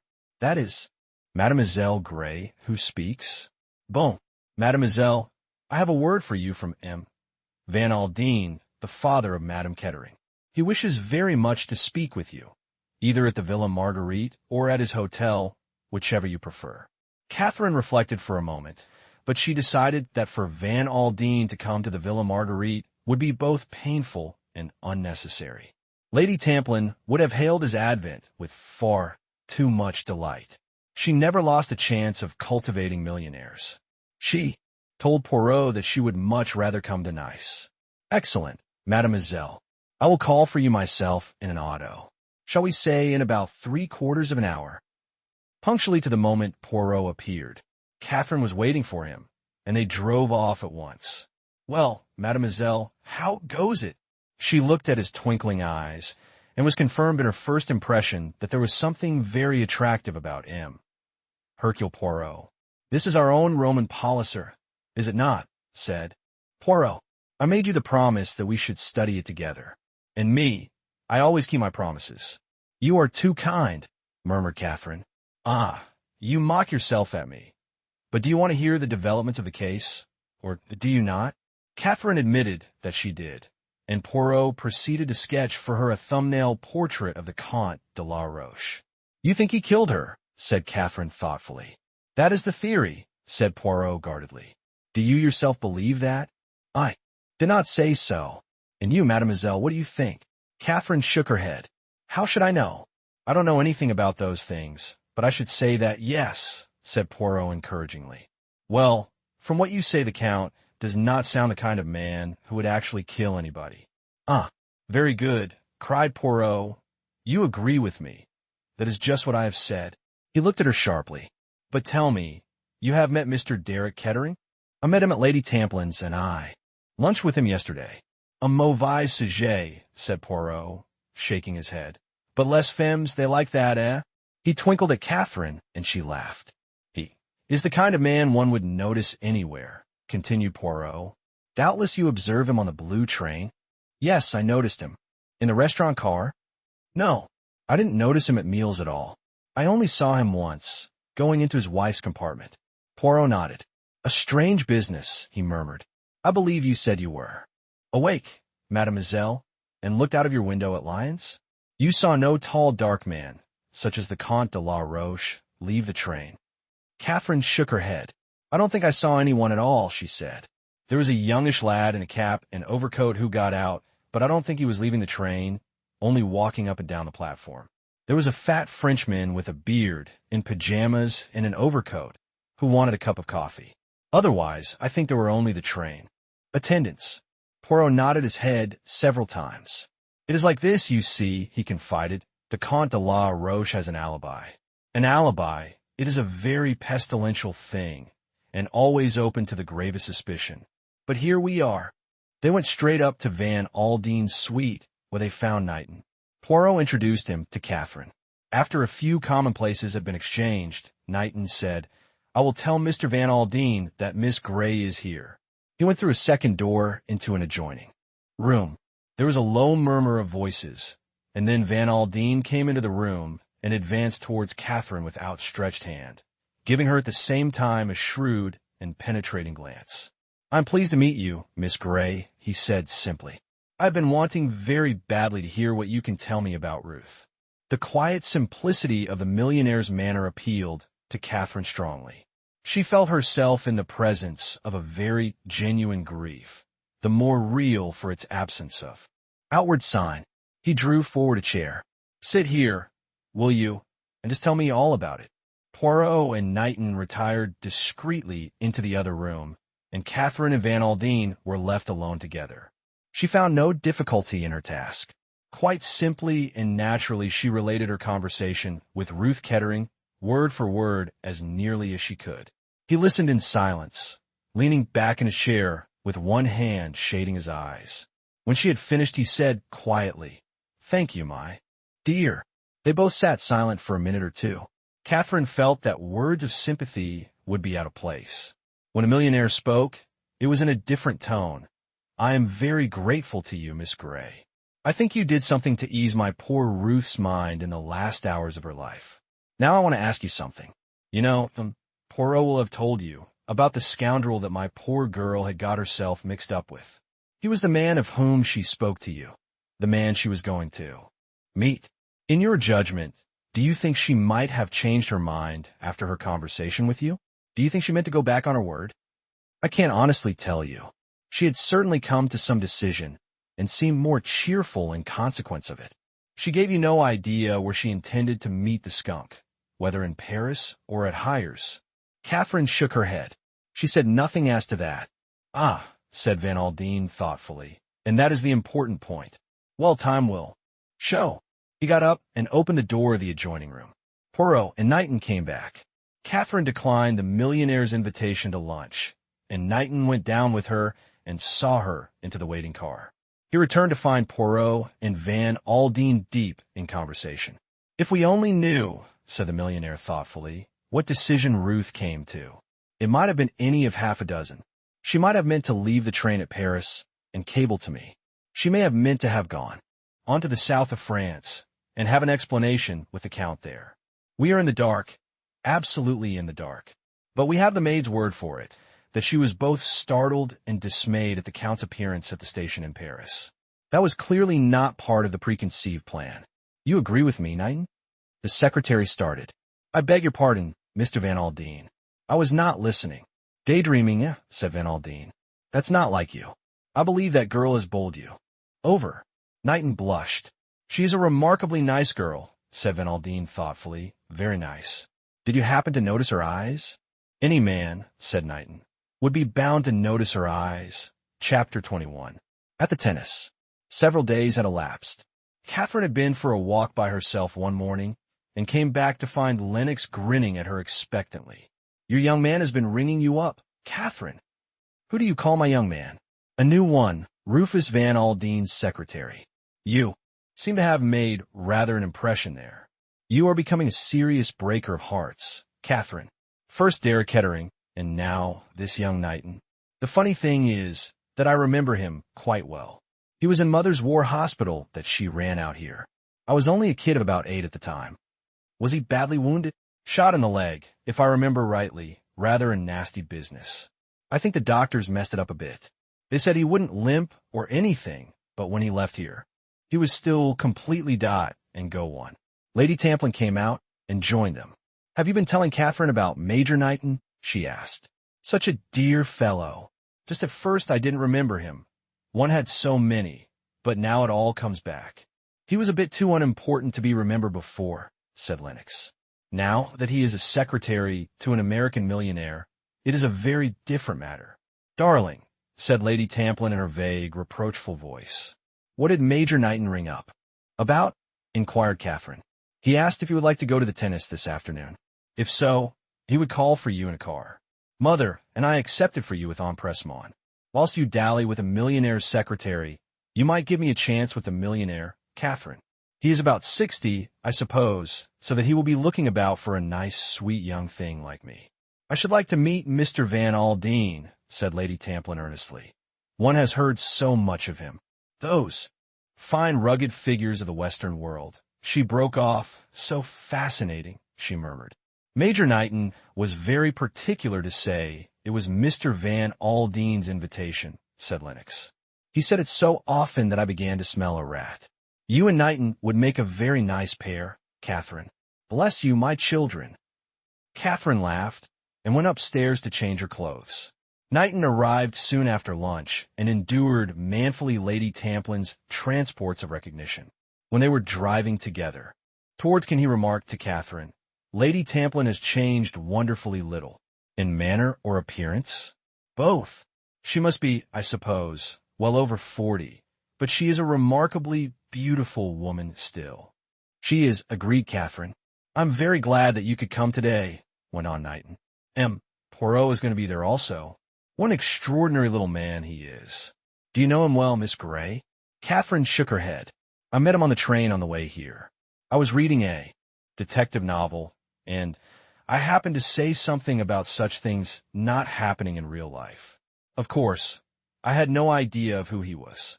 He is a very remarkable person, said Knighton slowly, and has done some very remarkable things. He is a kind of genius for going to the root of the matter, and right up to the end, no one has any idea of what he is really thinking. I remember I was staying at a house in Yorkshire, and Lady Clanrivan's jewels were stolen. It seemed at first to be a simple robbery, but it completely baffled the local police. I wanted them to call on Hercule Poirot and said he was the only man who could help them, but they pinned their faith to Scotland Yard. "And what happened?" said Catherine curiously. "The jewels were never recovered," said Knighton drily. "You really do believe in him?" "I do indeed. The Comte de la Roche is a pretty wily customer. He has wriggled out of most things. But I think he has met his match in Hercule Poirot." "Ce Comte de la Roche," said Catherine thoughtfully. "So you really think he did it?" "Of course." Knighton looked at her in astonishment. "Don't you?" "Oh, yes," said Catherine hastily. "That is, I mean, if it was not just an ordinary train robbery." "It might be, of course," agreed the other. "But it seems to me that the Comte de la Roche fits into this business particularly well.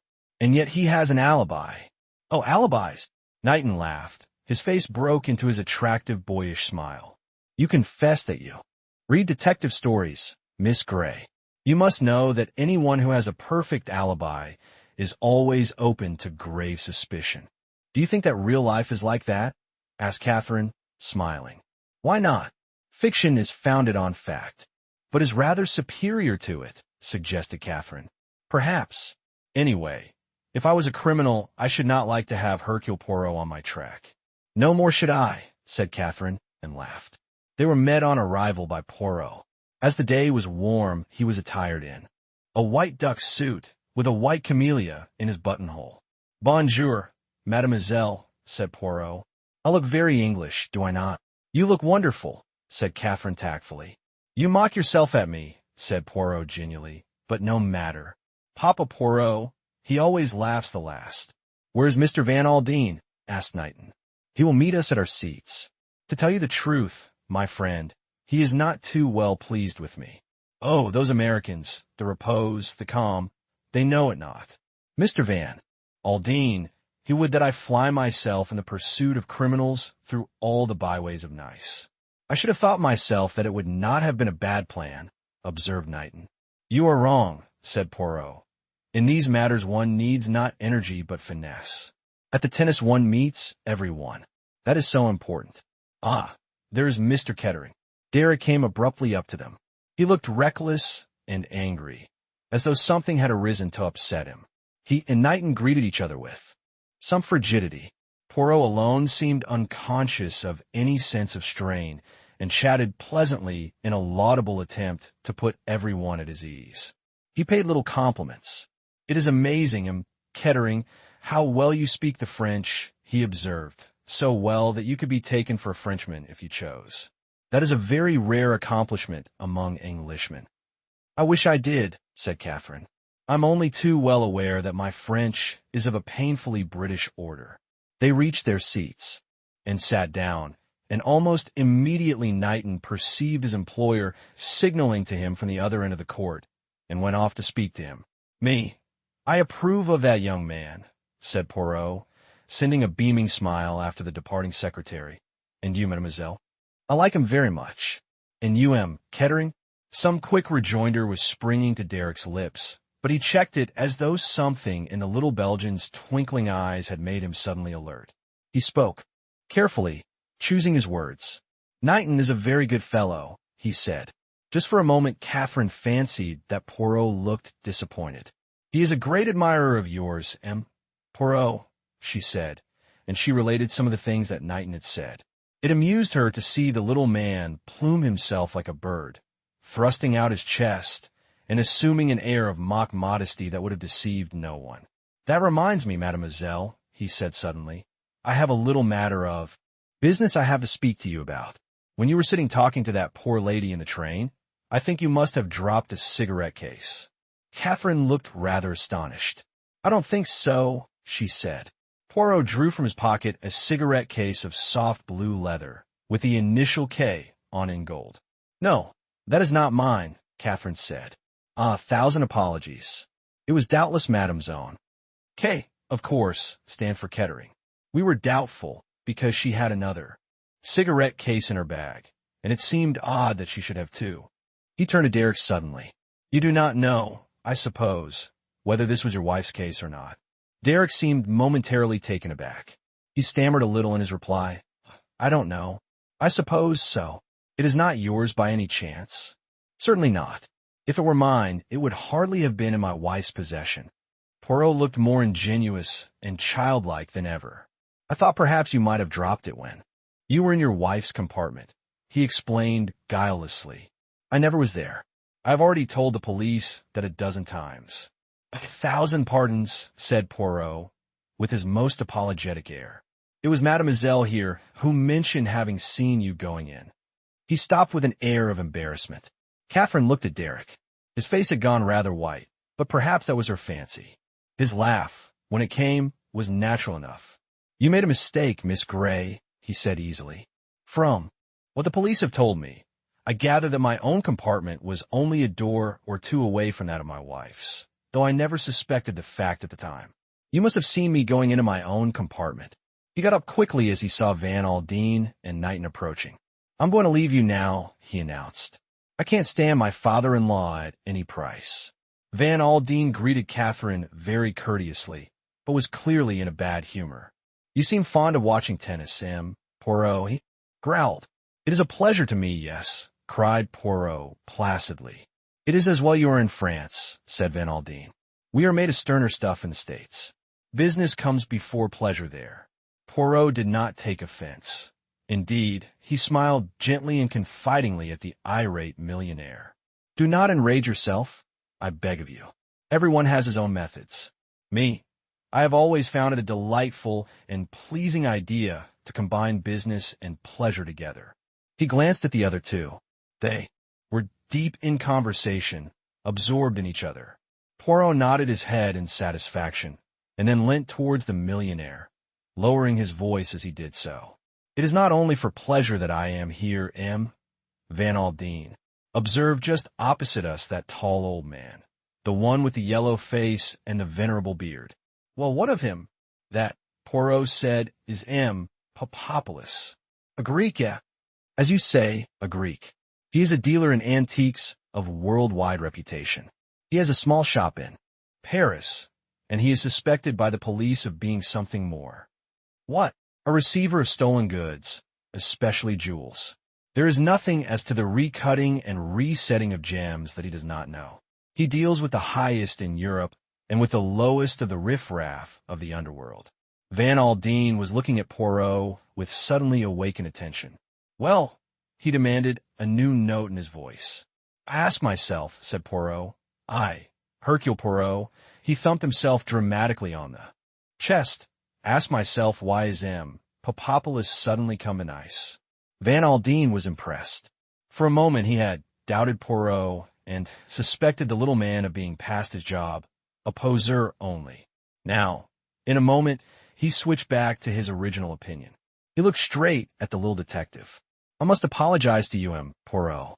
Poirot waved the apology aside with an extravagant gesture. Bah, he cried. All that is of no importance. Now listen, Van Aldine, I have news for you. The millionaire looked sharply at him, all his interest aroused. Poirot nodded. It is as I say. You will be interested.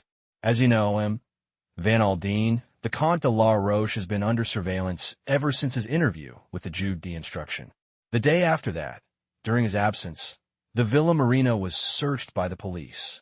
Well, said Van Aldine, did they find anything? I bet they didn't. Poirot made him a little bow. Your acumen is not at fault, Van Aldine. They found nothing of an incriminating nature. It was not to be expected that they would. The Comte de la Roche, as your expressive idiom has it, was not born on the preceding day. He is an astute gentleman with great experience. Well, go on, growled Van Aldine. It may be, of course, that the Comte had nothing of a compromising nature to conceal. But we must not neglect the possibility. If, then, he has something to conceal, where is it? Not in his house. The police searched thoroughly. Not on his person, for he knows that he is liable to arrest at any minute. There remains his car. As I say, he was under surveillance. He was followed on that day to Monte Carlo. From there, he went by road to Mentone, driving himself. His car is a very powerful one. It outdistanced his pursuers, and for about a quarter of an hour they completely lost sight of him. And during that time you think he concealed something by the roadside? Asked Van Aldine, keenly interested. By the roadside, no. Ça n'est pas pratique. But, listen now. I have made a little suggestion to Amcarege. He is graciously pleased to approve of it. In each bureau de poste in the neighborhood, it has been seen to that there is someone who knows the Comte de la Roche by sight. Because, you see, monsieur, the best way of hiding a thing is by sending it away by the post. Well, demanded Van Aldine. His face was keenly alight with interest and expectation. Well, voila! With a dramatic flourish, Poirot drew out from his pocket a loosely wrapped brown paper package from which the string had been removed. During that quarter of an hour's interval, our good gentleman mailed this. The address? Asked the other sharply. Poirot nodded his head. Might have told us something, but unfortunately it does not. The package was addressed to one of these little newspaper shops in Paris where letters and parcels are kept until called for on payment of a small commission. Yes, but what is inside? Demanded Van Aldine impatiently. Poirot unwrapped the brown paper and disclosed a square cardboard box. He looked around him. It is a good moment, he said quietly. All eyes are on the tennis. Look, monsieur. He lifted the lid of the box for the fraction of a second. An exclamation of utter astonishment came from the millionaire. His face turned as white as chalk. My God, he breathed, the rubies. He sat for a minute as though dazed. Poirot restored the box to his pocket and beamed placidly. Then suddenly the millionaire seemed to come out of his trance. He leaned across to Poirot and wrung his hand so heartily that the little man winced with pain. This is great, said Van Aldine. Great. You're the goods, M. Poirot. Once and for all, you are the goods. It is nothing, said Poirot modestly. Order, method, being prepared for eventualities beforehand. That is all there is to it. And now, I suppose, the Comte de la Roche has been arrested? Continued Van Aldine eagerly. No, said Poirot. A look of utter astonishment came over Van Aldine's face. But why? What more do you want? The Comte's alibi is still unshaken. But that is nonsense. Yes, said Poirot. I rather think it is nonsense, but unfortunately we have to prove it so. In the meantime, he will slip through your fingers. Poirot shook his head very energetically. No, he said, he will not do that. The one thing the Comte cannot afford to sacrifice is his social position. At all costs, he must stop and brazen it out. Van Aldine was still dissatisfied. But I don't see. Poirot raised a hand. Grant me a little moment, monsieur. I have a little idea. Many people have mocked themselves at the little ideas of Hercule Poirot, and they have been wrong. Well, said Van Aldine, go ahead. What is this little idea? Poirot paused for a moment, and then he said, I will call upon you at your hotel at 11 o'clock tomorrow morning. Until then, say nothing to anyone. Chapter 22. M. Popopoulos breakfasts. M. Popopoulos was at breakfast. Opposite him sat his daughter, Zia. There was a knock at the sitting-room door, and a chasseur entered with a card which he brought to Mr. Popopoulos. The latter scrutinized it, raised his eyebrows, and passed it over to his daughter. Ah, said Popopoulos, scratching his left ear thoughtfully, Hercule Poirot. I wonder now. Father and daughter looked at each other. I saw him yesterday at the tennis, said M. Popopoulos. Zia, I hardly like this. He was very useful to you. Once, his daughter reminded him. That is true, acknowledged M. Popopoulos. Also, he is retired from active work, so I hear. These interchanges between father and daughter had passed in their own language. Now M. Popopoulos turned to the chasseur and said in French, Fates Montercy, monsieur. A few minutes later, Hercule Poirot, exquisitely attired, and swinging a cane with a jaunty air, entered the room. My dear M. Popopoulos. My dear M. Poirot. And Mademoiselle Zia. Poirot swept her a low bow. You will excuse us going on with our breakfast, said M. Popopoulos, pouring himself out another cup of coffee. Your call is a little early. It is scandalous, said Poirot, but see you, I am pressed. Ah, murmured M. Papadopoulos. You were on an affair then? A very serious affair, said Poirot. The death of Madame Kettering. Let me see. Papadopoulos looked innocently up at the ceiling. That was the lady who died on the blue train, was it not? I saw a mention of it in the papers, but there was no suggestion of foul play. In the interests of justice, said Poirot, it was thought best to suppress that fact. There was a pause. And in what way can I assist you, M? Poirot asked the dealer politely. Voila, said Poirot. I shall come to the point.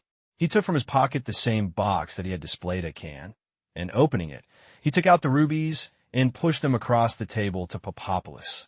Although Poirot was watching him narrowly, not a muscle of the old man's face moved. He took up the jewels and examined them with a kind of detached interest. Then he looked across at the detective inquiringly. Superb, are they not? Asked Poirot. Quite excellent, said M. Papadopoulos. How much should you say they are worth? The Greek's face quivered a little. Is it really necessary to tell you, M. Poirot? He asked. You are shrewd, M. Papadopoulos. No, it is not. They are not, for instance, worth $500,000. Papadopoulos laughed, and Poirot joined with him. As an imitation, said Papadopoulos, handing them back to Poirot, they are, as I said, quite excellent. Would it be indiscreet to ask him, Poirot, where you came across them? Not at all, said Poirot. I have no objection to telling an old friend like yourself. They were in the possession of the Comte de la Roche. M. Papadopoulos' eyebrows lifted themselves eloquently. Indeed, he murmured. Poirot leant forward and assumed his most innocent and beguiling air. M. Papadopoulos, he said, I'm going to lay my cards upon the table. The original of these jewels was stolen from Madame Kettering on the blue train. Now I will say to you first this. I am not concerned with the recovery of these jewels. That is the affair of the police. I am working not for the police, but for M. Van Aldine. I want to lay hands on the man who killed Madame Kettering. I am interested in the jewels only insofar as they may lead me to the man. You understand. The last two words were uttered with great significance. M. Papadopoulos, his face quite unmoved, said quietly, Go on.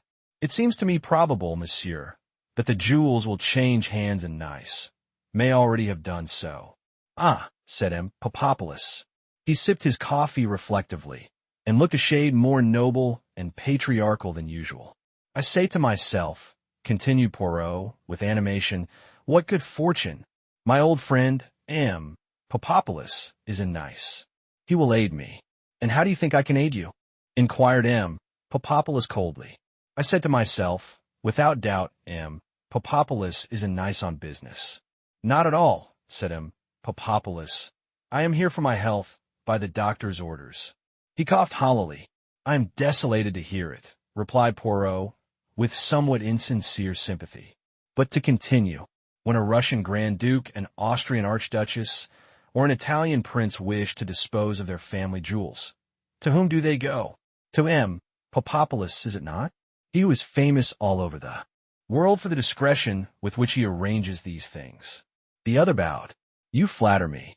It is a great thing, discretion, mused Poirot, and was rewarded by the fleeting smile which passed across the Greek's face. I, too, can be discreet. The eyes of the two men met.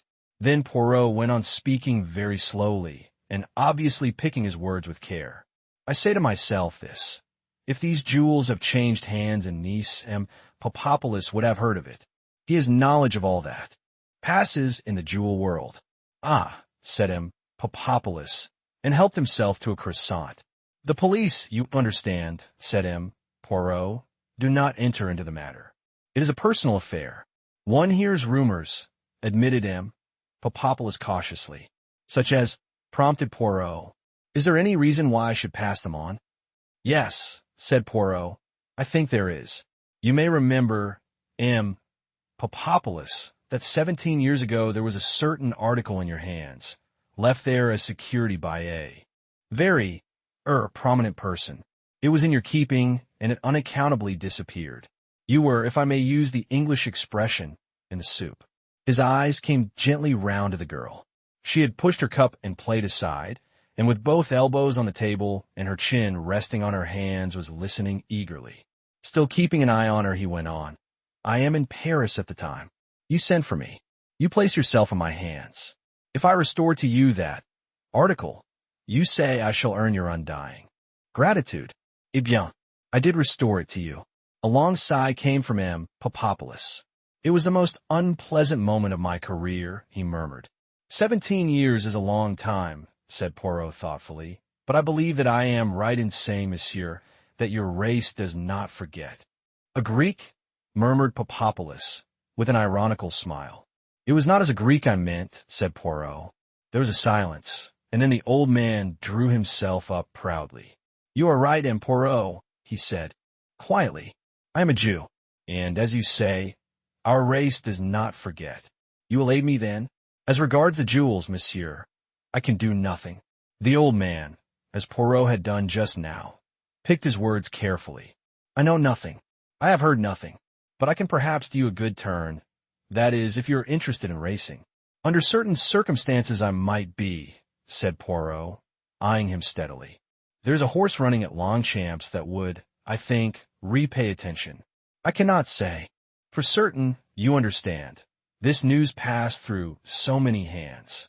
He stopped, fixing Poirot with his eye, as though to make sure that the latter was comprehending him. Perfectly, said Poirot, nodding. The name of the horse, said Papopoulos, leaning back and joining the tips of his fingers together, is the Marquis. I think, but I am not sure, that it is an English horse, Zia. I think so too, said the girl. Poirot got up briskly. I thank you, monsieur, he said. It is a great thing to have what the English call a tip from the stable. Au revoir, monsieur, and many thanks. He turned to the girl. Au revoir, Mademoiselle Zia. It seems to me but yesterday that I saw you in Paris. One would say that 2 years had passed at most. There's a difference between 16 and 33, said Zia ruefully. Not in your case, declared Poirot gallantly. You and your father will perhaps dine with me one night. We shall be delighted, replied Zia. Then we will arrange it, declared Poirot. And now, Gee me sauve. Poirot walked along the street, humming a little tune to himself. He twirled his stick with a jaunty air. Once or twice he smiled to himself quietly. He turned into the first bureau de poste he came to and sent off a telegram. He took some time in wording it, but it was in code and he had to call upon his memory. It purported to deal with a missing scarf pin and was addressed to Inspector Japp, Scotland Yard. Decoded, it was short and to the point. Wire me everything known about man whose sobriquet is the Marquis. Chapter 23. A new theory. It was exactly 11 o'clock when Poirot presented himself at Van Aldine's hotel. He found the millionaire alone. You are punctual, M. Poirot, he said, with a smile, as he rose to greet the detective. I'm always punctual, said Poirot. The exactitude. Always do I observe it. Without order and method, he broke off. Ah, but it is possible that I have said these things to you before. Let us come at once to the object of my visit. Your little idea? Yes, my little idea. Poirot smiled. First of all, monsieur, I should like to interview once more the maid, Ada Mason. She is here. Yes, she's here. Ah. Van Aldine looked at him curiously. He rang the bell, and a messenger was dispatched to find Mason. Poirot greeted her with his usual politeness, which was never without effect on that particular class. Good afternoon, mademoiselle, he said cheerfully. Be seated, will you not, if monsieur permits? Yes, sit down, my girl, said Van Aldine. Thank you, sir, said Mason primly, and she sat down on the extreme edge of a chair. She looked bonier and more acid than ever. I have come to ask you yet more questions, said Poirot. We must get to the bottom of this affair. Always I return to the question of the man in the train. You have been shown the Comte de la Roche. You say that it is possible he was the man, but you are not sure.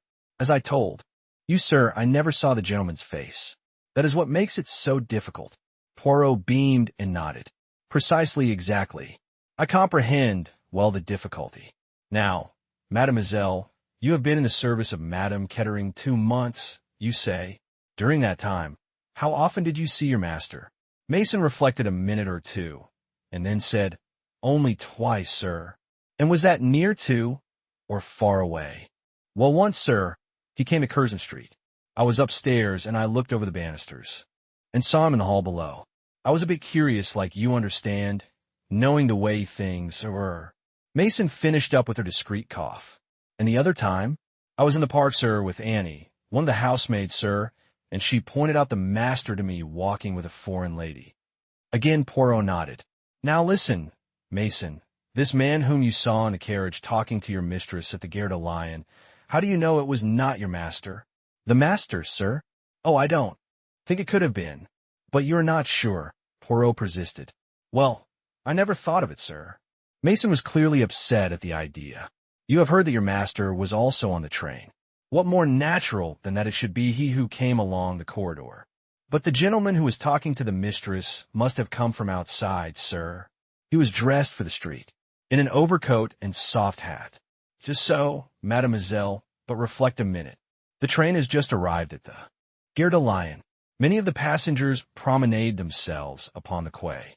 Your mistress was about to do so, and for that purpose had doubtless put on her fur coat. Yes, sir, agreed Mason. Your master, then, does the same.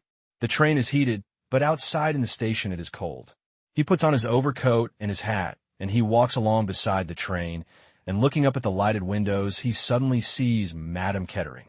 Until then, he has had no idea that she was on the train. Naturally, he mounts the carriage and goes to her compartment.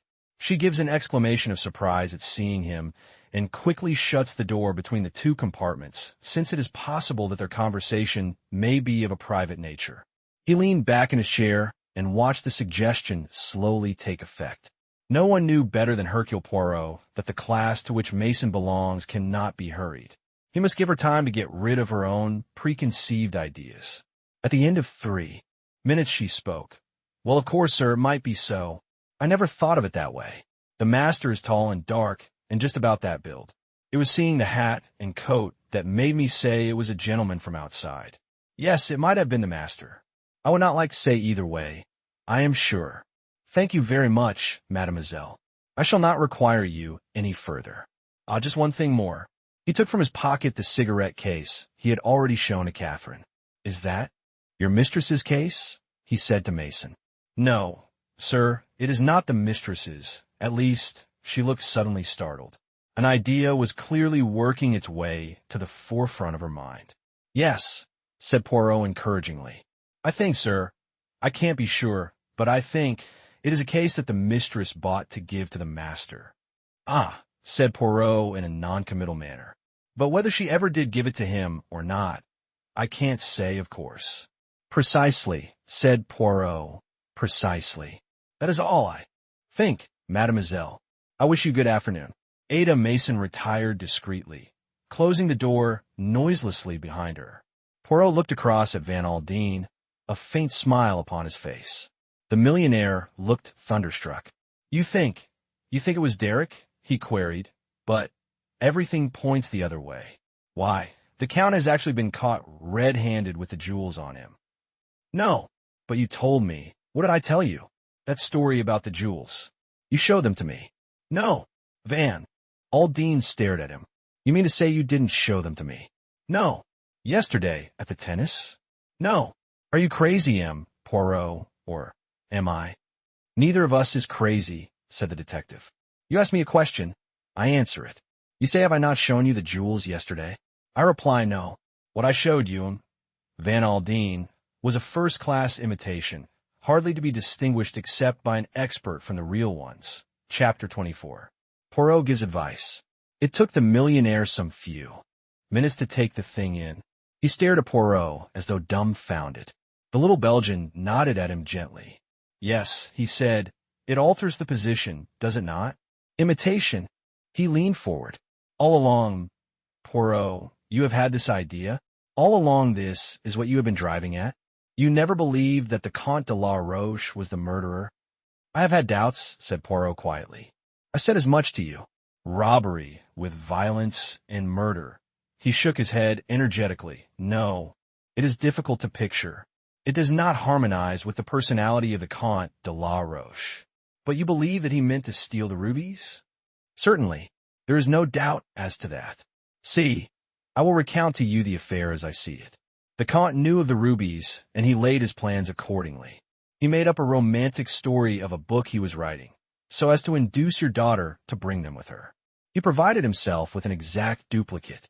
It is clear, is it not, that substitution is what he was after. Madame, your daughter, was not an expert on jewels. It would probably be a long time before she discovered what had occurred. When she did so, well, I do not think she would prosecute the Count. Too much would come out. He would have in his possession various letters of hers. Oh yes, a very safe scheme from the Count's point of view, one that he has probably carried out before. It seems clear enough, yes, said Van Aldine musingly. It accords with the personality of the Count de la Roche, said Poirot. Yes, but now. Van Aldine looked searchingly at the other. What actually happened? Tell me that, Poirot. Poirot shrugged his shoulders. It is quite simple, he said. Someone stepped in ahead of the Count. There was a long pause.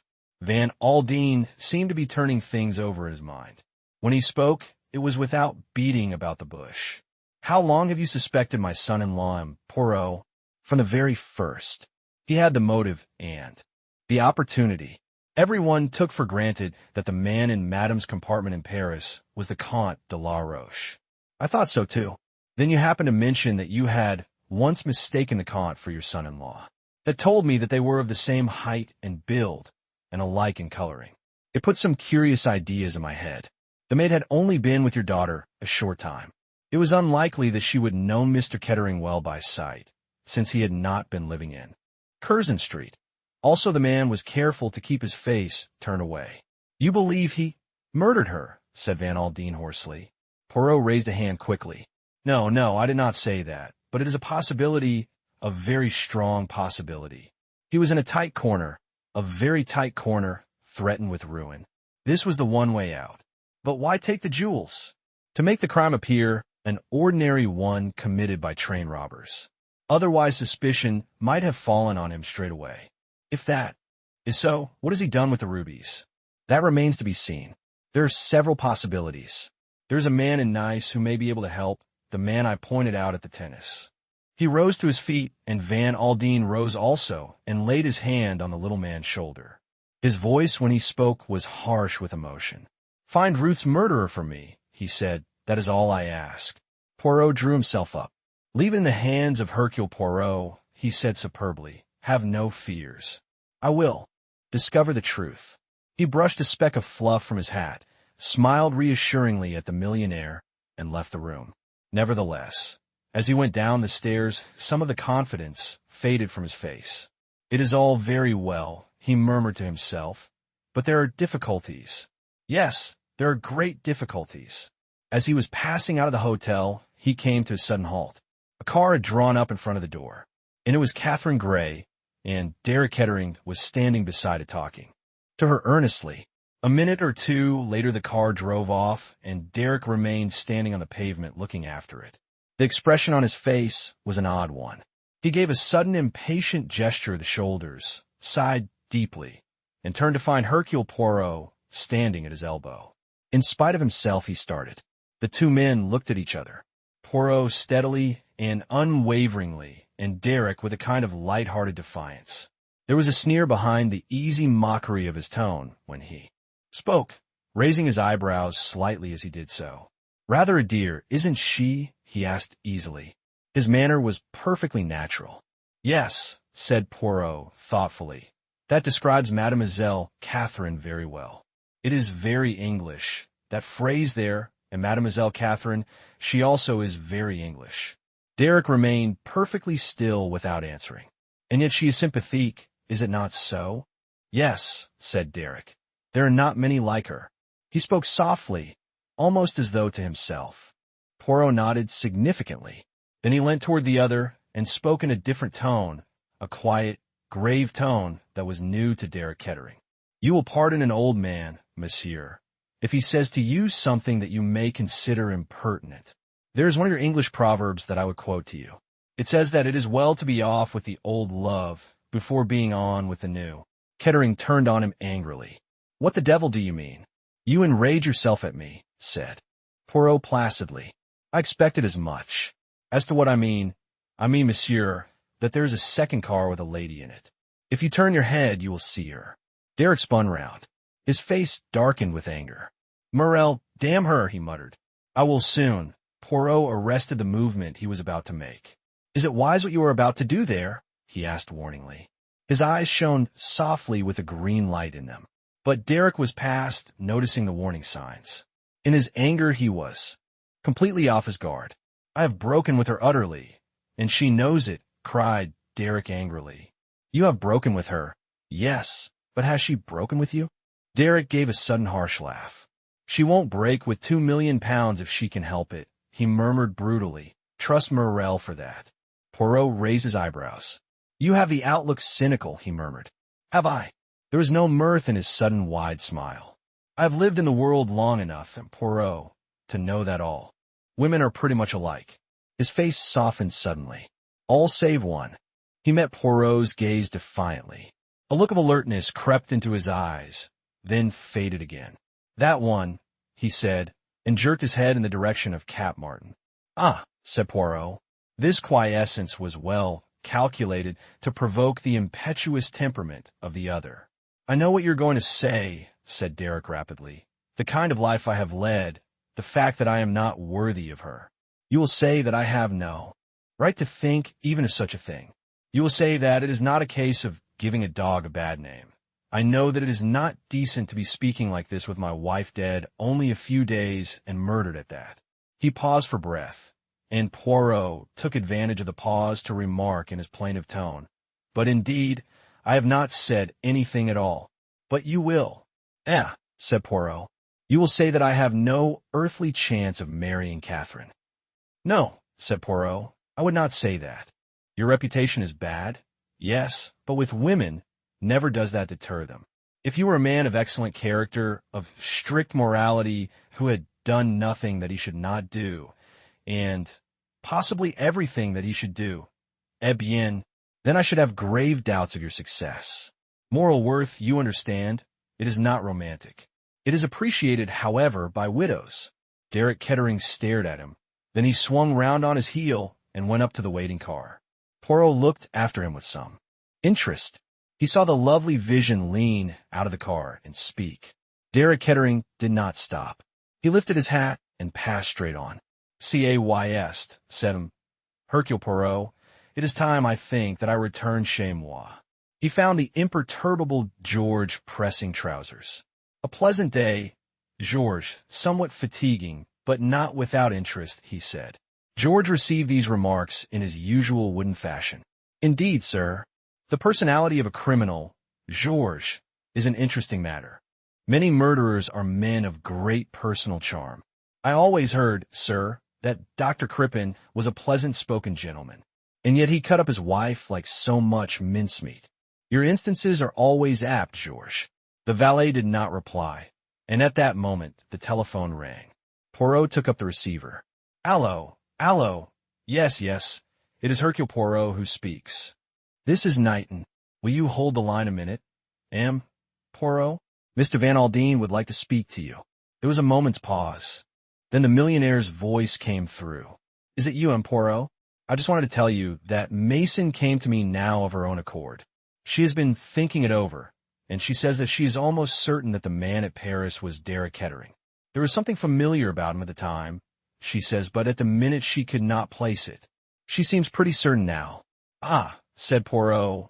Thank you, M. Van Aldine. That advances us. He replaced the receiver and stood for a minute or two with a very curious smile on his face. George had to speak to him twice before obtaining an answer. Said Poirot. What is that you say to me? Are you lunching here, sir, or are you going out? Neither, said Poirot. I shall go to bed and take a tisane. The expected has happened, and when the expected happens, it always causes me emotion. Chapter 25. Defiance. As Derek Kettering passed the car, Morel leaned out. Derek, I must speak to you for a moment. But lifting his hat, Derek passed straight on without stopping. When he got back to his hotel, the concierge detached himself from his wooden pen and accosted him. A gentleman is waiting to see you, monsieur. Who is it?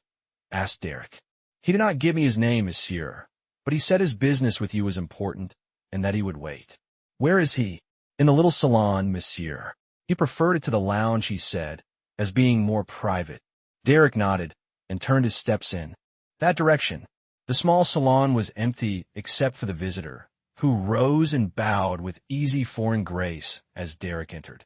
As it chanced, Derek had seen the Comte de la Roche only once, but found no difficulty in recognizing that aristocratic nobleman, and he frowned angrily. Of all the consummate impertinence, the Comte de la Roche, is it not? He said. I am afraid you have wasted your time in coming here. I hope not, said the Comte agreeably. His white teeth glittered. The Comte's charm of manner was usually wasted on his own sex. All men, without exception, disliked him heartily.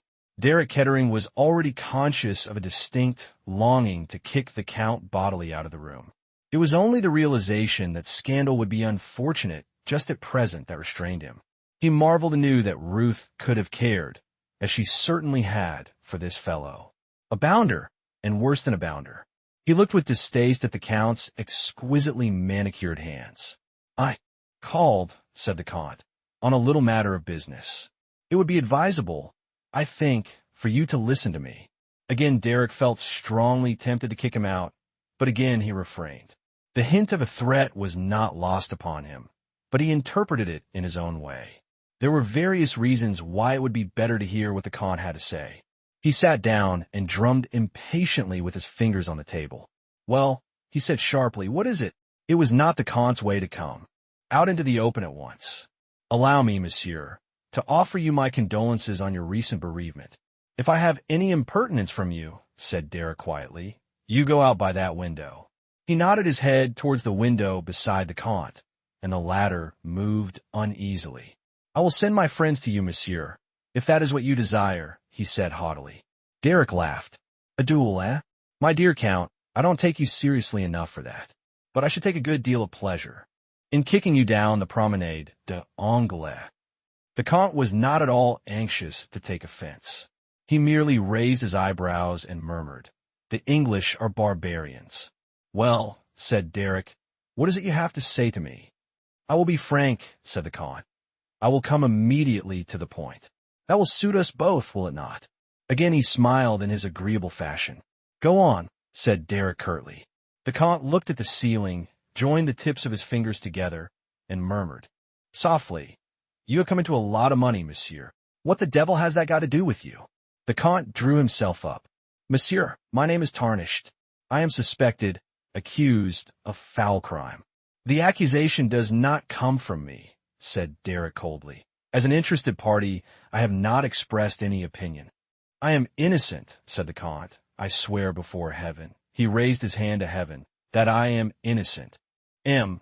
Courage is, I believe, the juge d'instruction in charge of the case. Hinted Derek politely. The Count took no notice. Not only am I unjustly suspected of a crime that I did not commit, but I am also in serious need of money. He coughed softly and suggestively. Derek rose to his feet. I was waiting for that, he said softly. You blackmailing brute. I will not give you a penny.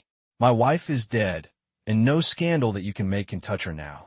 She wrote you foolish letters, I dare say.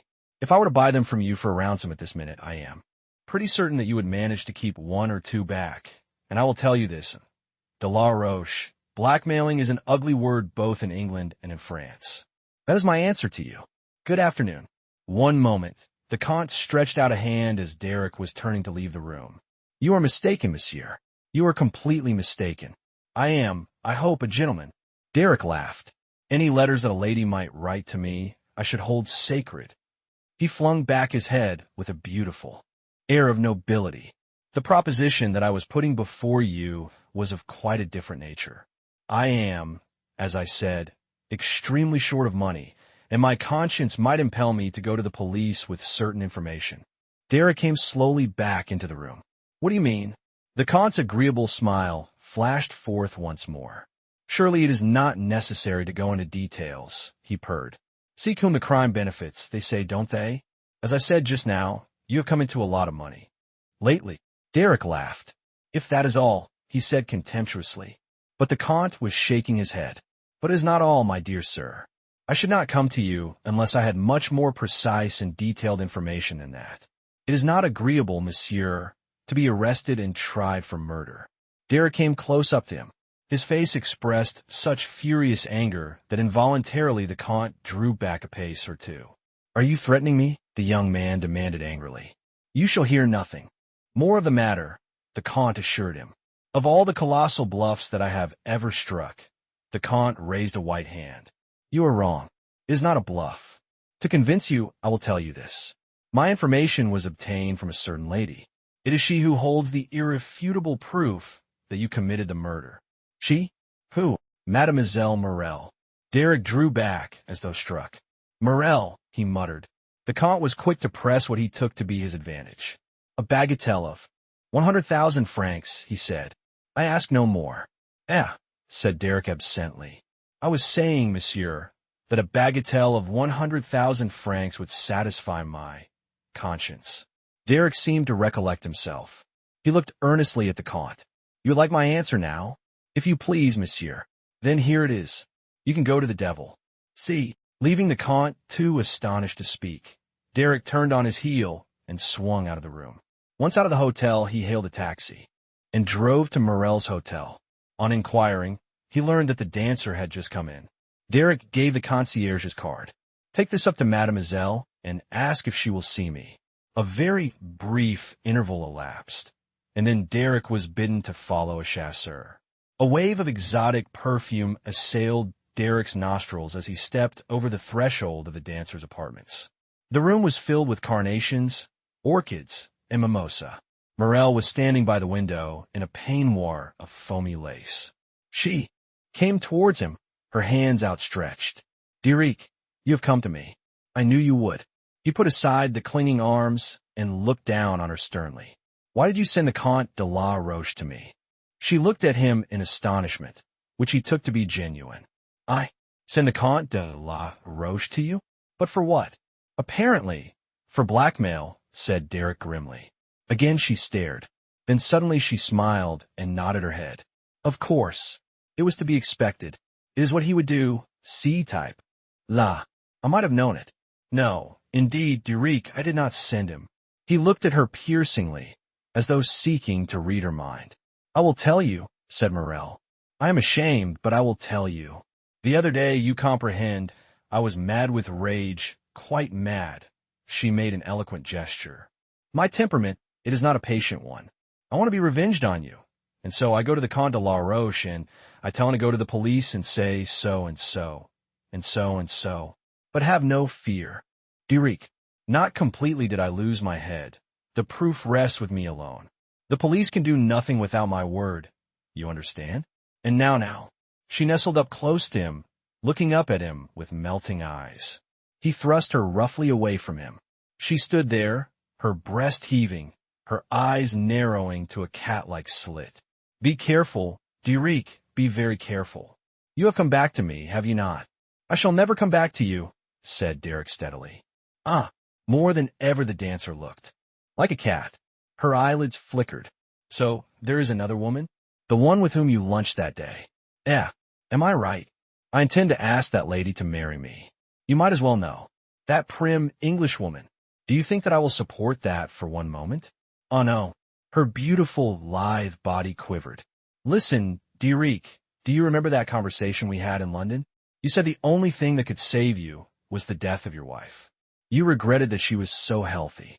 Then the idea of an accident came to your brain. And more than an accident. I suppose, said Derek contemptuously, that it was this conversation that you repeated to the Count de la Roche. Morel laughed. Am I a fool? Could the police do anything with a vague story like that? See, I will give you a last chance. You shall give up this Englishwoman. You shall return to me. And then, Sherry, never will I breathe. Breathe what? She laughed softly. You thought no one saw you. What do you mean? As I say, you thought no one saw you. But I saw you, Derek, mon ami. I saw you coming out of the compartment of Madame your wife just before the train got into Lyons that night. And I know more than that. I know that when you came out of her compartment, she was dead. He stared at her. Then, like a man in a dream, he turned very slowly and went out of the room, swaying slightly as he walked. Chapter 26. A Warning. "And so it is," said Poirot, "that we are the good friends and have no secrets from each other." Catherine turned her head to look at him. There was something in his voice, some undercurrent of seriousness, which she had not heard before. They were sitting in the gardens of Monte Carlo. Catherine had come over with her friends, and they had run into Knighton and Poirot almost immediately on arrival. Lady Tamplin had seized upon Knighton and had overwhelmed him with reminiscences, most of which Catherine had a faint suspicion were invented. They had moved away together, Lady Tamplin with her hand on a young man's arm. Knighton had thrown a couple of glances back over his shoulder, and Poirot's eyes twinkled a little as he saw them. "Of course we are friends," said Catherine.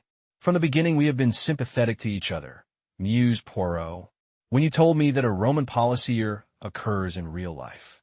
And I was right, was I not?" he challenged her, with an emphatic forefinger. "Here we are, plunged in the middle of one. That is natural for me, is my métier, but for you it is different." "Yes," he added in a reflective tone, "for you it is different." She looked sharply at him. It was as though he were warning her, pointing out to her some menace that she had not seen. "Why do you say that I am in the middle of it? It is true that I had that conversation with Mrs. Kettering just before she died, but now all that is over. I am not connected with the case any more. Ah, mademoiselle, can we ever say I have finished with this or that?" Catherine turned defiantly round to face him. "What is it?" she asked. "You are trying to tell me something, to convey it to me rather. But I am not clever at taking hints. I would much rather that you said anything you have to say straight out." Poirot looked at her sadly. "Ah, mais c'est anglais, he murmured, "everything in black and white, everything clear-cut and well-defined. But life is not like that, mademoiselle. There are the things that are not yet, but which cast their shadow before." He dabbed his brow with a very large silk pocket-handkerchief and murmured, "Ah, but it is that I become poetical. Let us, as you say, speak only of facts. And, speaking of facts, tell me what you think of Major Knighton." "I like him very much indeed," said Catherine warmly. "He is quite delightful." Poirot sighed. "What is the matter?" asked Catherine. "You reply so heartily," said Poirot. "If you had said in an indifferent voice, oh, quite nice, eh bien, do you know I should have been better pleased." Catherine did not answer. She felt slightly uncomfortable. Poirot went on dreamily. "And yet, who knows? With les femmes, they have so many ways of concealing what they feel, and heartiness is perhaps as good a way as any other." He sighed. "I don't see," began Catherine. He interrupted her. "You do not see why I am being so impertinent, mademoiselle. I am an old man, and now and then, not very often, I come across someone whose welfare is dear to me. We are friends, mademoiselle. You have said so yourself. And it is just this. I should like to see you happy." Catherine stared very straight in front of her. She had a cretonne sunshade with her, and with its point she traced little designs in the gravel at her feet. "I have asked you a question about Major Knighton. Now I will ask you another. Do you like Mr. Derek Kettering?" "I hardly know him," said Catherine. "That is not an answer, that." "I think it is." He looked at her, struck by something in her tone. Then he nodded his head gravely and slowly. "Perhaps you are right, mademoiselle. See you, I who speak to you have seen much of the world, and I know that there are two things which are true. A good man may be ruined by his love for a bad woman, but the other way holds good also. A bad man may equally be ruined by his love for a good woman." Catherine looked up sharply. "When you say ruined, I mean from his point of view. One must be wholehearted in crime as in everything else." "You are trying to warn me," said Catherine in a low voice. "Against whom?" "I cannot look into your heart, mademoiselle. I did not think you would let me if I could. I will just say this. There are men who have a strange fascination for women." "The Comte de la Roche," said Catherine, with a smile. "There are others, more dangerous than the Comte de la Roche. They have qualities that appeal. Recklessness, daring, audacity. You are fascinated, mademoiselle. I see that, but I think that it is no more than that." "I hope so. This man of whom I speak, the emotion he feels is genuine enough, but all the same, yes. He got up and stood looking down at her. Then he spoke in a low, distinct voice. "You could perhaps love a thief, mademoiselle, but not a murderer." He wheeled sharply away on that and left her sitting there. He heard the little gasp she gave and paid no attention. He had said what he meant to say. He left her there to digest that last, unmistakable phrase. Derek Kettering, coming out of the casino into the sunshine, saw her sitting alone on the bench and joined her. "I have been gambling," he said, with a light laugh, "gambling unsuccessfully. I have lost everything that I have with me." Catherine looked at him with a troubled face. She was aware at once of something new in his manner, some hidden excitement that betrayed itself in 100 different infinitesimal signs. "I should think you were always a gambler. The spirit of gambling appeals to you. Every day and in every way a gambler. You are about right. Don't you find something stimulating in it? To risk all on one throw, there's nothing like it." Calm and stolid as she believed herself to be, Catherine felt a faint answering thrill. "I want to talk to you," went on Derek, "and who knows when I may have another opportunity? There's an idea going about that I murder my wife. No, please don't interrupt. It is absurd, of course." He paused for a minute or two, then went on, speaking more deliberately. "In dealing with the police and local authorities here, I have had to pretend to, well, a certain decency. I prefer not to pretend with you. I meant to marry money. I was on the lookout for money when I first met Ruth Van Aldine. She had the look of a slim Madonna about her, and I made all sorts of good resolutions and was bitterly disillusioned. My wife was in love with another man when she married me. She never cared for me in the least. Oh, I am not complaining. The thing was a perfectly respectable bargain. She wanted Leconbury, and I wanted money. The trouble arose simply through Ruth's American blood. Without caring a pin for me, she would have liked me to be continually dancing attendance. Time and again she as good as told me that she had bought me and that I belonged to her. The result was that I behaved abominably to her. My father-in-law will tell you that, and he is quite right. At the time of Ruth's death, I was faced with absolute disaster." He laughed suddenly. "One is faced with absolute disaster when one is up against a man like Rufus Van Aldine." "And then?" asked Catherine in a low voice. "And then," Derek shrugged his shoulders, "Ruth was murdered, very providentially." He laughed, and the sound of his laugh hurt Catherine. She winced. "Yes," said Derek, "that wasn't in very good taste. But it is quite true. Now, I'm going to tell you something more. From the very first moment I saw you, I knew you were the only woman in the world for me. I was afraid of you. I thought you might bring me bad luck." "Bad luck," said Catherine sharply. He stared at her. "Why do you repeat it like that? What have you got in your mind?" "I was thinking of things that people have said to me." Derek grinned suddenly. "They will say a lot to you about me, my dear, and most of it will be true. Yes, and worse things too, things that I shall never tell you. I have been a gambler always, and I have taken some long odds. I shan't confess to you now or at any other time. The past is done with. There is one thing I do wish you to believe. I swear to you solemnly that I did not kill my wife." He said the words earnestly enough, yet there was somehow a theatrical touch about them. He met her troubled gaze and went on, "I know. I lied the other day. It was my wife's compartment I went into." "Ah," said Catherine. "It's difficult to explain just why I went in, but I'll try. I did it on an impulse. You see, I was more or less spying on my wife. I kept out of sight on the train. Morel had told me that my wife was meeting the Comte de la Roche in Paris. Well, as far as I had seen, that was not so. I felt ashamed, and I thought suddenly that it would be a good thing to have it out with her once and for all. So I pushed open the door and went in." He paused. "Yes," said Catherine gently. "Ruth was lying on the bunk asleep. Her face was turned away from me. I could see only the back of her head. I could have waked her up, of course. But suddenly I felt a reaction. What, after all, was there to say that we hadn't both of us said 100 times before? She looked so peaceful lying there. I left the compartment as quietly as I could." "Why lie about it to the police?" asked Catherine. "Because I'm not a complete fool. I've realized from the beginning that, from the point of view of motive, I'm the ideal murderer. If I once admitted that I had been in her compartment, just before she was murdered. I'd do for myself once and for all. I see. Did she see? She could not have told herself. She was feeling the magnetic attraction of Derek's personality, but there was something in her that resisted, that held back. Catherine, you know that I care for you. Do you care for me? I don't know. Weakness there. Either she knew or she did not know. If only, she cast a look round desperately as though seeking something that would help her.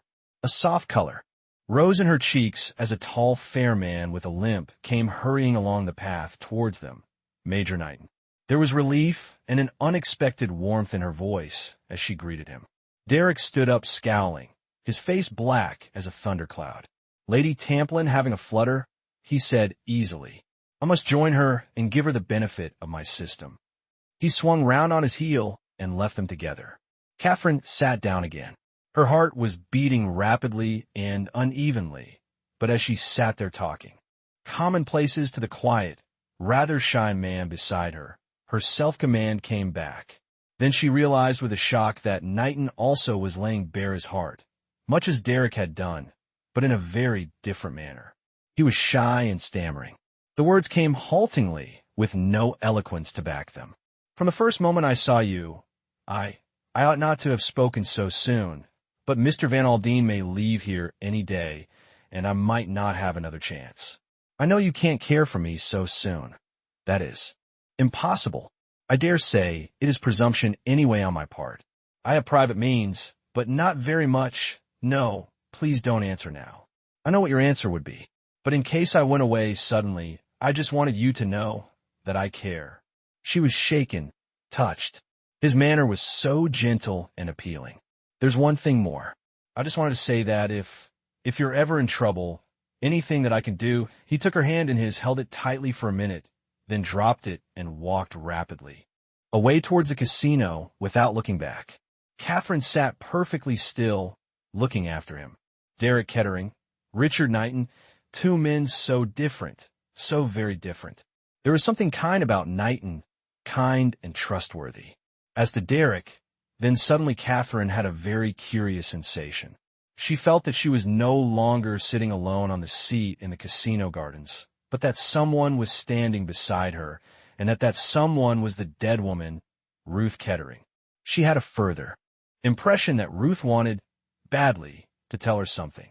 The impression was so curious, so vivid, that it could not be driven away. She felt absolutely certain that the spirit of Ruth Kettering was trying to convey something of vital importance to her. The impression faded. Catherine got up, trembling a little. What was it that Ruth Kettering had wanted so badly to say? Chapter 27. Interview with Morel. When Knighton left Catherine, he went in search of Hercule Poirot, whom he found in the rooms, jauntily placing the minimum stake on the even numbers. As Knighton joined him, the number 33 turned up, and Poirot's stake was swept away. Bad luck, said Knighton.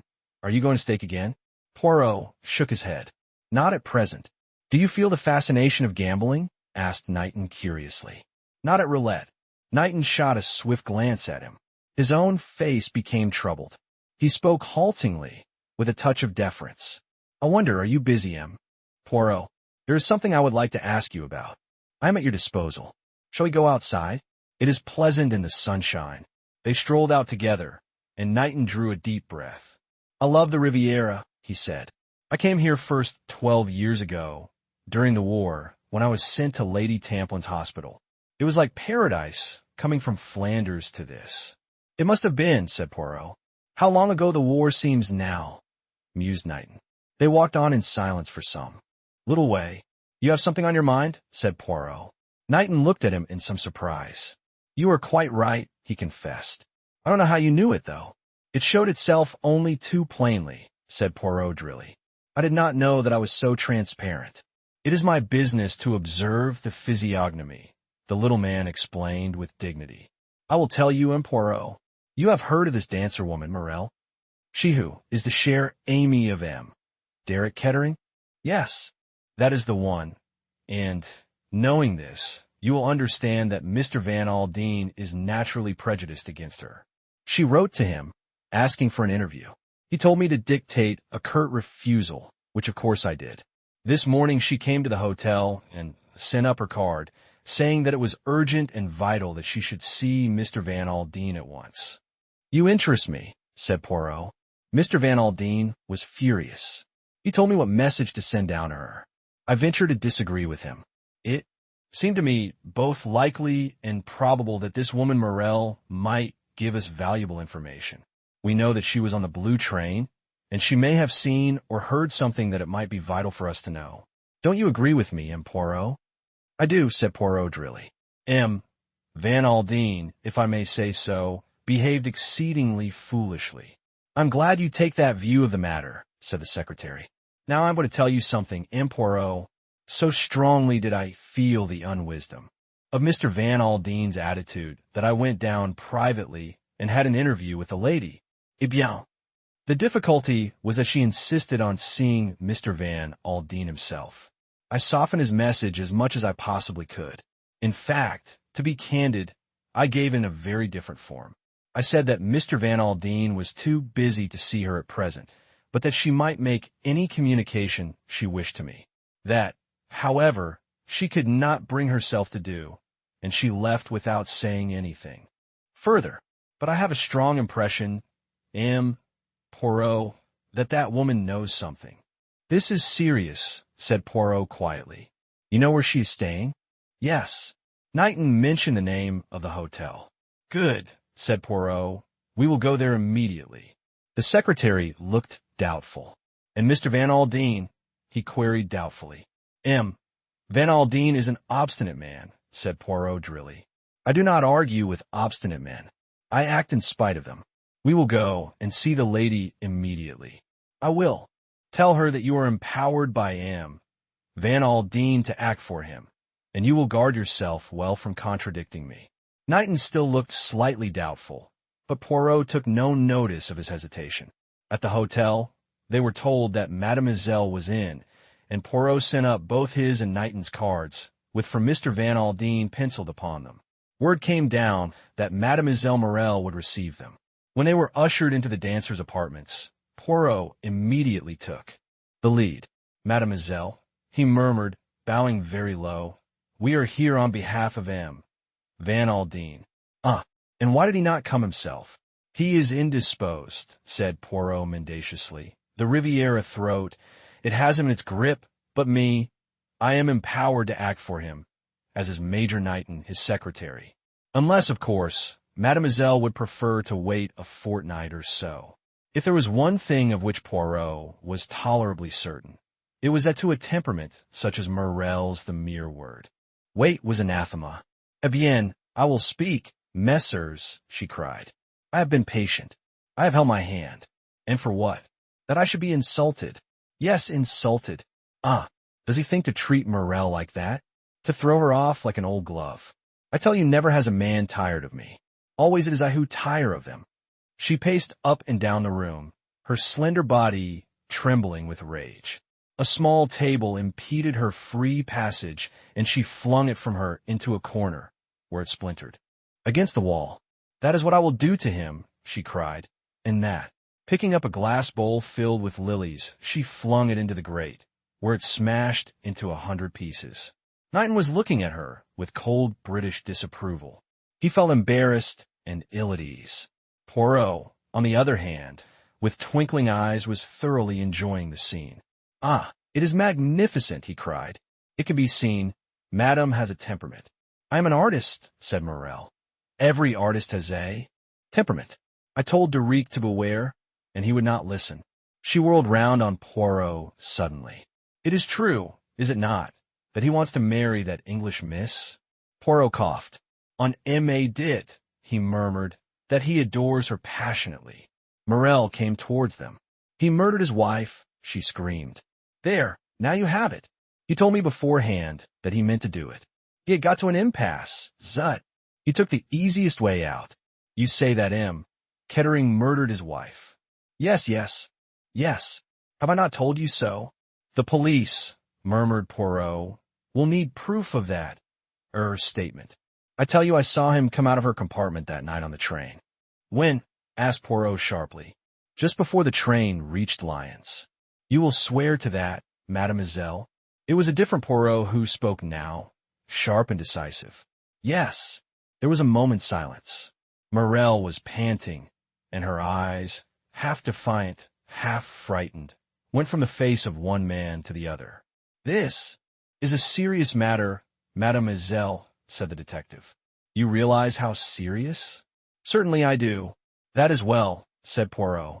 Then you understand, mademoiselle, that no time must be lost. You will, perhaps, accompany us immediately to the office of the examining magistrate. Morel was taken aback. She hesitated, but, as Poirot had foreseen, she had no loophole for escape. Very well, she muttered. I will fetch a coat. Left alone together, Poirot and Knighton exchanged glances. It is necessary to act while. How do you say it? The iron is hot, murmured Poirot. She is temperamental. In an hour's time, maybe, she will repent, and she will wish to draw back. We must prevent that at all costs. Morel reappeared, wrapped in a sand-colored velvet wrap, trimmed with leopard skin. She looked not altogether unlike a leopardess, tawny and dangerous. Her eyes still flashed with anger and determination. They found M. Cox and the examining magistrate together. A few brief, introductory words from Poirot, and Mademoiselle Morel was courteously entreated to tell her tale. This she did in much the same words as she had done to Knighton and Poirot, though with far more soberness of manner. This is an extraordinary story, mademoiselle, said M. Courage slowly. He leant back in his chair, adjusted his pince-nez, and looked keenly and searchingly at the dancer through them. You wish us to believe M. Kettering actually boasted of the crime to you beforehand? Yes. Yes. She was too healthy, he said. If she were to die, it must be an accident. He would arrange it all. You are aware, mademoiselle, said M. Courage sternly, that you are making yourself out to be an accessory before the fact. Me? But not the least in the world, monsieur. Not for a moment did I take that statement seriously. Oh, no, indeed. I know men, monsieur. They say many wild things. It would be an odd state of affairs if one were to take all they said au pied de la lettre. The examining magistrate raised his eyebrows. We are to take it, then, that you regarded M. Kettering's threats as mere idle words? May I ask, mademoiselle, what made you throw up your engagements in London and come out to the Riviera? Morel looked at him with melting black eyes. I wished to be with the man I loved, she said simply. Was it so unnatural? Poirot interpolated a question gently. Was it, then, at M. Kettering's wish that you accompanied him to Nice? Morel seemed to find a little difficulty in answering this. She hesitated perceptibly before she spoke. When she did, it was with a haughty indifference of manner. In such matters I please myself, monsieur, she said. That the answer was not an answer at all was noted by all three men. They said nothing. When were you first convinced that M. Kettering had murdered his wife? As I tell you, monsieur, I saw M. Kettering come out of his wife's compartment just before the train drew into Lyons. There was a look on his face, at the moment I could not understand it, a look haunted and terrible. I shall never forget it. Her voice rose shrilly, and she flung out her arms in an extravagant gesture. Quite so, said M. Courage. Afterwards, when I found that Madame Kettering was dead when the train left Lyons, then I knew. And still, you did not go to the police, mademoiselle, said the commissary mildly. Morel glanced at him superbly. She was clearly enjoying herself in the role she was playing. Shall I betray my lover? She asked. Oh, no, do not ask a woman to do that. Yet now, hinted M. Cox. Now it is different. He has betrayed me. Shall I suffer that in silence? The examining magistrate checked her. Quite so, he murmured soothingly. And now, mademoiselle, perhaps you will read over the statement of what you have told us. See that it is correct, and sign it. Morel wasted no time on the document. Yes, she said, it is correct. She rose to her feet. You require me no longer, messrs. At present, no, mademoiselle. And Derique will be arrested? At once, mademoiselle. Morel laughed cruelly and drew her fur draperies closer about her. He should have thought of this before he insulted me, she cried. There's one little matter, Poirot coughed apologetically, just a matter of detail. Yes. What makes you think Madame Kettering was dead when the train left Lyons? Morel stared. But she was dead. Was she? Yes, of course. She came to an abrupt stop. Poirot was regarding her intently, and he saw the wary look that came into her eyes. I've been told so. Everybody says so. Oh, said Poirot. I was not aware that the fact had been mentioned outside the examining magistrate's office. Morel appeared somewhat discomposed. One hears those things, she said vaguely, they get about. Somebody told me. I can't remember who it was.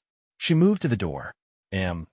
Cox sprang forward to open it for her, and as he did so, Poirot's voice rose gently once more. And the jewels? Pardon, mademoiselle. Can you tell me anything about those? The jewels? What jewels? The rubies of Catherine the Great. Since you hear so much, you must have heard of them. I know nothing about any jewels, said Morel sharply. She went out, closing the door behind her. Cox came back to his chair, the examining magistrate's side. What a fury, he said, but diablement chic. I wonder if she is telling the truth. I think so. There is some truth in her story. Certainly, said Poirot. We have confirmation of it from Miss Grey. She was looking down the corridor a short time before the train reached Lyons, and she saw him, Kettering, go into his wife's compartment. The case against him seems quite clear, said the commissary. Sigh. It is 1,000 pities, he murmured. How do you mean? Asked Poirot. It has been the ambition of my life to lay the Comte de la Roche by the heels. These chimi, ma foi, I fautui, had got him. This other, it is not nearly so satisfactory. Courage rubbed his nose. If anything goes wrong, he observed cautiously, it will be most awkward. Kettering is of the aristocracy. It will get into the newspapers. If we have made a mistake, he shrugged his shoulders forebodingly. The jewels now, said the commissary. What do you think he has done with them? He took them for a plant? Of course, said Courage. They must have been a great inconvenience to him, and very awkward to dispose of. Poirot smiled. I have an idea of my own about the jewels. Tell me, messieurs, what do you know of a man called the Marquis? The commissary leant forward excitedly. The Marquis, he said, the Marquis? Do you think he's mixed up in this affair, Poirot? I ask you what you know of him. The commissary made an expressive grimace. Not as much as we should like to, he observed ruefully. He works behind the scenes, you understand.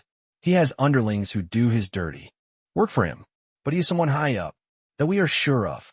He does not come from the criminal classes. A Frenchman, he is. At least we believe so, but we are not sure. He has worked in France, in England, in America. There is a series of robberies in Switzerland last autumn which were laid at his door. By all accounts, he is a grand seigneur, speaking French and English with equal perfection, and his origin is a mystery. Poirot nodded and rose to take his departure. Can you tell us? Nothing more? Poirot, urged the commissary. At present, no, said Poirot, but I may have news awaiting me at my hotel. Courage looked uncomfortable. If the Marquis is concerned in this, he began, and then stopped. It upsets our ideas, complained Cox. It does not upset mine, said Poirot. On the contrary, I think it agrees with them very well. Au revoir, messieurs. If news of any importance comes to me, I will communicate it to you immediately. He walked back to his hotel with a grave face. In his absence, a telegram had come to him. Taking a paper cutter from his pocket, he slid it open. It was a long telegram, and he read it over twice before slowly putting it in his pocket. Upstairs, George was awaiting his master. I am fatigued, George, much fatigued. Will you order for me a small pot of chocolate? The chocolate was duly ordered and brought, and George set it at the little table at his master's elbow. As he was preparing to retire, Poirot spoke. I believe, George, that you have a good knowledge of the English aristocracy, murmured Poirot. George smiled apologetically. I think that I might say that I have, sir, he replied. I suppose it is your opinion, George, that criminals are invariably drawn from the lower orders. Not always, sir. There was great trouble with one of the Duke of Devon's younger sons. He left Eton under a cloud, and after that he caused great anxiety on several occasions. The police would not accept the view that it was kleptomania. A very clever young gentleman, sir, but vicious through and through, if you take my meaning. His Grace shipped him to Australia, and I hear he was convicted out there under another name. Very odd, sir, but there is. The young gentleman, I need hardly say, was not in want financially. Poirot nodded his head slowly. Love of excitement, he murmured, and a little kink in the brain somewhere. I wonder now. He drew out the telegram from his pocket and read it. Again. Then there was Lady Mary Fox's daughter, continued the valet in a mood of reminiscence. Swindled tradespeople something shocking, she did. Very worrying to the best families, if I may say so, and there are many other queer cases I could mention. You have a wide experience, Georges, murmured Poirot. I often wonder, having lived so exclusively with titled families, that you demean yourself by coming as a valet to me. I put it down to love of excitement on your part. Not exactly. Sir, said George, I happened to see in society snippets that you had been received at Buckingham Palace. That was just when I was looking for a new situation. His Majesty, so it's said, had been most gracious and friendly and thought very highly of your abilities. Ah, said Poirot, one always likes to know the reason for things. He remained in thought for a few moments and then said, You rang up Mademoiselle Papadopoulos? Yes, sir. She and her father will be pleased to dine with you. Tonight. Ah, said Poirot thoughtfully. He drank off his chocolate, set the cup and saucer neatly in the middle of the tray, and spoke gently, more to himself than to the valet. The squirrel, my good George, collects nuts. He stores them up in the autumn, so that they may be of advantage to him later. To make a success of humanity, George, we must profit by the lessons of those below us in the animal kingdom. I have always done so. I have been the cat, watching at the mouse hole. I have been the good dog, following up the scent and not taking my nose from the trail. And also, my good George, I have been the squirrel. I have stored away the little fact here, the little fact there. I go down my store, and I take out one particular nut, a nut that I stored away. Let me see, 17 years ago. You follow me, George? I should hardly have thought, sir, said George, that nuts would have kept so long as that, though I know one can do wonders with preserving bottles. Poirot looked at him and smiled. Chapter 28. Poirot plays the squirrel. Poirot started to keep his dinner appointment with a margin of 3/4 of an hour to spare. He had an object in this. The car took him, not straight to Monte Carlo, but to Lady Tamplin's house at Cap Martin, where he asked for Miss Grey. The ladies were dressing, and Poirot was shown into a small salon to wait. And here, after a lapse of 3 or 4 minutes, Lennox Tamplin came to him. Catherine is not quite ready yet, she said. Can I give her a message, or would you rather wait until she comes down? Poirot looked at her thoughtfully. He was a minute or two in replying, as though something of great weight hung upon his decision. Apparently the answer to such a simple question mattered. No, he said at last. No, I do not think it is necessary that I should wait to see Mademoiselle Catherine. I think, perhaps, that it is better that I should not. These things are sometimes difficult. Lennox waited politely, her eyebrows slightly raised. I have a piece of news, continued Poirot. You will perhaps tell your friend. M. Kettering was arrested tonight for the murder of his wife. You want me to tell Catherine that? Asked Lennox. She breathed rather hard, as though she had been running. Her face, Poirot thought, looked white and strained, rather noticeably so. If you please, mademoiselle. Why? Said Lennox. Do you think Catherine will be upset? Do you think she cares? I don't. No, mademoiselle, said Poirot. See, I admit it frankly. As a rule, I know everything, but in this case, I do not. You, perhaps, know better than I do. Yes, said Lennox. I know, but I'm not going to tell you all the same. She paused for a minute or two, her dark brows drawn together in a frown. You believe he did it? She said abruptly. Poirot shrugged his shoulders. The police say so. Ah, said Lennox. Hedging, are you? So there is something to hedge about. Again she was silent, frowning. Poirot said gently, You have known Derek Kettering a long time, have you not? Off and on ever since I was a kid, said Lennox gruffly. Poirot nodded his head several times without speaking. With one of her brusque movements, Lennox drew forward a chair and sat down on it, her elbows on the table and her face supported by her hands. Sitting thus, she looked directly across the table at Poirot. What do they got to go on? She demanded. Motive, I suppose. Probably came into money at her death. He came into $2 million, and if she had not died, he would have been ruined. Yes, but there must have been more than that, persisted Lennox. He traveled by the same train. I know, but that would not be enough to go on by itself.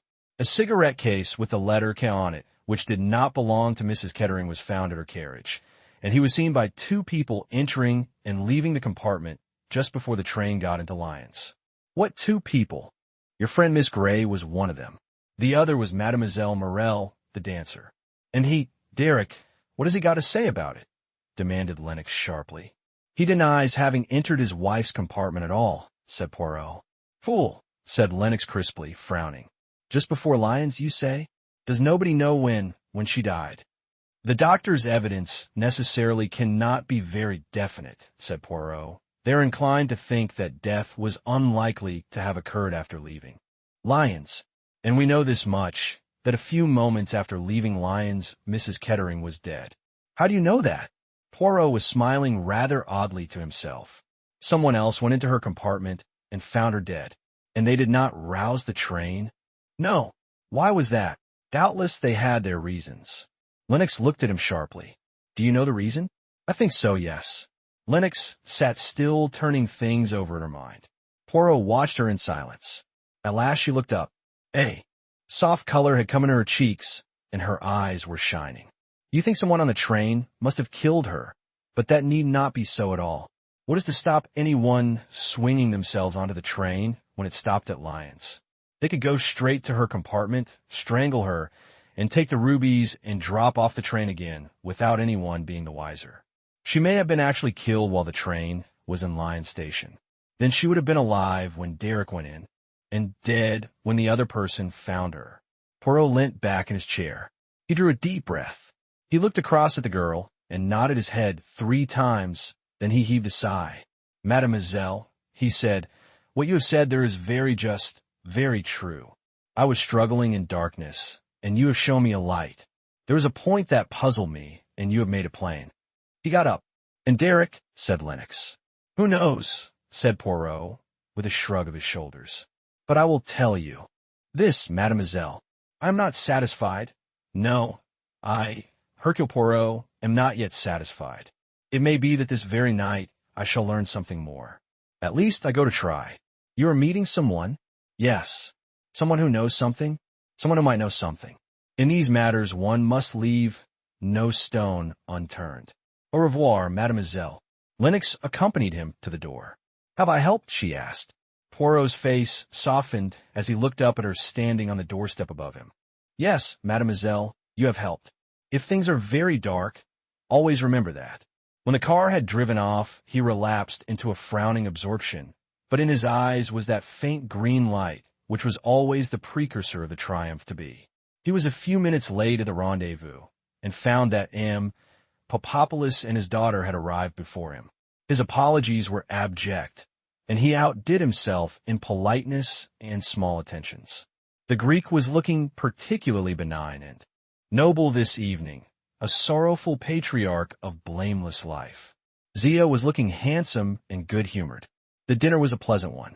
Poirot was his best and most sparkling self. He told anecdotes, he made jokes, he paid graceful compliments to Zia Popopoulos, and he told many interesting incidents of his career.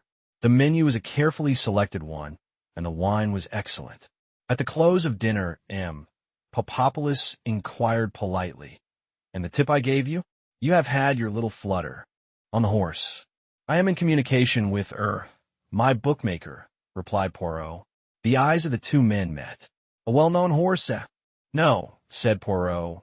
"It is what our friends, the English, call a dark horse." "Ah," said M. Popopoulos thoughtfully. "Now we must step across to the casino and have our little flutter at the roulette table," cried Poirot gaily. At the casino, the party separated, Poirot devoting himself solely to Zia, whilst Papadopoulos himself drifted away. Poirot was not fortunate, but Zia had a run of good luck and had soon won a few thousand francs. "It would be as well," she observed drily to Poirot, "if I stopped now." Poirot's eyes twinkled. "Superb!" he exclaimed. "You are the daughter of your father, Mademoiselle Zia. To know when to stop. Ah, that is the art." He looked round the rooms. "I cannot see your father anywhere about," he remarked carelessly. "I will fetch your cloak for you, mademoiselle, and we will go out in the gardens." He did not, however, go straight to the cloakroom. His sharp eyes had seen, but a little while before the departure of M. Papadopoulos. He was anxious to know what had become of the wily Greek. He ran him to earth unexpectedly in the big entrance hall. He was standing by one of the pillars, talking to a lady who had just arrived. The lady was Morel. Poirot sidled unostentatiously round the room. He arrived at the other side of the pillar, and unnoticed by the two who were talking together in an animated fashion, or, rather, that is to say, the dancer was talking, Papadopoulos contributing an occasional monosyllable and a good many expressive gestures. "I tell you I must have time," the dancer was saying. "If you give me time, I will get the money." "To wait." The Greek shrugged his shoulders. "It is awkward." "Only a very little while," pleaded the other. But you must." "A week, 10 days, that is all I ask. You can be sure of your affair. The money will be forthcoming." Papadopoulos shifted a little and looked round him uneasily to find Poirot almost at his elbow with a beaming, innocent face. Vous voilà, Monsieur Papadopoulos. I have been looking for you. It is permitted that I take Mademoiselle Zia for a little turn in the gardens?" "Good evening, mademoiselle." He bowed very low to Morel. "1,000 pardons that I did not see you immediately." The dancer accepted his greetings rather impatiently. She was clearly annoyed at the interruption of her tête-à-tête. Poirot was quick to take the hint. Papadopoulos had already murmured, "Certainly, but certainly," and Poirot withdrew forthwith. He fetched Zia's cloak, and together they strolled out into the gardens. "This is where the suicides take place," said Zia. Poirot shrugged his shoulders. "So it is said. Men are foolish, are they not, mademoiselle? To eat, to drink, to breathe the good air, it is a very pleasant thing, mademoiselle. One is foolish to leave all that simply because one has no money, or because the heart aches. L'amour causes many fatalities, does it not?" Zia laughed. "You should not laugh at love, mademoiselle," said Poirot, shaking an energetic forefinger at her. "You who are young and beautiful." "Hardly that," said Zia. "You forget that I am 33, Poirot. I am frank with you, because it is no good being otherwise. As you told my father, it is exactly 17 years since you aided us in Paris that time. When I look at you, it seems much less," said Poirot gallantly. "You were then very much. As you are now, mademoiselle, a little thinner, a little paler, a little more serious. 16 years old and fresh from your pension. Not quite the petite pensionnaire, not quite a woman. You were very delicious, very charming, Mademoiselle Zia. Others thought so too, without doubt." "At 16, said Zia, "one is simple and a little fool." "That may be," said Poirot. "Yes, that well may be. At 16 one is credulous, is one not? One believes what one is told." If he saw the quick sideways glance that the girl shot at him, he pretended not to have done so. He continued dreamily, "It was a curious affair that, altogether, your father, mademoiselle, has never understood the true inwardness of it. No, when he asked me for details, for explanations, I said to him thus, 'Without scandal, I have got back for you that which was lost. You must ask no questions. Do you know, mademoiselle, why I said these things?' 'I have no idea,' said the girl coldly. 'It was because I had a soft spot in my heart for a little pensionnaire, so pale, so thin, so serious.'" "I don't understand what you are talking about," cried Zia angrily. "Do you not, mademoiselle? Have you forgotten Antonio Parezio?" He heard the quick intake of her breath, almost a gasp. He came to work as an assistant in the shop, but not thus could he have got hold of what he wanted. An assistant can lift his eyes to his master's daughter, can he not? If he is young and handsome with a glib tongue. And since they cannot make love all the time, they must occasionally talk of things that interest them both, such as that very interesting thing which was temporarily in M. Popopola's possession. And since, as you say, mademoiselle, the young are foolish and credulous, it was easy to believe him and to give him a sight of that particular thing, to show him where it was kept. And afterwards, when it is gone, when the unbelievable catastrophe has happened, alas, the poor little pensionaire, what a terrible position she is in. She is frightened, the poor little one, to speak or not to speak. And then there comes along that excellent fellow, Hercule Poirot. Almost a miracle it must have been, the way things arranged themselves. The priceless heirlooms are restored, and there are no awkward questions. Zia turned on him fiercely. You have known all the time? Who told you? Was it Antonio? Poirot shook his head. No one told me, he said quietly. I guessed. It was a good guess, was it not? Mademoiselle, you see, unless you are good at guessing, it is not much use being a detective. The girl walked along beside him for some minutes in silence. Then she said in a hard voice, Well, what are you going to do about it? Are you going to tell my father? No, said Poirot sharply. Certainly not. She looked at him curiously. You want something from me? I want your help, mademoiselle. What makes you think that I can help you? I do not think so. I only hope so. And if I do not help you, then you will tell my father. But no. Debarrass yourself of that idea, mademoiselle. I'm not a blackmailer. I do not hold your secret over your head and threaten you with it. If I refuse to help you, began the girl slowly. Then you refuse, and that is that. Then why? She stopped. Listen, and I will tell you why. Women, mademoiselle, are generous. If they can render a service to one who has rendered a service to them, they will do it. I was generous once to you, mademoiselle. When I might have spoken, I held my tongue. There was another silence. Then the girl said, My father gave you a hint the other day. It was very kind of him. I do not think, said Zia slowly, that there is anything that I can add to that. If Poirot was disappointed, he did not show it. Not a muscle of his face changed. Eh bien, he said cheerfully. Then we must talk of other things. And he proceeded to chat gaily. The girl was distrait, however, and her answers were mechanical and not always to the point. It was when they were approaching the casino once more that she seemed to come to a decision. And Poirot, Yes, mademoiselle, I should like to help you if I could. You are very amiable, mademoiselle, very amiable. Again there was a pause.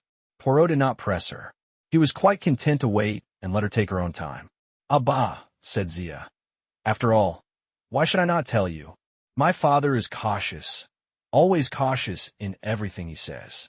But I know that with you it is not necessary. You have told us it is only the murderer you seek, and that you are not concerned over the jewels.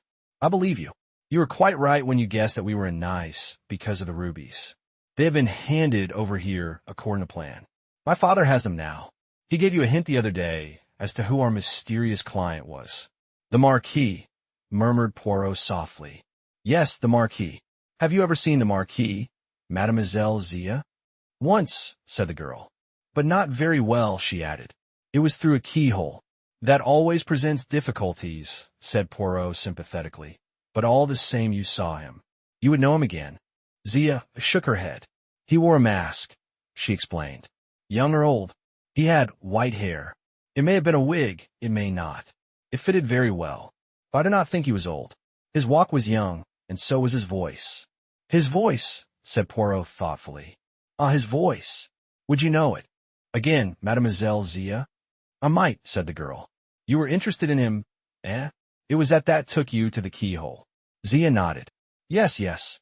I was curious. One had heard so much. He is not the ordinary thief. He is more like a figure of history or romance. Yes, said Poirot thoughtfully. Yes, perhaps so. But it is not this that I meant to tell you, said Zia. It was just one other little fact that I thought might be, well, useful to you. Yes, said Poirot encouragingly. The rubies, as I say, were handed over to my father here at Nice. I did not see the person who handed them over, but yes, I know one thing. It was a woman. Chapter 29. A letter from home.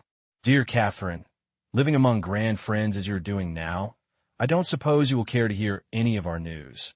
But as I always thought you were a sensible girl, perhaps you were a trifle less swollen-headed than I suppose. Everything goes on much the same here. There was great trouble about. The new curate, who is scandalously high. In my view, he is neither more nor less than a Roman. Everybody has spoken to the vicar about it, but you know what the vicar is: all Christian charity and no proper spirit. I have had a lot of trouble with maids lately. That girl Annie was no good. Skirts up to her knees and wouldn't wear sensible woolen stockings. Not one of them can bear being spoken to. I have had a lot of pain with my rheumatism one way and another, and Dr. Harris persuaded me to go and see a London specialist. A waste of 3 guineas and a railway fare, as I told him, but by waiting until Wednesday, I managed to get a cheap return. The London doctor pulled a long face and talked all round about and never straight out, until I said to him, "I'm a plain woman, doctor, and I like things to be plainly stated. Is it cancer or is it not?" And then, of course, he had to say it was. They say a year with care, and not too much pain, though I'm sure I can bear pain as well as any other Christian woman. Life seems rather lonely at times, with most of my friends dead or gone before. I wish you were in St. Mary Mead, my dear, and that is a fact. If you hadn't come into this money and gone off in a grand society, I would have offered you double the salary poor Jane gave you to come and look after me.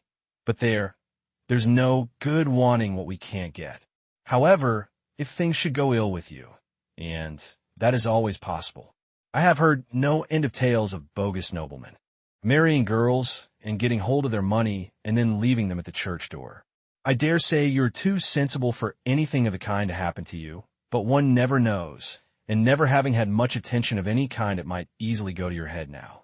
So just in case, my dear, remember there is always a home for you here, and though a plain-spoken woman, I am a warm-hearted one too. Your affectionate old friend, Amelia Viner. P.S. I saw a mention of you in the paper with your cousin Viscountess Tamplin, and I cut it out and put it with my cuttings. I prayed for you on Sunday that you might be kept from pride and vainglory. Catherine read this characteristic epistle through twice. Then she laid it down and stared out of her bedroom window across the blue waters of the Mediterranean. She felt a curious lump in her throat. A sudden wave of longing for St. Mary Mead swept over her. So full of familiar, everyday, stupid little things, and yet home. She felt very inclined to lay her head down on her arms and indulge in a real good cry. Lennox, coming in at the moment, saved her. "Hello, Catherine," said Lennox. "I say, what is the matter?" "Nothing," said Catherine, grabbing up Miss Viner's letter and thrusting it into her handbag. "You looked rather queer," said Lennox. "I say, I hope you don't mind. I rang up your detective friend, Poirot, and asked him to lunch with us in Nice. I said you wanted to see him, as I thought he might not come for me." "Did you want to see him then?" asked Catherine. "Yes," said Lennox. "I have rather lost my heart to him. I never met a man before whose eyes were really green like a cat's." "All right," said Catherine. She spoke listlessly. The last few days had been trying. Derek Kettering's arrest had been the topic of the hour, and the Blue Train mystery had been thrashed out from every conceivable standpoint. "I have ordered the car," said Lennox, "and I have told Mother some lie or other. Unfortunately, I can't remember exactly what, but it won't matter, as she never remembers. If she knew where we were going, she would want to come to Pump and Poirot." The two girls arrived at the Negresco to find Poirot waiting. He was full of Gallic politeness, and showered so many compliments upon the two girls that they were soon helpless with laughter, yet for all that the meal was not a gay one. Catherine was dreamy and distracted, and Lennox made bursts of conversation, interspersed by silences. As they were sitting on the terrace, sipping their coffee, she suddenly attacked Poirot bluntly. "How are things going? You know what I mean." Poirot shrugged his shoulders. "They take their course," he said. "And you are just letting them take their course?" He looked at Lennox a little sadly. "You are young, mademoiselle, but there are 3 things that cannot be hurried: le bon Dieu, nature, and old people." "Nonsense," said Lennox. "You are not old." "Ah, it is pretty what you say there. Here is Major." "Knighton," said Lennox. Catherine looked around quickly and then turned back again. "He is with Mr. Van Aldine," continued Lennox. "There is something I want to ask Major Knighton about. I won't be a minute." Left alone together, Poirot bent forward and murmured to Catherine, "You are distrait, mademoiselle. Your thoughts, they are far away, are they not? Just as far as England, no farther." Guided by a sudden impulse, she took the letter she had received that morning and handed it across to him. "To read. That is the first word that has come to me from my old life. Somehow or other, it hurts." He read it through and then handed it back to her. "So, you're going back to St. Marymead?" he said slowly. "No, I am not," said Catherine. "Why should I?" "Ah," said Poirot, "it is my mistake. You will excuse me one little minute." He strolled across to where Lennox Tamplin was talking to Van Aldine and Knighton. The American looked old and haggard. He greeted Poirot with a curt nod, but without any other sign of animation. As he turned to reply to some observation made by Lennox, Poirot drew Knighton aside. "Van Aldine looks ill," he said. "Do you wonder?" asked Knighton. "The scandal of Derek Kettering's arrest has about put the lid on things, as far as he is concerned. He is even regretting that he asked you to find out the truth." "You should go back to England," said Poirot. "We are going the day after tomorrow." "That is good news," said Poirot. He hesitated and looked across the terrace to where Catherine was sitting. "I wish," he murmured, "that you could tell Miss Grey that." "Tell her what?" "That that Van Aldine is returning to England." Knighton looked a little puzzled, but he readily crossed the terrace and joined Catherine. Poirot saw him go with a satisfied nod of the head, and then joined Lennox and the American. After a minute or two, they joined the others. Conversation was general for a few minutes. Then the millionaire and his secretary departed. Poirot also prepared to take his departure. "1,000 thanks for your hospitality, mademoiselle," he cried. "It has been a most charming luncheon. Ma foi, inedigici." He swelled out his chest and thumped it. "I am now a lion, a giant. Ah, Mademoiselle Catherine, you have not seen me as I can be. You have seen the gentle, the calm Hercule Poirot. But there is another Hercule Poirot. I go now to bully, to threaten, to strike terror into the hearts of those who listen to me."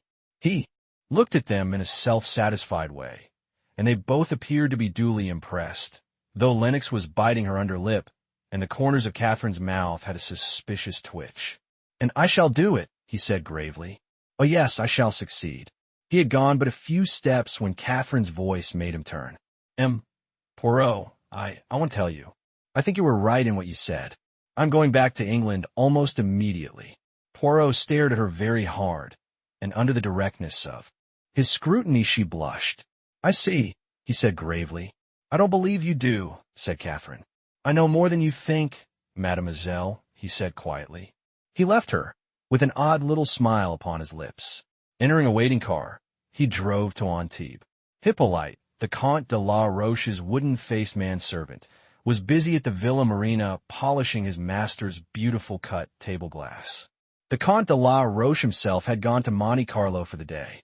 Chancing to look out of the window, Hippolyte espied a visitor walking briskly up to the hall door, a visitor of so uncommon a type that Hippolyte, experienced as he was, had some difficulty in placing him. Calling to his wife, Marie, who was busy in the kitchen, he drew her attention to what he called C-type law. "It is not the police again," said Marie anxiously. "Look for yourself," said Hippolyte. Marie looked. "Certainly not the police," she declared. "I am glad. They have not really worried us much," said Hippolyte. "In fact, but for Monsieur le Comte's warning, I should never have guessed that stranger at the wine shop to be what he was." The hall bell pealed, and Hippolyte, in a grave and decorous manner, went to open the door. "Le Comte, I regret to say, is not at home." The little man with the large mustaches beamed placidly. "I know that," he replied. "You are Hippolyte Flavel, are you not?" "Yes, monsieur. That is my name." "And you have a wife, Marie Flavel?" "Yes, monsieur, but I desire to see you both," said the stranger, and he stepped nimbly past Hippolyte into the hall. "Your wife is doubtless in the kitchen," he said. "I will go there." Before Hippolyte could recover his breath, The other had selected the right door at the back of the hall and passed along the passage and into the kitchen, where Marie paused, open-mouthed, to stare at him. "Voila," said the stranger, and sank into a wooden armchair. "I am Hercule Poirot." "Yes, monsieur. You do not know the name?" "I have." "Never heard it," said Hippolyte. "Permit me to say that you have been badly educated. It is the name of one of the great ones of this world." He sighed and folded his hands across his chest. Hippolyte and Marie were staring at him uneasily. They were at a loss what to make of this unexpected and extremely strange visitor. "Monsieur desires," murmured Hippolyte mechanically. "I desire to know why you have lied to the police." "Monsieur," cried Hippolyte, "I lied to the police? Never have I done such a thing." Poirot shook his head. "You are wrong," he said. "You have done it on several occasions." "Let me see." He took a small notebook from his pocket and consulted it. "Ah, yes, on 7 occasions at least. I will recite them to you." In a gentle, unemotional voice, he proceeded to outline the 7 occasions. Hippolyte was taken aback. "But it is not of these past lapses that I wish to speak," continued Poirot. "Only, my dear friend, do not get into the habit of thinking yourself too clever. I come now to the particular lie in which I am concerned.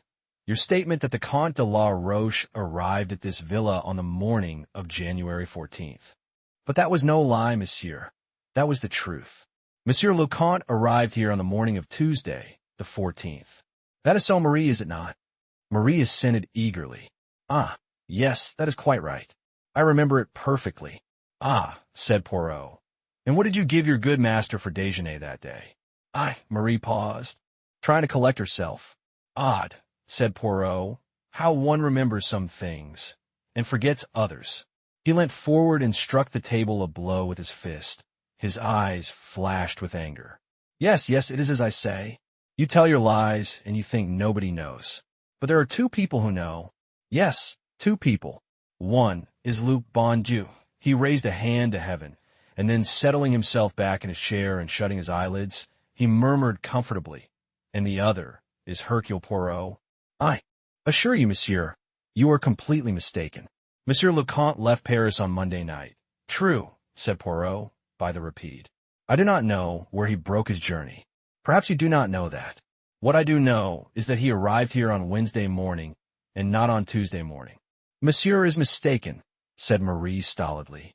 Poirot rose to his feet. "Then the law must take its course," he murmured. "A pity." "What do you mean, monsieur?" asked Marie, with a shade of uneasiness. "You will be arrested and held as accomplices concerned in the murder of Mrs. Kettering, the English lady who was killed." "Murder?" The man's face had gone chalk white, his knees knocked together. Marie dropped the rolling pin and began to weep. "But it is impossible, impossible. I thought, since you stick to your story, there is nothing to be said. I think you are both foolish." He was turning towards the door when an agitated voice arrested him. Monsieur, just a little moment. I had no idea that it was anything of this kind. I thought it was just a matter concerning a lady. There have been little awkwardnesses with the police over ladies before. But murder, that is very different. I have no patience with you," cried Poirot. He turned round on them and angrily shook his fist in Hippolyte's face. "Am I to stop here all day, arguing with a couple of imbeciles thus? It is the truth I want. If you will not give it to me, that is your lookout. For the last time, when did Monsieur le Comte arrive at the Villa Marina? Tuesday morning or Wednesday morning?" "Wednesday," gasped the man, and behind him Marie nodded confirmation. Poirot regarded them for a minute or two, then inclined his head gravely. "You are wise, my children," he said quietly. "Very nearly you were in serious trouble." He left the Villa Marina, smiling to himself. "One guess, confirmed," he murmured to himself. "Shall I take a chance on the other?" It was 6 o'clock when the card of Monsieur Hercule Poirot was brought up to Morel. She stared at it for a moment or two, and then nodded. When Poirot entered, he found her walking up and down the room feverishly. She turned on him furiously. "Well," she cried. "Well, what is it now? Have you not tortured me enough? All of you? Have you not made me betray my poor Derique? What more do you want? Just one little question, mademoiselle. After the train left Lyons, when you entered Mrs. Kettering's compartment. What is that? Poirot looked at her with an air of mild reproach and began again. I say when you entered Mrs. Kettering's compartment. I never did. And found her I never did. Ah, sacré. He turned on her in a rage and shouted at her, so that she cowered back before him. Will you lie to me? I tell you I know what happened as well as though I had been there. You went into her compartment, and you found her dead. I tell you I know it. To lie to me is dangerous. Be careful, Mademoiselle Morel.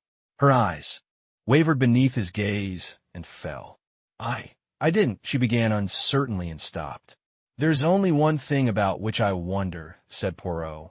I wonder, mademoiselle, if you found what you were looking for or whether what? Or whether someone else had been before you. I will answer no more questions, screamed the dancer. She tore herself away from Poirot's restraining hand, and flinging herself down on the floor in a frenzy, she screamed and sobbed. A frightened maid came, rushing in. Hercule Poirot shrugged his shoulders, raised his eyebrows, and quietly left the room. But he seemed satisfied. Chapter 30. Miss Viner Gives Judgment. Catherine looked out of Miss Viner's bedroom window. It was raining, not violently, but with a quiet, well-bred persistence. The window looked out on a strip of front garden with a path down to the gate and neat little flower beds on either side, where later roses and pinks and blue hyacinths would bloom. Miss Viner was lying in a large Victorian bedstead. A tray with the remains of breakfast had been pushed to one side, and she was busy opening her correspondence and making various caustic comments upon it. Catherine had an open letter in her hand and was reading it through for the second time. It was dated from the Ritz Hotel, Paris. Chère Mademoiselle Catherine, it began, I trust that you are in good health and that the return to the English winter has not proved too depressing. I prosecute my inquiries with the utmost diligence. Do not think that it is the holiday that I take here. Very shortly, I shall be in England, and I hope then to have the pleasure of meeting you once more. It shall be so, shall it not? On arrival in London, I shall write to you. You remember that we are the colleagues in this affair, but indeed I think you know that very well. Be assured, mademoiselle, of my most respectful and devoted sentiments. Hercule Poirot. Catherine frowned slightly. It was as though something in the letter puzzled and intrigued her. A choir boy's picnic indeed came from Miss Viner. Tommy Saunders and Albert Dykes ought to be left behind, and I shan't subscribe to it unless they are. What those two boys think they're doing in church on Sundays, I don't know. Tommy sang, "Oh God, make speed to save us," and never opened his lips again, and if Albert Dykes wasn't sucking a mint humbug, my nose is not what it is and always has been. I know, they are awful, agreed Catherine. She opened her second letter, and a sudden flush came to her cheeks. Miss Viner's voice in the room seemed to recede into the far distance. When she came back to a sense of her surroundings, Miss Viner was bringing a long speech to a triumphant termination. And I said to her, not at all. As it happens, Miss Grey is Lady Tamplin's own cousin. What do you think of that? Were you fighting my battles for me? That was very sweet of you. You can put it that way if you like. There is nothing to me in a title. Vicar's wife or no vicar's wife. That woman is a cat. Hinting you had bought your way into society. Perhaps she was not so very far wrong. And look at you, continued Miss Viner. Have you come back a stuck-up fine lady, as well you might have done? No, there you are, as sensible as ever you were, with a pair of good balbriggan stockings on and sensible shoes. I spoke to Ellen about it only yesterday. Ellen, I said, you look at Miss Grey. She has been hobnobbing with some of the greatest in the land. And does she go about as you do with skirts up to her knees and silk stockings that latter when you look at them, and the most ridiculous shoes that ever I set eyes on? Catherine smiled a little to herself. It had apparently been worth while to conform to Miss Viner's prejudices. The old lady went on with increasing gusto. It has been a great relief to me that you have not had your head turned. Only the other day I was looking for my cuttings. I have several about Lady Tamplin and her war hospital and what not, but I cannot lay my hand upon them. I wish you would look, my dear. Your eyesight is better than mine. They are all in a box in the bureau drawer. Catherine glanced down at the letter in her hand and was about to speak, but checked herself and going over to the bureau, found the box of cuttings and began to look over them. Since her return to St. Mary Mead, her heart had gone out to Miss Viner in admiration of the old woman's stoicism and pluck. She felt that there was little she could do for her old friend, but she knew from experience how much those seemingly small trifles meant to old people. "Here is one," she said presently. "Viscountess Tamplin, who is running her villa at Nice as an officer's hospital, has just been the victim of a sensational robbery, her jewels having been stolen. Amongst them were some very famous emeralds, heirlooms of the Tamplin family. Probably paste," said Miss Viner. "A lot of these society women's jewels are." "Here is another," said Catherine. "A picture of her, a charming camera study of Viscountess Tamplin with her little daughter Lennox." "Let me look," said Miss Viner. "You can't see much of the child's face, can you? But I dare say that is just as well. Things go by contraries in this world, and beautiful mothers have hideous children. I dare say the photographer realized that to take the back of the child's head was the best thing he could do for her." Catherine laughed. "One of the smartest hostesses on the Riviera this season is Viscountess Tamplin, who has a villa at Cap Martin. Her cousin, Miss Gray, who recently inherited a vast fortune in a most romantic manner, is staying with her there." "That is the one I wanted," said Miss Viner. "I expect there has been a picture of you in one of the papers that I have missed. You know the kind of thing. Mrs. Somebody or other Jones Williams at the something or other point-to-point, usually carrying a shooting stick and having one foot lifted up in the air. It must be a trial to some of them to see what they look like." Catherine did not answer. She was smoothing out the cutting with her finger, and her face had a puzzled, worried look. Then she drew the second letter out of its envelope and mastered its contents once more. She turned to her friend. "Miss Viner, I wonder, there's a friend of mine, someone I met on the Riviera, who wants very much to come down and see me here." "A man," said Miss Viner. "Yes." "Who is he?" "He is secretary to Mr. Van Aldine, the American millionaire." "What is his name?" "Knighton, Major Knighton, H.M., secretary to a millionaire, and wants to come down here. Now, Catherine, I'm going to say something to you for your own good. You are a nice girl and a sensible girl, and though you have your head screwed on the right way about most things, every woman makes a fool of herself once in her life. 10 to 1 what this man is after is your money." With a gesture she arrested Catherine's reply. "I've been waiting for something of this kind. What is a secretary to a millionaire? 9 times out of 10, it is a young man who likes living soft, a young man with nice manners and a taste for luxury, and no brains and no enterprise. And if there is anything that is a softer job than being a secretary to a millionaire, it is marrying a rich woman for her money. I am not saying that you might not be some man's fancy, but you are not young, and though you have a very good complexion, you are not a beauty. And what I say to you is, don't make a fool of yourself. But if you are determined to do so, do see that your money is properly tied up on yourself. There, now I have finished. What have you got to say?" "Nothing," said Catherine. "But would you mind if you did come to see me?" "I wash my hands of it," said Miss Viner. "I have done my duty, and whatever happens now is on your own head. Would you like him to lunch or to dinner?" "I dare say Ellen could manage." "Dinner, that is, if she didn't lose her head." "Lunch would be very nice," said Catherine. "It is awfully kind of you, Miss Viner. He asked me to ring him up, so I will do so and say that we shall be pleased if you will lunch with us. He will motor down from town. Ellen does a steak with grilled tomatoes pretty fairly," said Miss Viner. "She doesn't do it well, but she does it better than anything else. It is no good having a tart, because she is heavy-handed with pastry, but her little castle. Puddings are not bad, and I dare say you could find a nice piece of Stilton at Abbott's. I have always heard that gentlemen like a nice piece of Stilton, and there is a good deal of father's wine left, a bottle of sparkling Moselle, perhaps." "Oh, no, Miss Viner, that is really not necessary." "Nonsense, my child. No gentleman is happy unless he drinks something with his meal. There is some good pre-war whiskey if you think he would prefer that. Now do as I say and don't argue.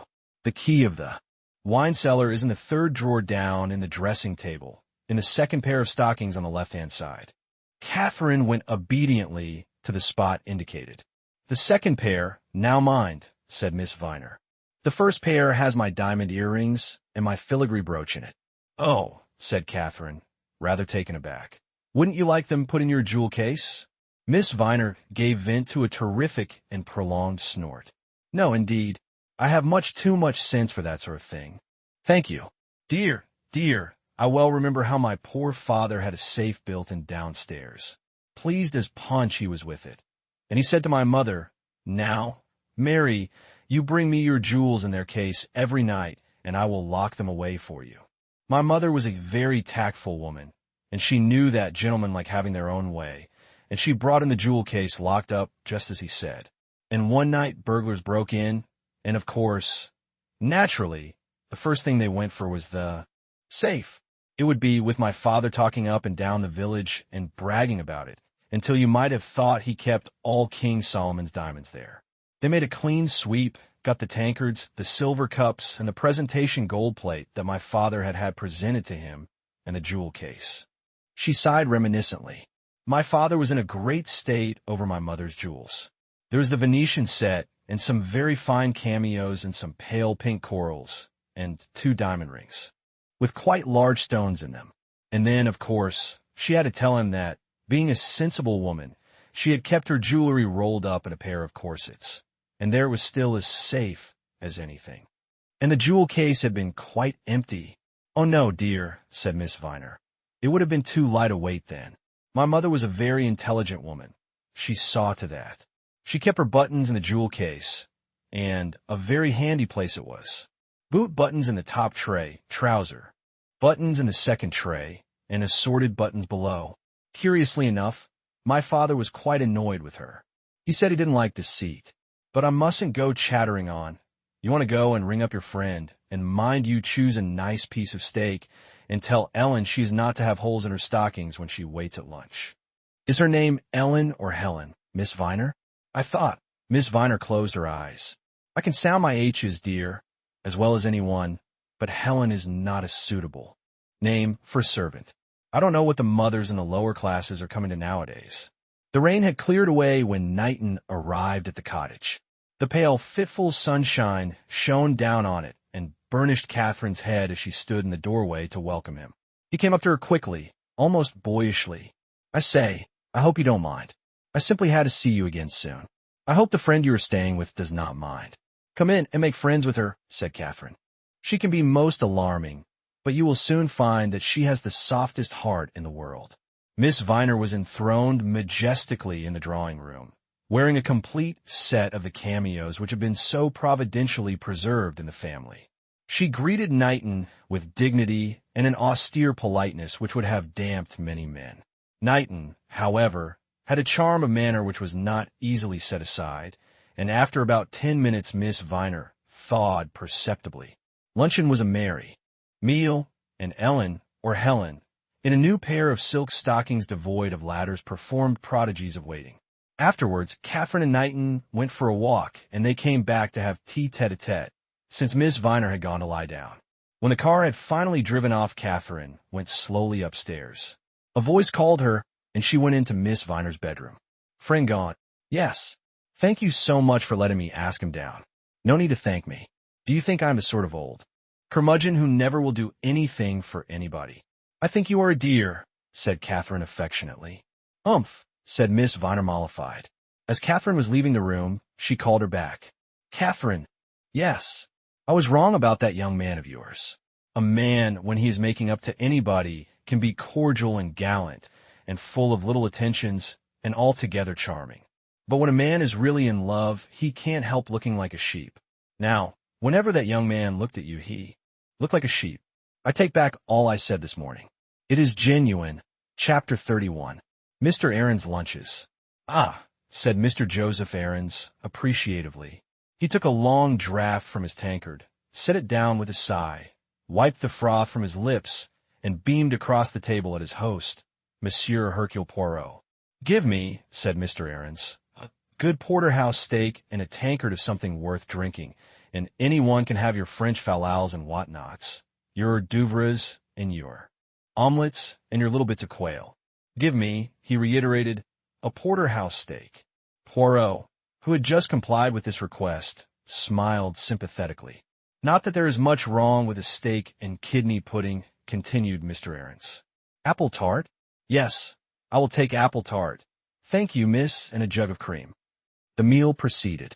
Finally, with a long sigh, Mr. Ahrens laid down his spoon and fork preparatory to toying with some cheese before turning his mind to other matters.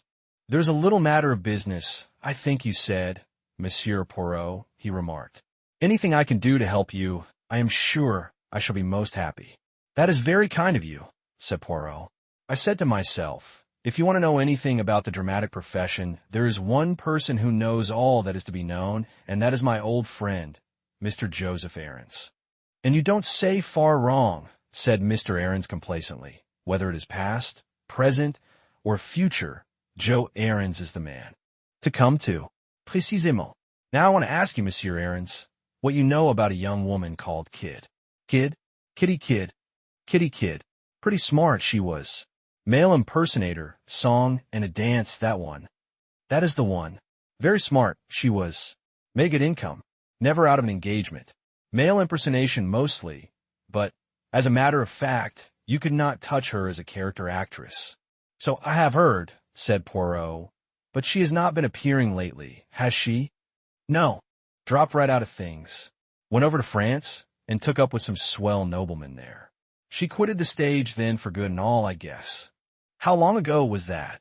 "Let me see. 3 years ago. And she has been a loss. Let me tell you that. She was clever. Clever as a cartload of monkeys. You don't know the name of the man she became friends with in Paris?" "He was a swell, I know that." "A count? Or was it a marquis? Now I come to think of it, I believe it was a marquis." "And you know nothing about her since?" "Nothing. Never even run across her accidentally like. I bet she is tooling it round some of these foreign resorts. Being a marquise to the life. You couldn't put one over on Kitty. She would give as good as she got any day." "I see," said Poirot thoughtfully. "I'm sorry I can't tell you more, Monsieur Poirot," said the other. "I would like to be of use to you if I could. You did me a good turn once." "Ah, but we are quits on that. You, too, did me a good turn. One good turn deserves another." "Ha ha," said Mr. Ahrens. "Your profession must be a very interesting one," said Poirot. "So," said Mr. Ahrens noncommittally. "Taking the rough with the smooth, it is all right. I don't do so badly at it, all things considered, but you have to keep your eyes skinned. Never know what the public will jump for next." "Dancing has come very much to the fore in the last few years," murmured Poirot reflectively. "I never saw anything in this Russian ballet, but people like it. Too highbrow for me. I met one dancer out on the Riviera, Mademoiselle Morel." "Morel?" "She's hot stuff by all accounts. There is always money going to back her, though, so far as that goes, the girl can dance. I have seen her, and I know what I'm talking about. I never had much to do with her myself, but I hear she's a terror to deal with. Tempers and tantrums all the time." "Yes," said Poirot thoughtfully. "Yes, so I should imagine." "Temperament," said Mr. Ahrens. "Temperament. That is what they call it themselves. My missus was a dancer before she married me, but I am thankful to say she never had any temperament. You don't want temperament in the home, Monsieur Poirot. I agree with you, my friend. It is out of place there. A woman should be calm and sympathetic and a good cook," said Mr. Ahrens. "Morel has not been long before the public, has she?" asked Poirot. "About 2.5 years, that is all," said Mr. Ahrens. "Some French duke started her. I hear now that she has taken up with the ex-prime minister of Greece. These are the chaps who manage to put money away quietly." "That is news to me," said Poirot. "Oh, she's not one to let the grass grow under her feet. They say that young Kettering murdered his wife on her account. I don't know, I'm sure. Anyway, he is in prison, and she had to look round for herself, and pretty smart she has been about it. They say she is wearing a ruby the size of a pigeon's egg. Not that I have ever seen a pigeon's egg myself, but that is what they always call it in works of fiction."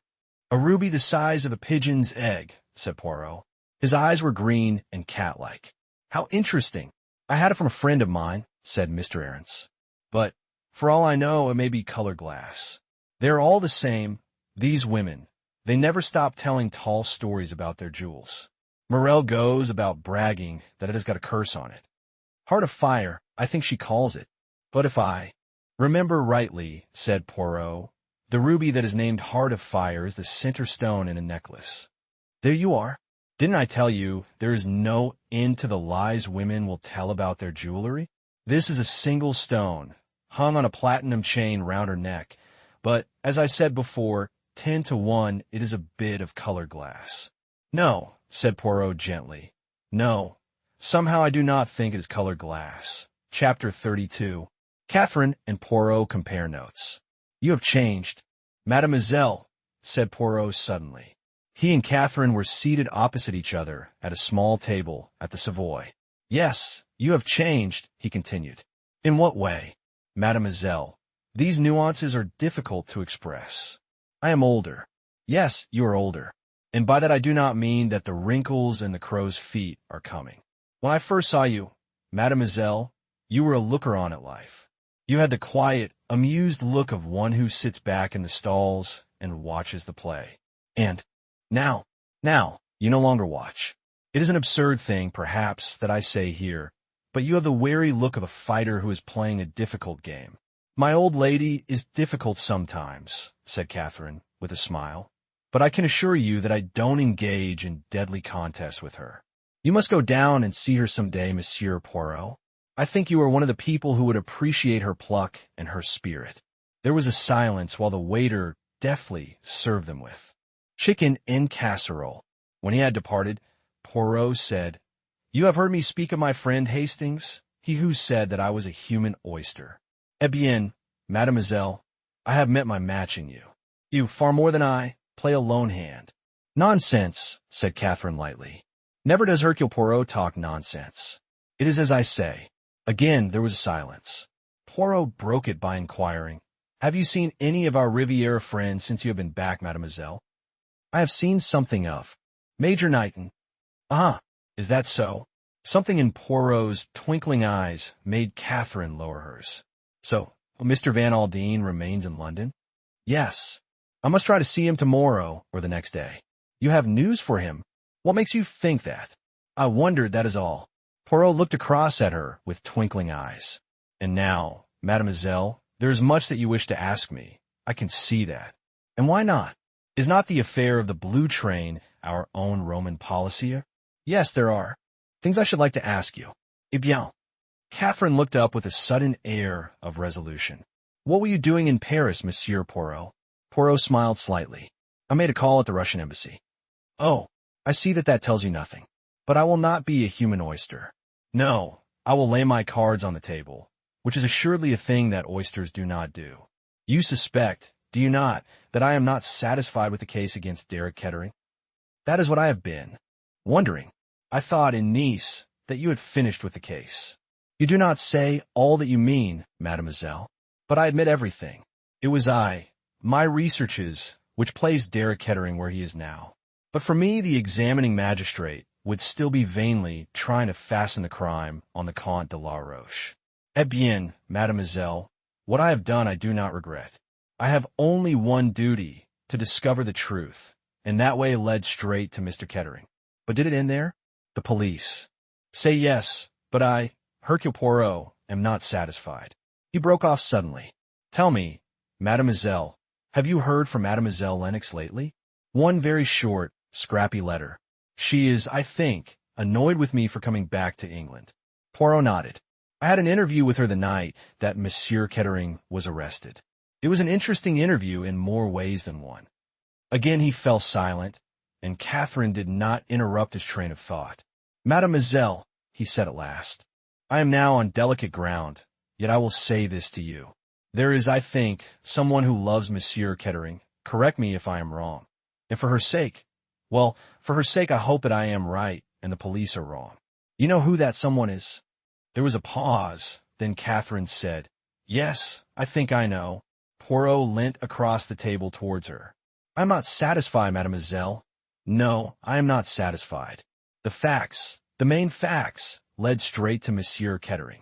But there is one thing that has been left out of account. And what is that? The disfigured face of the victim.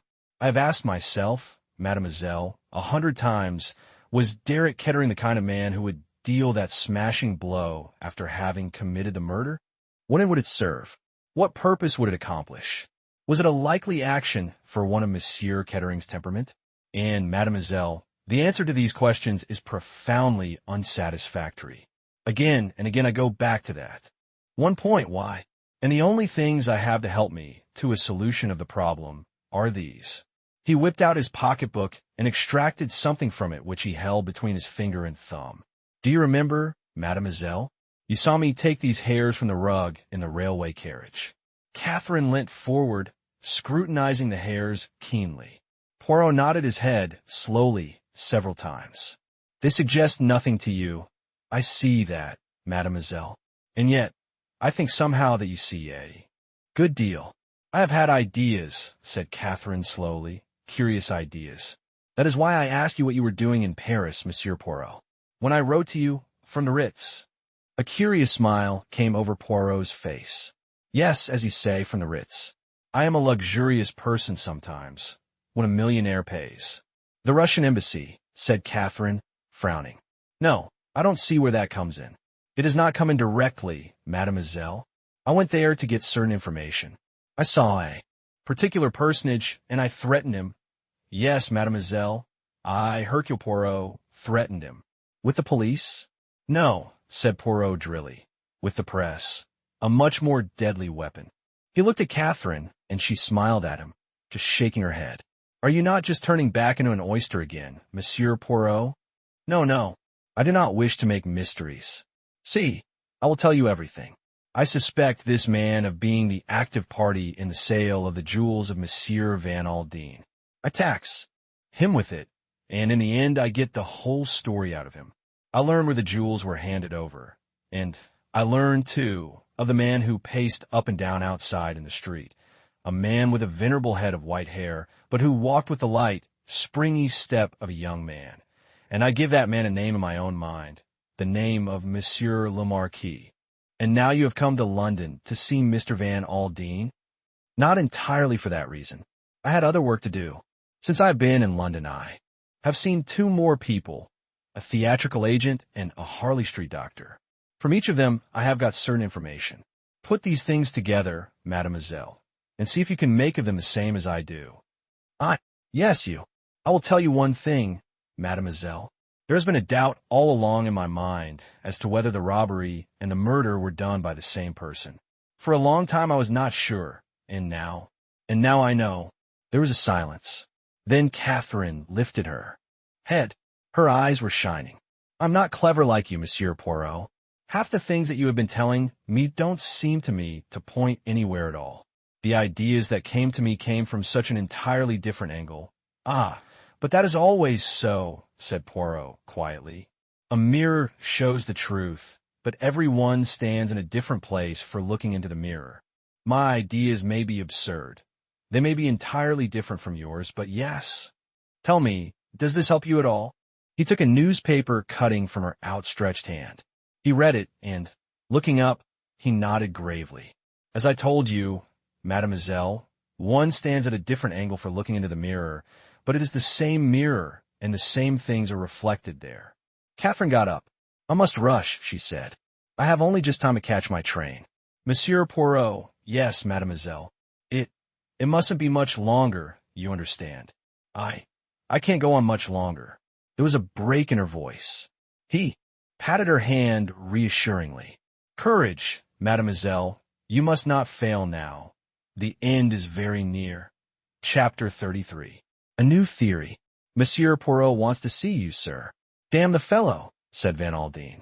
Knighton remained sympathetically silent. Van Aldine got up from his chair and paced up and down. I suppose you have seen the cursed newspapers this morning? I have glanced at them, sir. Still at it hammer and tongs? I am afraid so, sir. The millionaire sat down again and pressed his hand to his forehead. If I had had an idea of this, he groaned. I wish to God I had never got that little Belgian to ferret out the truth. Find Ruth's murderer. That was all I thought about. You wouldn't have liked your son-in-law to go scot-free. Van Aldine sighed. I would have preferred to take the law into my own hands. I don't think that would have been a very wise proceeding, sir. All the same, are you sure the fellow wants to see me? Yes, Mr. Van Aldine. He is very urgent. About it. Then I suppose he will have to. He can come along this morning if he likes. It was a very fresh and debonair Poirot who was ushered in. He did not seem to see any lack of cordiality in the millionaire's manner and chatted pleasantly about various trifles. He was in London, he explained, to see his doctor. He mentioned the name of an eminent surgeon. No, pas la guerre, a memory of my days in the police force, a bullet of a rascally Apache. He touched his left shoulder and winced realistically. I always consider you a lucky man, Monsieur Van Aldine. You are not like our popular idea of American millionaires, martyrs to the dyspepsia. I'm pretty tough, said Van Aldine. I lead a very simple life, plain fare and not too much of it. You have seen something of Miss Grey, have you not? Inquired Poirot, innocently turning to the secretary. Yes, once or twice, said Knighton. He blushed slightly, and Van Aldine exclaimed in surprise, Funny you never mentioned to me that you had seen her, Knighton. I didn't think you would be interested, sir. I like that girl very much, said Van Aldine. It is 1,000 pities that she should have buried herself once more in St. Mary Mead, said Poirot. It is very fine of her, said Knighton hotly.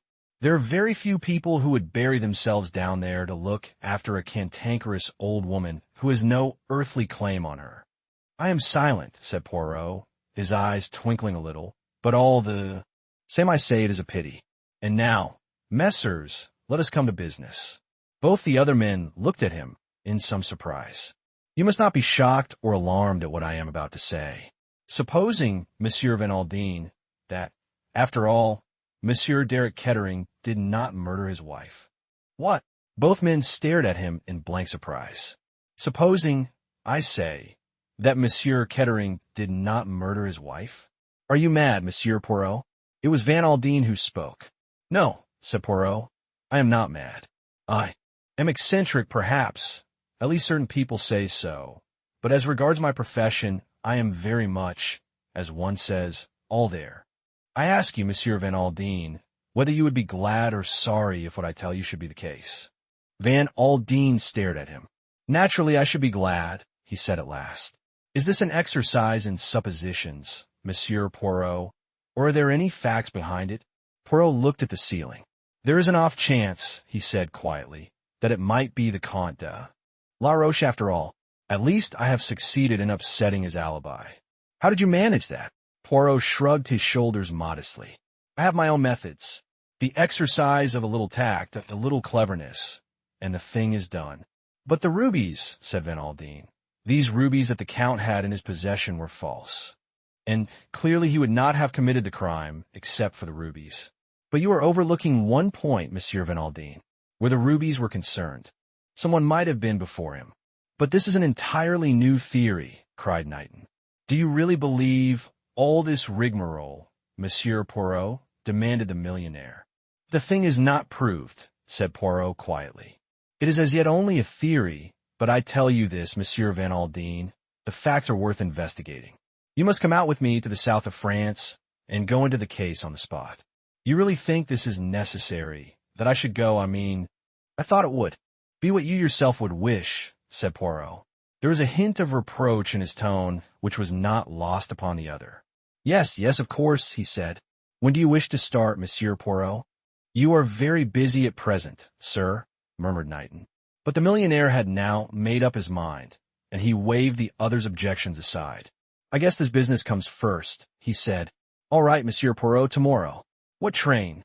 We will go, I think, by the blue train, said Poirot. And he smiled. Chapter 34. The blue train again. The millionaire's train, as is sometimes called, swung round a curve of line at what seemed a dangerous speed. Van Aldine, Knighton, and Poirot sat together in silence. Knighton and Van Aldine had 2 compartments connecting with each other, as Ruth Kettering and her maid had had on the fateful journey. Poirot's own compartment was further along the coach. The journey was a painful one for Van Aldine, recalling as it did the most. Agonizing memories. Poirot and Knighton conversed occasionally in low tones without disturbing him. When, however, the train had completed its slow journey round the Cincha and reached the Gare de Lyon, Poirot became suddenly galvanized into activity. Van Aldine realized that part of his object in traveling by the train had been to attempt to reconstruct the crime. Poirot himself acted every part. He was in turn the maid, hurriedly shut into her own compartment, Mrs. Kettering recognizing her husband with surprise and a trace of anxiety, and Derek Kettering discovering that his wife was traveling on the train. He tested various possibilities, such as the best way for a person to conceal himself in the second compartment. Then suddenly an idea seemed to strike him. He clutched at Van Aldine's arm. "Mon Dieu, but that is something I have not thought of. We must break our journey in Paris. Quick, quick, let's alight at once." Seizing suitcases, he hurried from the train. Van Aldine and Knighton, bewildered but obedient, followed him. Van Aldine, having once formed his opinion of Poirot's ability, was slow to part from it. At the barrier they were held up. Their tickets were in charge of the conductor of the train, a fact which all three of them had forgotten. Poirot's explanations were rapid, fluent, and impassioned, but they produced no effect upon the stolid-faced official. "Let us get quit of this," said Van Aldine abruptly. "I gather you are in a hurry, Monsieur Poirot. For God's sake, pay the fares from Calais, and let us get right on with whatever you have got in your mind." But Poirot's flood of language had suddenly stopped dead, and he had the appearance of a man turned to stone. His arm, still outflung in an impassioned gesture, remained there as though stricken with paralysis. "I have been an imbecile," he said simply. "Ma foi, illosi my hedge novades. Let us return and continue our journey quietly. With reasonable luck, the train will not have gone." They were only just in time, the train moving off as Knighton, the last of the three, swung himself and his suitcase on board. The conductor remonstrated with them feelingly and assisted them to carry their luggage back to their compartments. Van Aldine said nothing, but he was clearly disgusted at Poirot's extraordinary conduct. Alone with Knighton for a moment or two, he remarked, "This is a wild-goose chase. The man has lost his grip on things. He has got brains up to a point, but any man who loses his head and scuttles round like a frightened rabbit is no earthly darn good." Poirot came to them in a moment or two, full of abject apologies and clearly so crestfallen that harsh words would have been superfluous. Van Aldine received his apologies gravely, but managed to restrain himself from making acid comments. They had dinner on the train, and afterwards, somewhat to the surprise of the other two, Poirot suggested that they should all three set up in Van Aldine's compartment. The millionaire looked at him curiously. "Is there anything that you're keeping back from us, Monsieur Poirot?" Poirot opened his eyes in innocent surprise. But what an idea! Van Aldine did not answer, but he was not satisfied.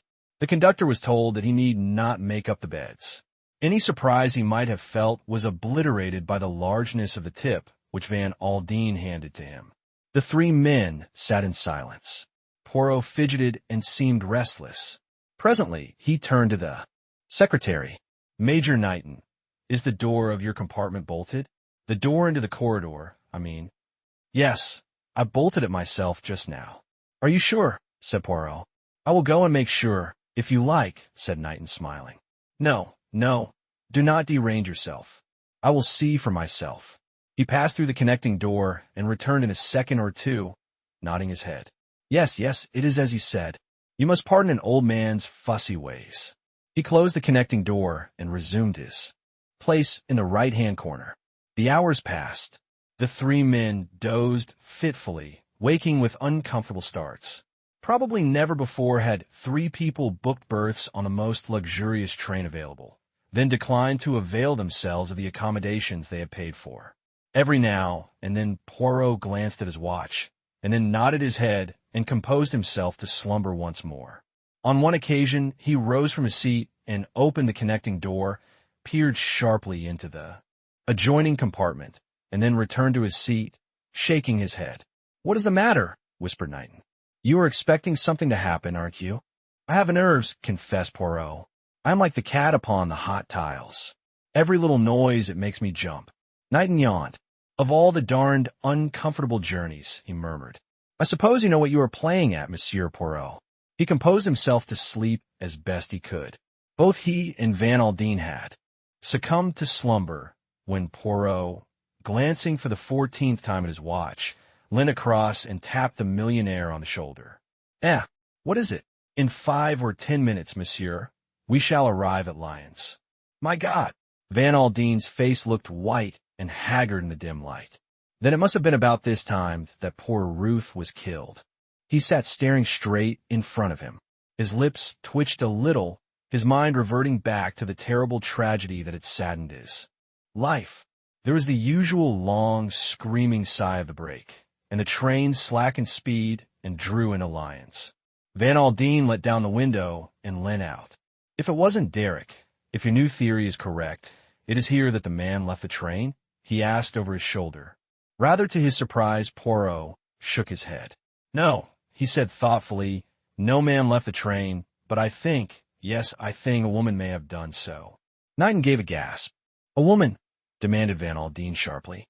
Yes, woman, said Poirot, nodding his head. You may not remember, Monsieur Van Aldine, but Miss Gray in her evidence mentioned that a youth in a cap and overcoat descended on to the platform ostensibly to stretch his legs. I think that youth was most probably a woman. But who was she? Van Aldine's face expressed incredulity, but Poirot replied seriously and categorically. Her name, or the name under which she was known for many years, is Kitty Kidd, but you, Monsieur Van Aldine, knew her by another name, that of Ada Mason. Knighton sprang to his feet. What? He cried. Poirot swung round to him. Ah, before I forget it. He whipped something from pocket and held it out. Permit me to offer you a cigarette out of your own cigarette case. It was careless of you to drop it when you boarded the train on the Cincha at Paris. Knighton stood staring at him as though stupefied. Then he made a movement, but Poirot flung up his hand in a warning gesture. No, don't move, he said in a silky voice. The door into the next compartment is open, and you are being covered from there this minute. I unbolted the door into the corridor when we left Paris, and our friends the police were told to take their places there. As I expect you know, the French police want you rather urgently, Major Knighton, or shall we say, Monsieur le Marquis. Chapter 35. Explanations. Explanations. Poirot smiled. He was sitting opposite the millionaire at a luncheon table in the latter's private suite at the Negresco. Facing him was a relieved but very puzzled man. Poirot leant back in his chair, lit one of his tiny cigarettes, and stared reflectively at the ceiling. Yes, I will give you explanations. It began with the one point that puzzled me. You know what that point was? The disfigured face.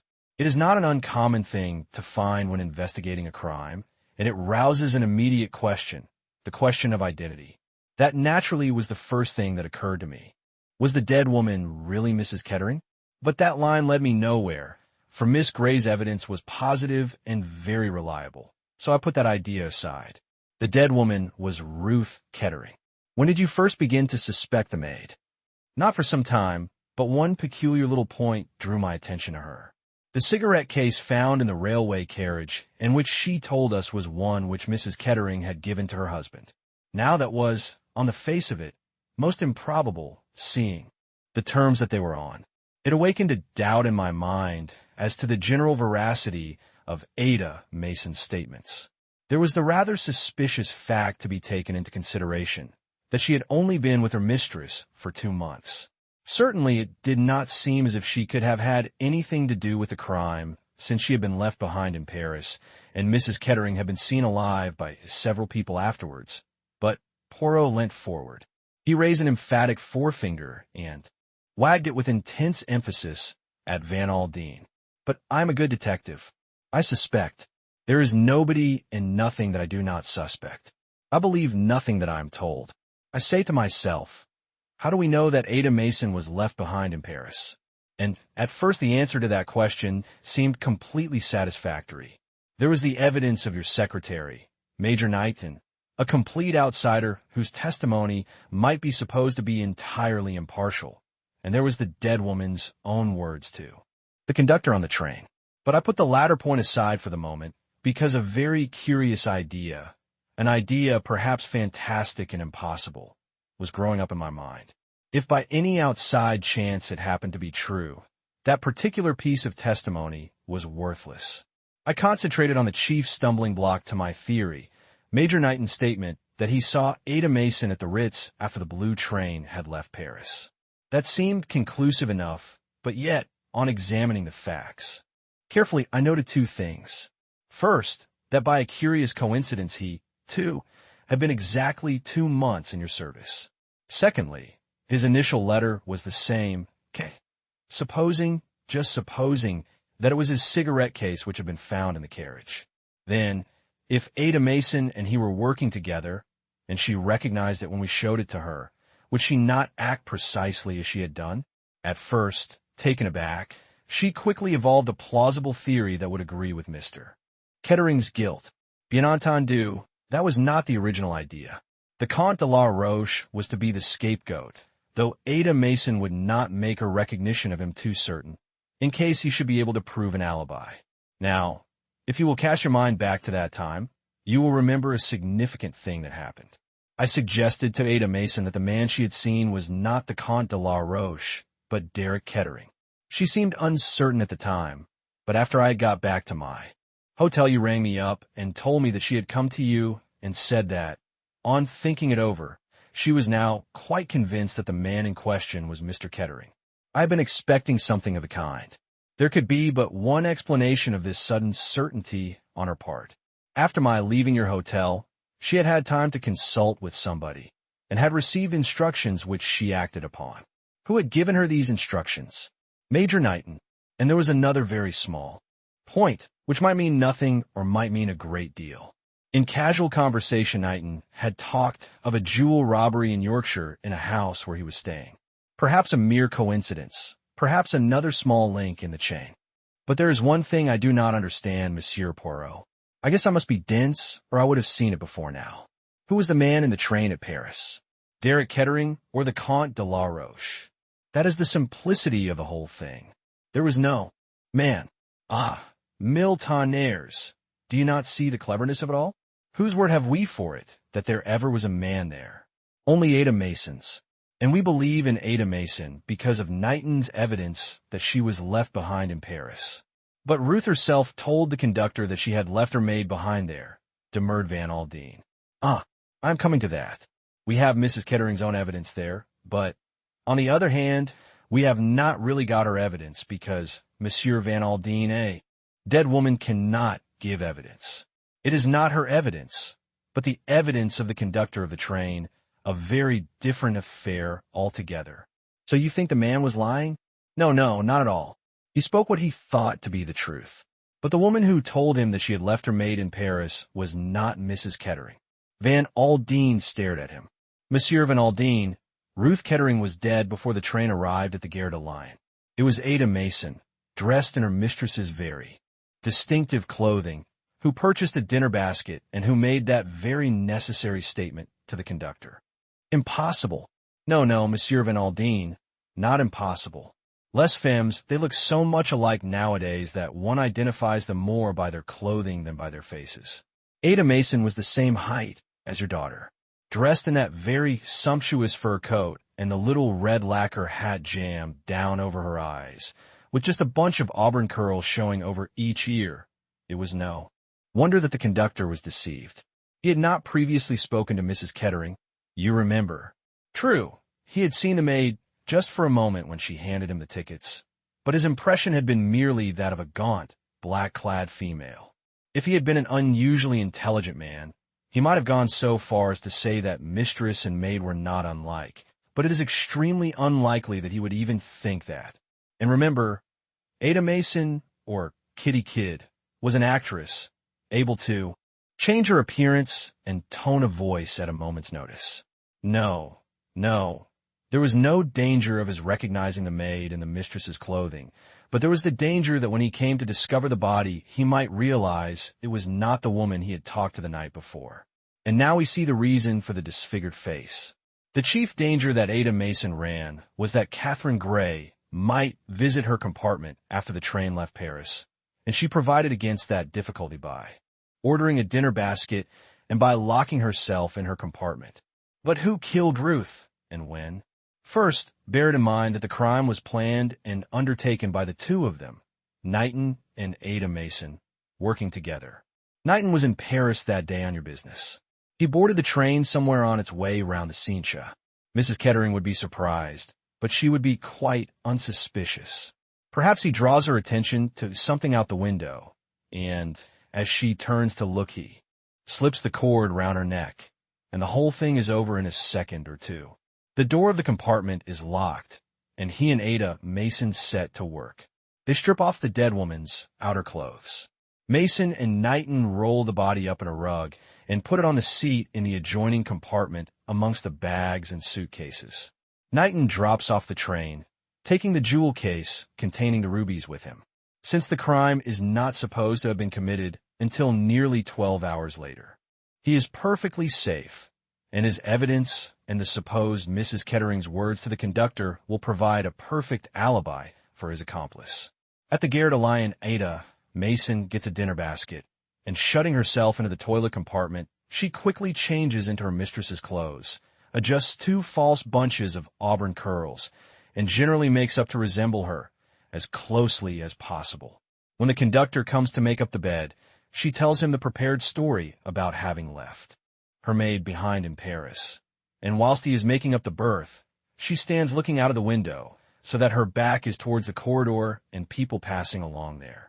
That was a wise precaution because, as we know, Miss Grey was one of those passing, and she, among others, was willing to swear that Mrs. Kettering was still alive at that hour. "Go on," said Van Aldine. Before getting to Lyons, Ada Mason arranged her mistress's body in the bunk, folded up the dead woman's clothes neatly on the end of it, and herself changed into a man's clothes and prepared to leave the train. When Derek Kettering entered his wife's compartment, and, as he thought, saw her asleep in her berth, the scene had been set, and Ada Mason was hidden in the next compartment, waiting for the moment to leave the train unobserved. As soon as the conductor had swung himself down onto the platform at Lyons, she follows, slouching along as though just taking a breath of air. At a moment when she is unobserved, she hurriedly crosses to the other platform and takes the first train back to Paris and the Ritz Hotel. Her name has been registered there as taking a room the night before by one of Knighton's female accomplices. She has nothing to do but wait there placidly for your arrival. The jewels are not, and never have been, in her possession. No suspicion attaches to him, and as your secretary, he brings them to Nice without the least fear of discovery. Their delivery there to Monsieur Papopoulos is already arranged for, and they are entrusted to Mason at the last moment to hand over to the Greek. Altogether, a very neatly planned coup, as one would expect from a master of the game, such as the Marquis. And you honestly mean that Richard Knighton is a well-known criminal who has been at this business for years? Poirot nodded. One of the chief assets of a gentleman called the Marquis was his plausible, ingratiating manner.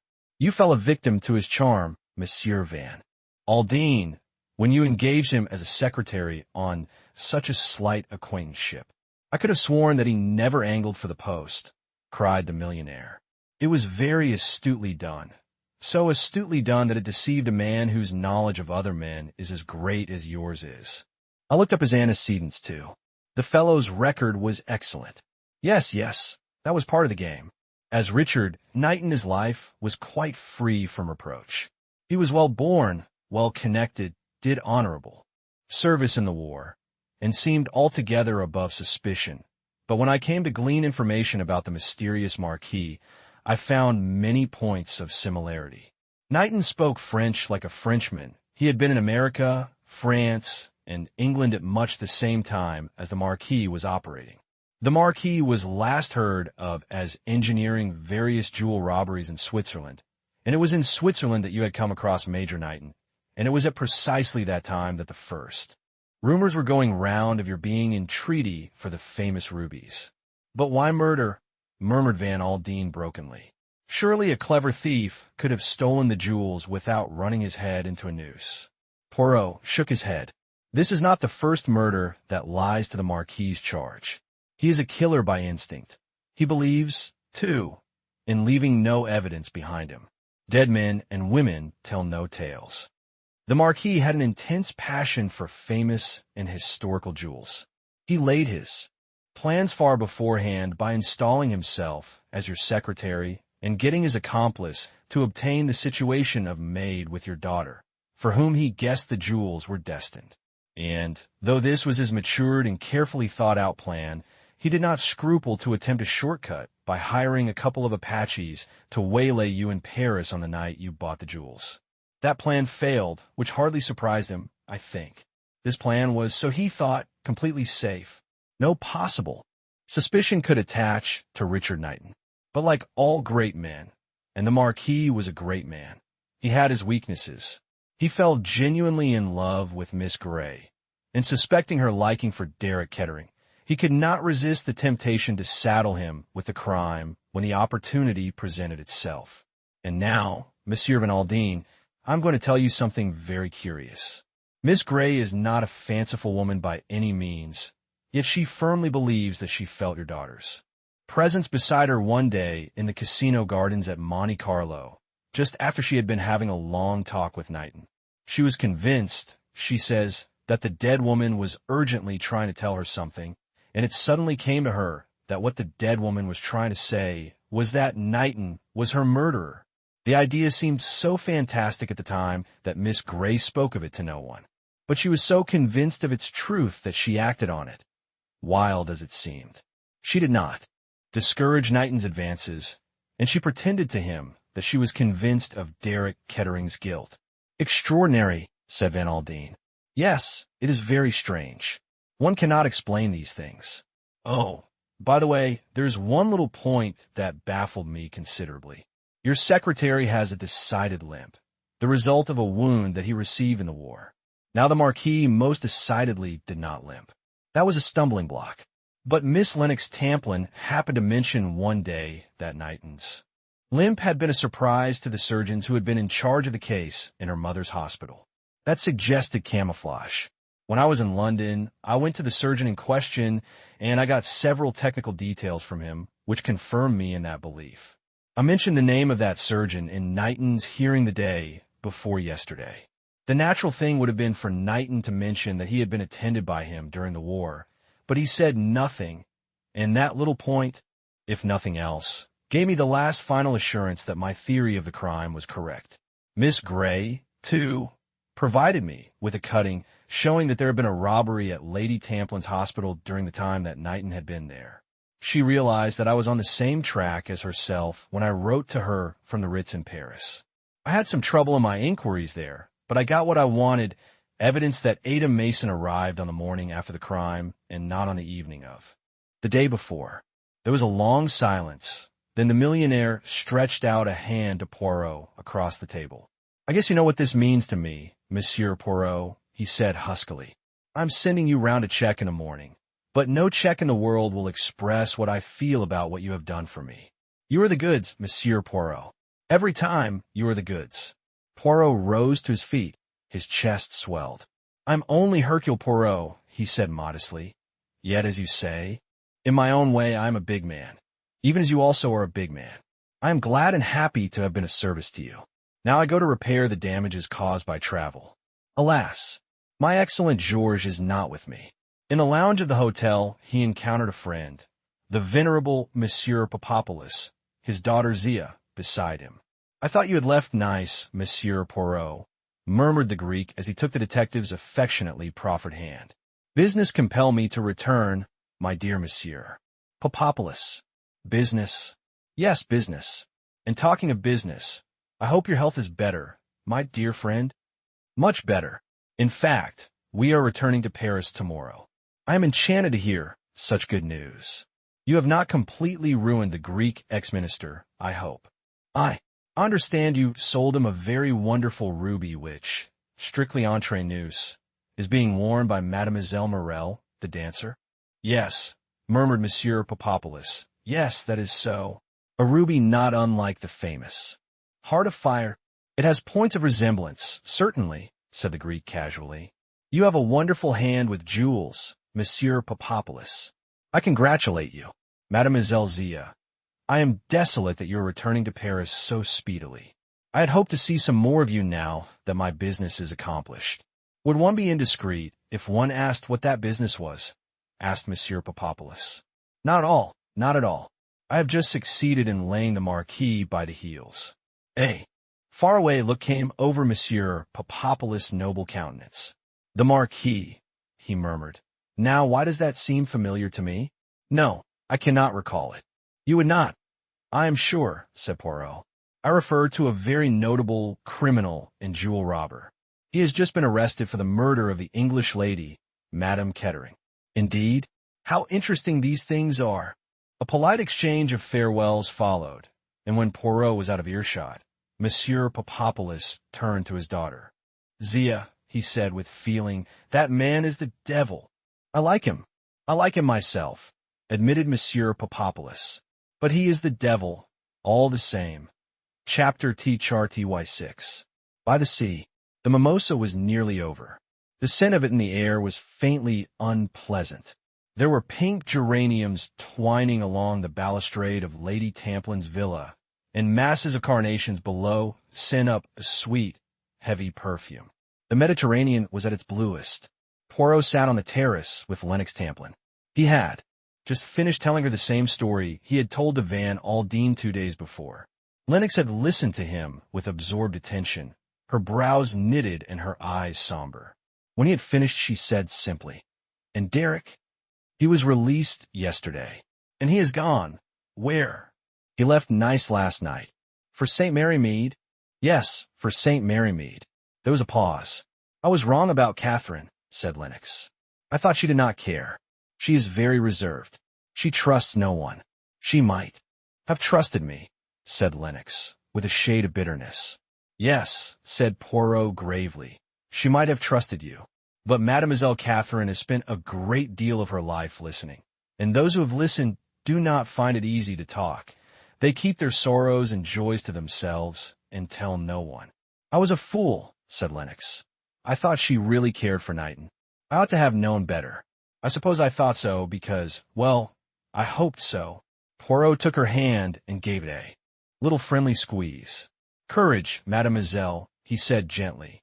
Lennox looked very straight out across the sea, and her face, in its ugly rigidity, had for the moment a tragic beauty. "Oh, well," she said at last, "it would not have done. I am too young for Derek. He's like a kid that has never grown up. He wants a Madonna touch." There was a long silence. Then Lennox turned to him quickly and impulsively. "But I did help, Monsieur Poirot. At any rate, I did help." "Yes, mademoiselle. It was you who gave me the first inkling of the truth when you said that the person who committed the crime need not have been on the train at all. Before that, I could not see how the thing had been done." Lennox drew a deep breath. "I'm glad," she said. "At any rate, that is something."